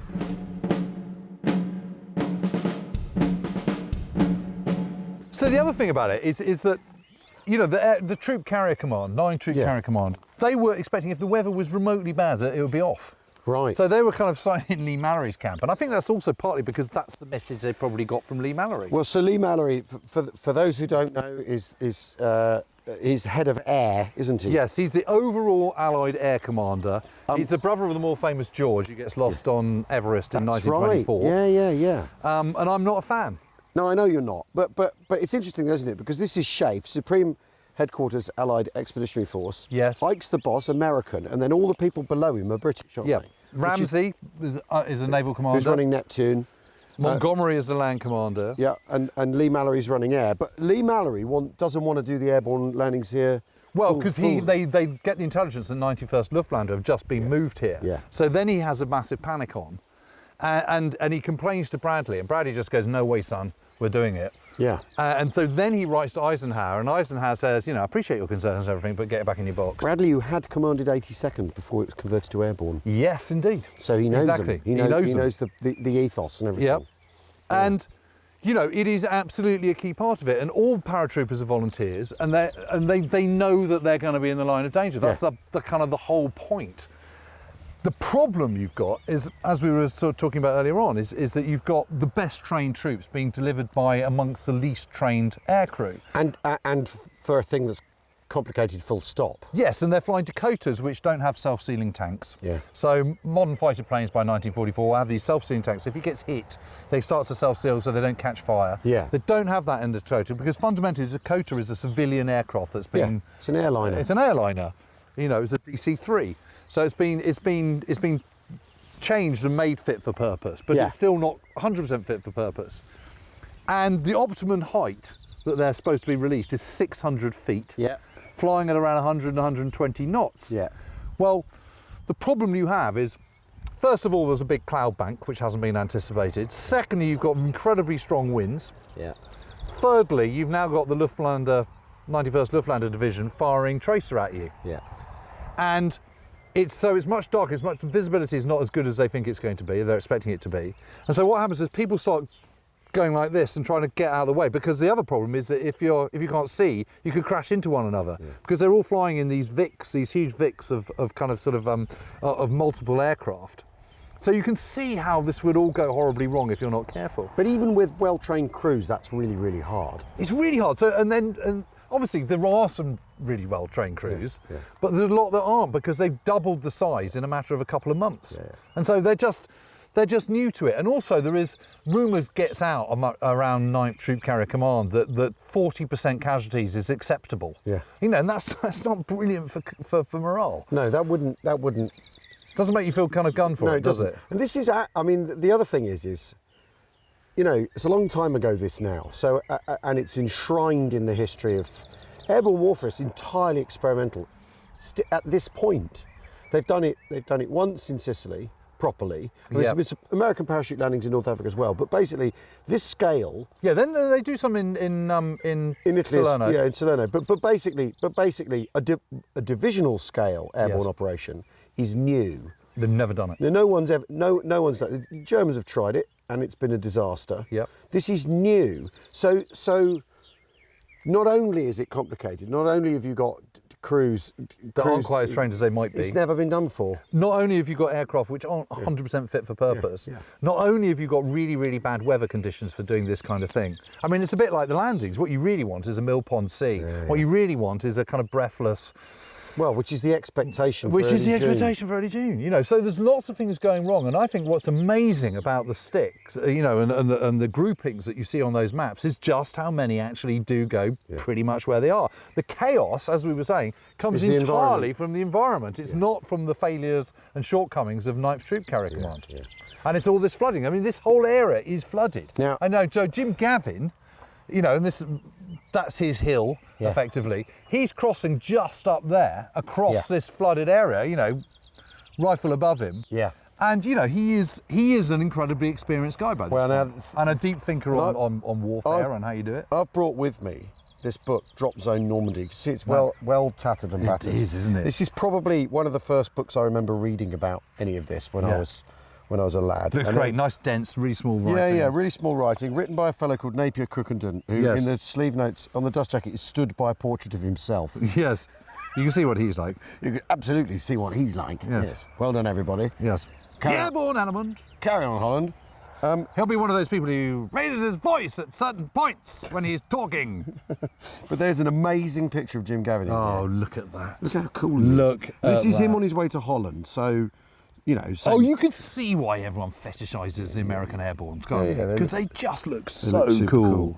Yeah, and he's taking a rifle with him because then he won't pick him out at a distance. He's checked his weapon system. He's checked his weapon system, He's and got he's his ready day to sack. go. But he looks so cool. I think that actually, of all the places we've been to, this is one where you can actually picture it quite clearly. You can, even though that's been sanitised. Yeah, but because you look over that bridge, and the bridge has not changed. No, and this hasn't. This hasn't. This landscape hasn't changed You can at you can all. picture it this flooded. Amperville hasn't changed. It's the same buildings. And you can see the causeway. Although the trees mark it out, you can see it, and you can see why. If you make yourselves unshiftable from there, it's going to be bloody difficult. If you do that, you'll see the Germans off. It's a 2-day battle here. Yeah. And by the end of it, you know, there's hundreds of being killed or wounded. Yeah. So the Germans do this counterattack, don't they? About 5:30 in the afternoon on D-Day, coming from Amperville with their Renault tanks. Yes, a pair of Renaults and infantry, supported by infantry, this sort of points to how things are sort of, the defence here is working, because they've got a 6-pounder here, or a 57mm gun. It's the Americans. Yeah, anti-tank gun. Yeah, they adopt it for themselves. And that's come from a glider. And they've got one by this point from a glider. And it's further up the hill. Okay. And there's a guy with a bazooka here who's a Swedish bloke called Peterson, right? Peterson. And Peterson, hey guys, do we have to fight the Germans? Okay, I killed many, I hope, right? And they're coming up, the tank's coming up, but they've mined the causeway. Yeah. So they put anti-tank mines out. And the commander... So now they've been hoisted by their own petard. Exactly. So the commander comes up. Yep. And he's looking for the mines. Yeah. And a bloke over there, I think called Balderson, kills him with his machine gun, the commander. Okay. Yeah. Then the bazooka and the 6-pounder fire simultaneously and hit the tank. And the tank's... And Peterson's the guy crouching by there. there. And then he puts a couple more into the lead tank and sets it aflame. Yeah. And goes, good, I do her. Like that, right? as he, And, doubtless everyone's like, well done, mate, nice work. Yeah. But it's, and then the Germans are stalled, and but they're that close, so they're under that kind of pressure. There's other people in the orchard where So we're looking back towards Amperville over there. Yeah, well, the orchard where Gavin lands, Timmis, his name is. Right. Is in there with a bunch of guys as well. Huh. Or interrupting both sides of the river. Yes, and the Luftlanders division aren't going to know what the hell's who's where and what strength and all that kind of stuff. And then later on, they try the 82nd try a scoop round further up the river. Right.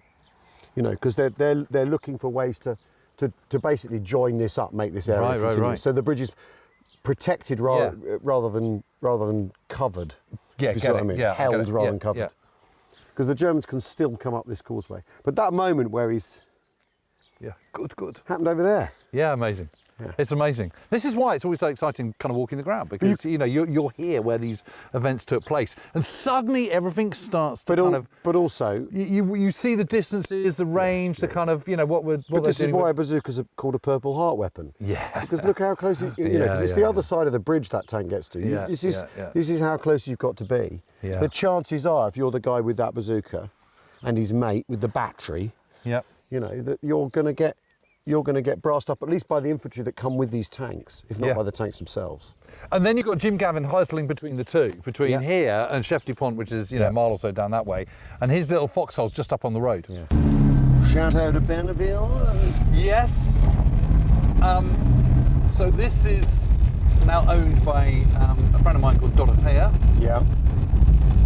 And Simon. And this was the headquarters of the 91st Luftlanders Division. Oh, he's sorted himself somewhere really nice, hasn't he? Yeah. It's a bit of chateau generalship. Yeah, it's not that one, don't worry. It's not. No, it's not that. No, it's not that. It's this. Oh heavens! Yeah.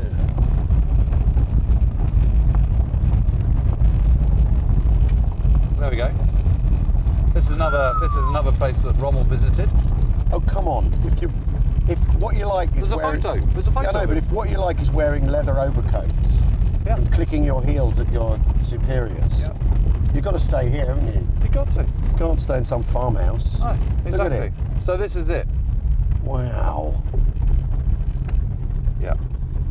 Unbelievable. I know, it's really nice, isn't it? It's very nice. But I mean, is this an actual headquarters? Is this where he's basically hanging his hat? Well, this is the point, because actually his headquarters, his command post is over in a field over there, which we'll go to. Right. So this is not the... It's all very nice inside, but... So basically this is his posh billet. This is posh billet. And so he's here drinking a Calvados, Yep.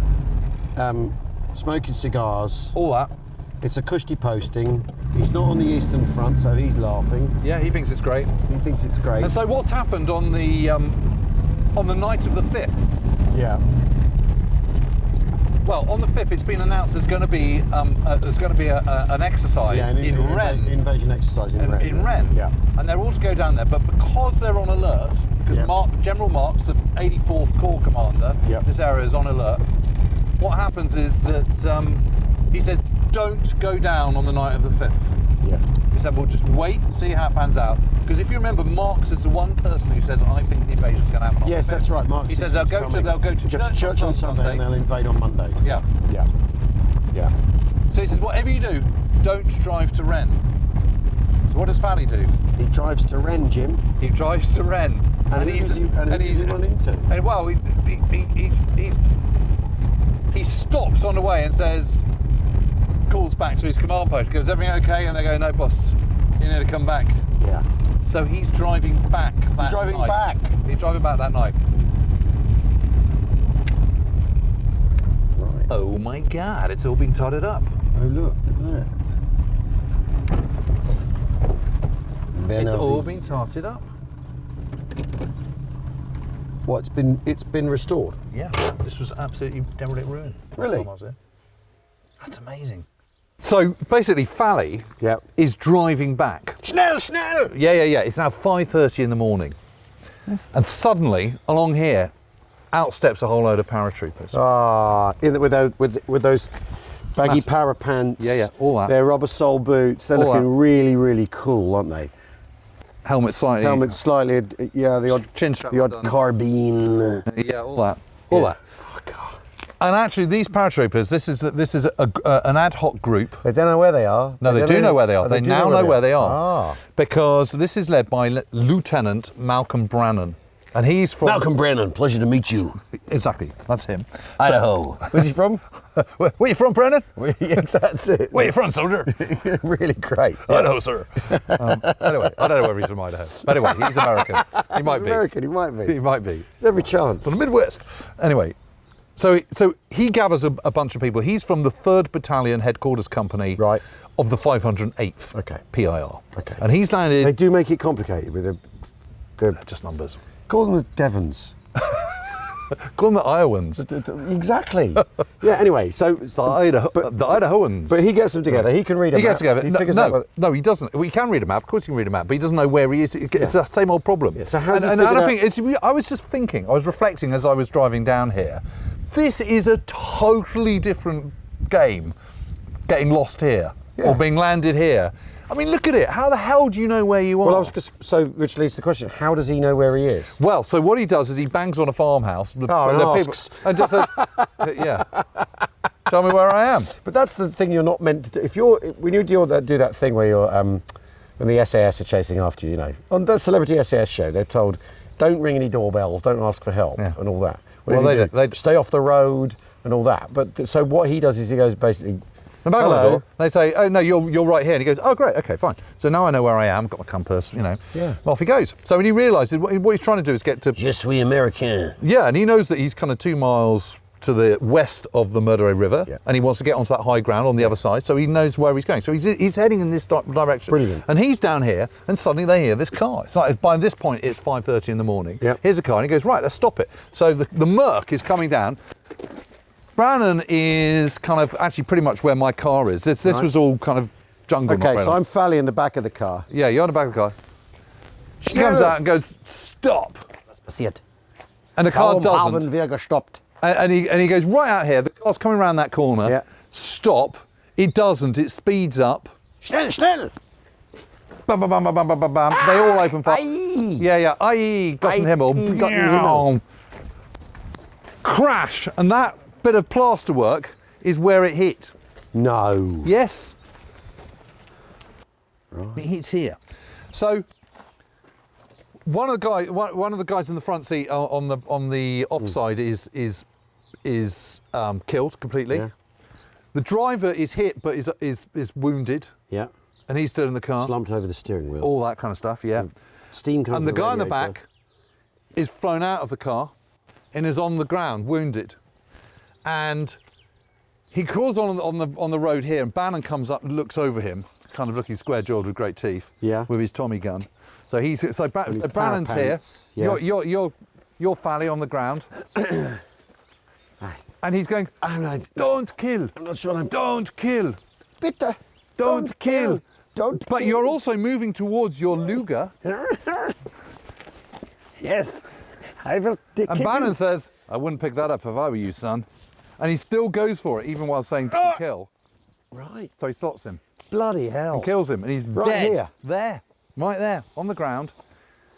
And Brannan has no idea who he's just killed. Of course not. Hasn't got a clue. And then he goes back to the car and sees his hat, his cap. Right. You know, the big peak and all the Yeah, rest of it, yeah. swastika, blah, blah, blah, in the back of the car. And thinks to himself... And lifts it up, and it says W. Fally written in it. Right. So he goes, I've killed someone called W. Fally. All right, whatever. Anyway, right, come on then, lads, let's go. Yeah. And on they go on, you know, walking down the road, doing what they're minding their own P's and Q's, trying to make up with, catch up with everybody else. Yeah. And that's that. And he has no idea that he's just killed the commanding officer of the 91st Luftlanding Division. Unbelievable. Yeah. I mean, that's you know, when people say, the confusion that paratroopers cause the enemy is a good thing. Well, from that point of view, that's quite inarguable, isn't it? Yes, exactly. Well, You know, yeah. I mean, you've got to feel a bit for General Fally, but the confusion it causes you is also a factor, right? Yeah. But that there's an absolute bonus to the chaos. So the chateau is over there behind that kind of bit of brickwork. Yeah. So why is he coming down here? Why would he be coming down here? And I'll tell you why. Because in this field, just over here in the corner, he's almost made it. That's the thing. Oh, so back end. That's his headquarters is down Yes, here. which is one of the reasons I reckon why they put their foot down. They just think, well, let's just burst through this lot. Yeah. And just where that tree is there on the right, Yeah. that's his command post. What? Then does Bannon then go past it and brass it up? Well, I don't know. Or is Brannan going the other way? Who knows? I don't know. Don't know. That's no one ever mentions that. That doesn't And Brannan go- doesn't mention it in his. Doesn't go in the story. No. But Well, it that's, might be. You leave that well alone. Yeah. So just in this field, on the other side of his head, that's the command post. That's where, you know, tents and kind of, you know, radios. Do they not hear the gunshots from? I don't know. You see, that's. But see, this is what happens when you walk the ground. Sometimes you just don't have the answers. I don't know. well, maybe they hear. Maybe in the command post they hear the shooting. They go, Schnell, you know, let's go and have a look at what that is. And they think, well, let's fade back into the hedgerow, disappear. Maybe. Yeah. History hasn't left that. You can particular see nugget. them though. These paratroopers walking on either side of the road, Yeah. moving forward. Look, They've got rubber soles. they got so the no one can rubber hear them. soles on. No one can hear them. They're stopping and moving on and all that. That whole yeah. sort of Can't you? cat's paw thing. There. But look at it. It's this. I mean, how do you orientate yourself in this? You don't. And that is why there's so much confusion. And that's why at 6:30 in the morning, when the invasion happens at Utah Beach, for example, Yeah. both divisions have only got about 1,000 men. Yeah. They're operable. Yeah. Because the other, 5,500 are elsewhere. Scattered to the winds. Scattered to the winds. But they're not really scattered. That's the point. 50% are within. Yeah. It's the terrain. Within 2 miles of the drop zone. 75% within 5 miles. So when you If you're a fit young man, you can walk 5 miles. Absolutely no problem. You can do 4 miles an hour if you really have to. Yeah. Yeah. If you're tabbing it. But of course, you're not going to be tabbing it at 4 miles an hour for precisely the reason you say, that you're going to be walking like this, aren't you? Yeah. And there's every single. Ah! Exactly. Isn't that brilliant? Well, Jim, they're going to hear that in the command post. Yeah. They're going, "Das Donkey, das Donkey." Donkey. I don't know what a donkey is in German. Okay, there are limits to this format. But you set the donkey off, we're all in the hedge. Right. Shit. Yeah, so that's another 5 minutes eaten. Yeah. So that's why it takes them so long. Yeah. But it's only when you're walking the ground that, and here that you start to really appreciate that. Because otherwise you're just looking at a map and you're going, well, they were really close. It's only a couple of miles. How hard can it be? Yeah. That's why it's so hard. At every corner is a point, potential- a point where you have to hold up and wait. Should we? Let's go. I mean,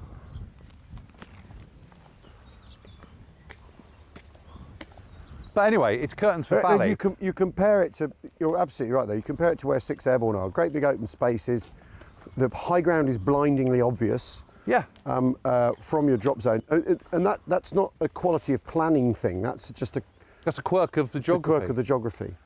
You know, but this is bocage country. Yeah. You know, you can see there's hedgerows everywhere. There's trees everywhere. There's, you know, Small fields. yeah, plane trees thick with mistletoe. Yeah. Huge, great farmhouses and barns and mills.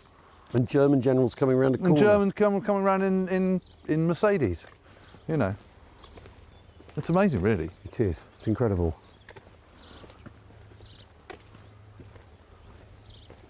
That's quite the pad, isn't it? It is. This was completely derelict last time I was here. Right. That was only a couple of years back. It's a good spot though, isn't it? Yeah, it is. As you say, poor old General Felly. Okay, I think it's a lovely spot. It's very nice. It's a lovely spot. And I think it's time to test the ground sheet. Oh! Oh my I goodness. captured it off an enemy soldier. There you go. Sort of works. So this is the ground sheet cape. Yeah. Schutzstaffel. Yep. It's clever, isn't it? Really good. I still haven't quite worked out how you wear it, but there's your seat. Race you, I was Murray. going to try and try it on, but okay. All right, all right. No, you said race me. Oh no. My confident dropping of the...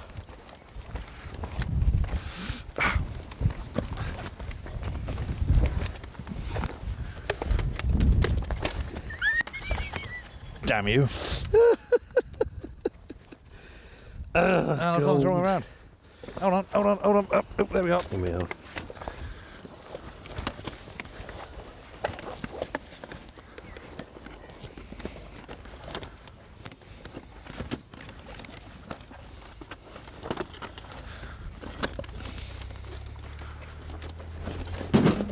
Oh, damn.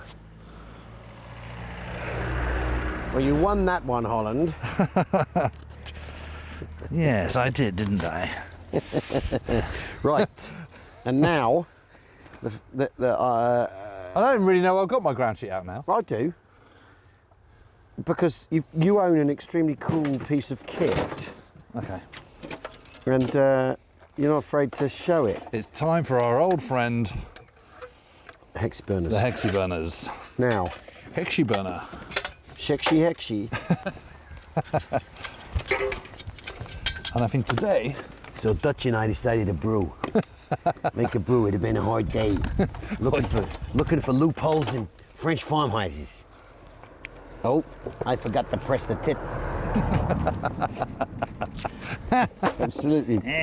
100% of my Robert De father. Niro. I think my father said, you press the tit. Dad, 2024, Dad. Come on, there's no breeze today. There's no excuse. There's no breeze, there's no excuse.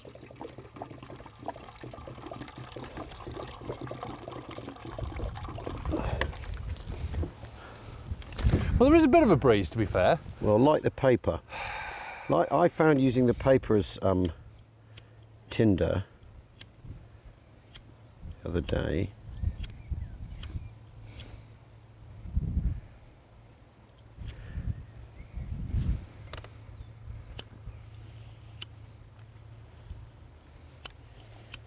Let's take a look at your best bits, Al.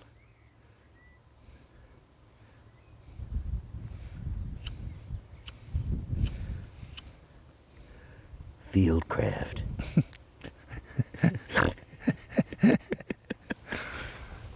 Fieldcraft does a soldier make. Let me have a go. No, I am. I'm feeling slightly emasculated by this. I don't mind telling Well, you know,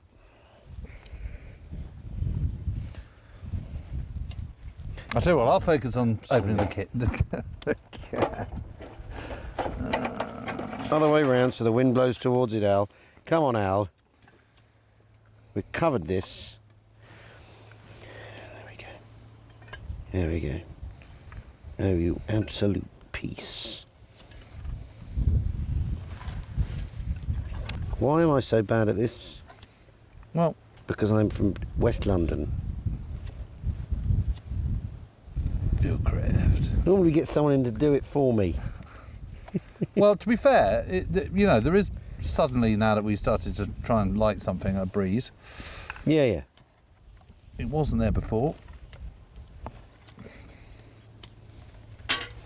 Just getting some paper out my jacket.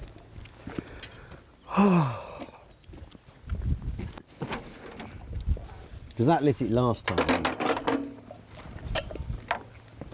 I know. I know.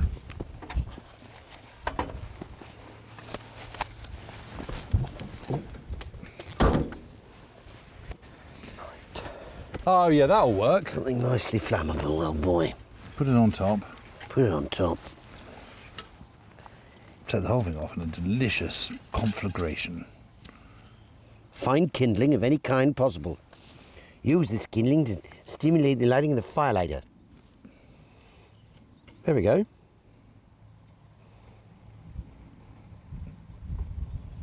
Oh, pyromania. There we go. Go on. Go on. Go on. Bring us another firelighter, Jim. There we go.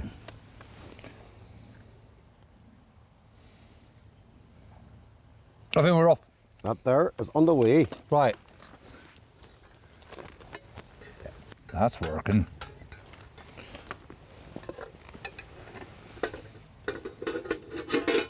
There we are. Perfect. So We haven't Jim- cleaned our mugs, but that's the sort of thing you don't do when you're out in the field, is it? Jim, I mean, you in your many. This isn't this. I'm not Michael Parkinson about to ask you, how you got the part in Zulu, by the way. Sorry, how'd you get the part in Zulu? No, you have done an awful lot of what we just did of getting accounts, getting books, getting maps, and then sort of trying to triangulate the history, the event with what the accounts tell you. Is that how it often goes? Or I mean, do you, because we found it and we figured it out, and from the descriptions, I'm pretty sure we got that right, unless the account has got Mézières is this side of that road. Yes. Unless it's the houses the other side of the road, but it's not. It's right? not. It's not. So we were in the right place. We have to be in the right place, because also there's that big thing where he says so first of all you're looking for little things in the accounts which kind of marry up to the buildings that we're looking at. Yeah.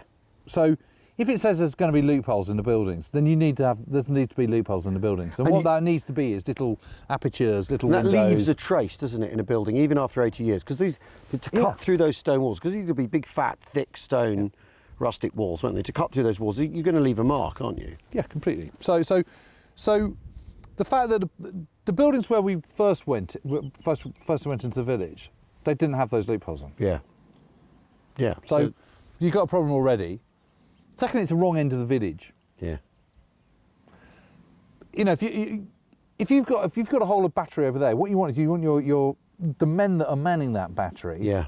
You want them fairly near, so that it's got to be that end of the village. Yeah. The clincher though is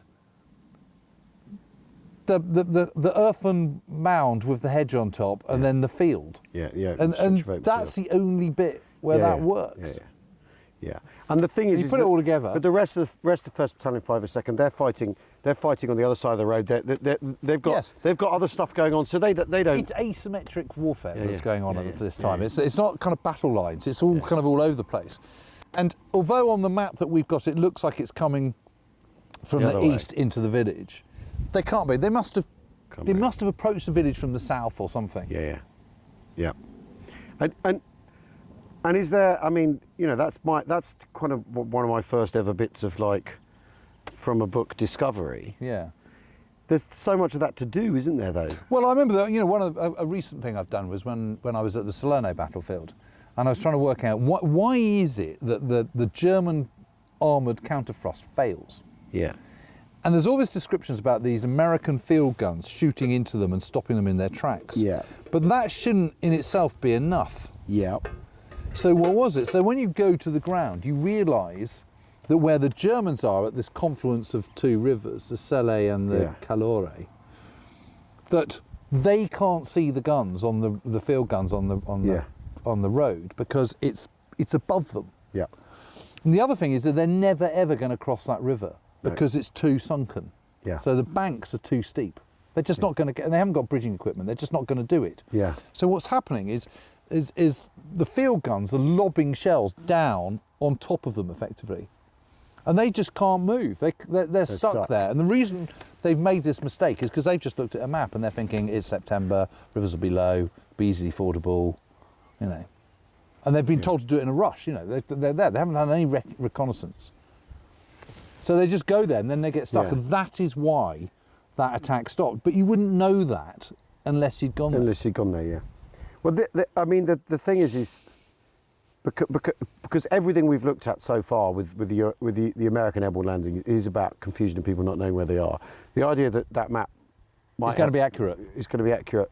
Or might be inaccurate. Or might be, It shouldn't be a possibility that it's inaccurate. Yeah, I have absolutely no doubt at all that is what's up. That the course that we looked at was correct, because that's the only thing that makes sense. And also the battery is, the battery's here, the crossroads is there, and the gun battery's here, the crossroads is there.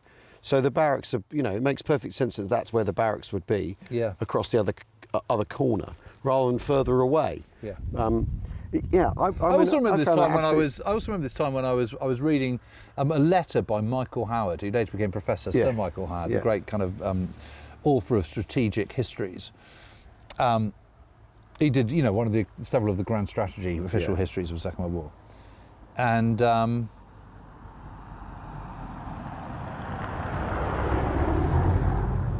Michael Howard gave me a whole load of letters, copies of letters that he'd written to his parents from Italy. Right. And it's the war north of Rome, and they're he says, and we crested this ridge. He said there was a tiny little hamlet, a few buildings either side of the ridge, and there in front I could see, in the distance, I could see the kind of the white kind of buildings of Florence in the distance, and in the foreground was the kind of terracotta roofs of a little village, and I can't remember what the name of the village was. And then beyond that was the kind of blue mountains of the Apennines, and which we knew that we had to go. And I went, that's impossible. No. I'm sat there thinking, I'm looking at 100% the same scene. Right, okay. It's 100%. Okay. You go, okay, yes, terracotta buildings, yes, there's Florence, there's the blue fields, I'm on a ridge, buildings either side of me, tick, tick, tick, every single thing. And you just think, wow, I'm on exactly the same spot. Right. It's absolutely amazing. That's cool. That's cool, rather than the letters being him packaging it for his parents, he's actually telling them what's happening. That's amazing. Yeah, he's just saying, I came across as, he's sort of literary type. It was absolutely brilliant. So yeah, and it's incredibly good fun and thrilling, and it's kind of detective work. You're piecing multiple sources together. Yeah. But what is enabling you to piece those pieces together is walking the ground. Yeah. And that's why it's so important. If you want to understand how battles happened, a book is never enough. You need more than that. You need to be on the ground, walking it, seeing how it all fits together, seeing why the parachute. But the last few days, we have completely understood why the 6th Airborne was able to do what it was able to do, despite the chaos. It was able to get to those bridges because it was really easy to navigate. The land was telling them where to go. This is because I remember looking at those groupings and thinking, well, actually, those groupings aren't so bad. How come only 1,000 people were in the right place at 6:30 in the morning? Really? All these guys are fit and young men. They haven't got to go very far. Yeah. What the hell's going on? And suddenly you're here and you go, this is why, because you can't see diddly squat. Yeah. And one hedge, we've been going around this, and if you're unfamiliar with it and it's sort of dark, or even if it's sort of dawn, you know, you're getting the first glimpse of light. It's still, you know, one hedge looks like another hedge, doesn't it? And one patchwork field with trees on the other side looks like another one. Oh, Yeah. and there's some telegraph wires. Well, okay, that's a Well, real but by hedge. the same token as well, being up on the Breville Ridge, you know, the casualty figures, because one of the things that's interesting about 6th Airborne is, you know, D-Day goes well for them, but it's the fighting afterwards where, Yeah. you know, 12 Paralus, what is it, 140 people in the Yeah. battle for the Breville Ridge on the 12th of June. When you get up there, you realise how important that piece of ground is. Of course. Which, you know, it's not just high ground, it's like high ground How high is my ground? that totally dominates your view of the approaches to Caen. You know, oh, watch yourself, Jim. Yeah, watch yeah, yeah, yourself. man. There she boils. Lovely. Oh, crikey. There's a wary Oh, form. I've got a That's all right, I've got a handkerchief. No, you know, got my tactical sweater on. There's certain things I'm never without. Yeah, I was. A writing I would- implement, a toothpick, and a handkerchief. I always carry a handkerchief. Yeah.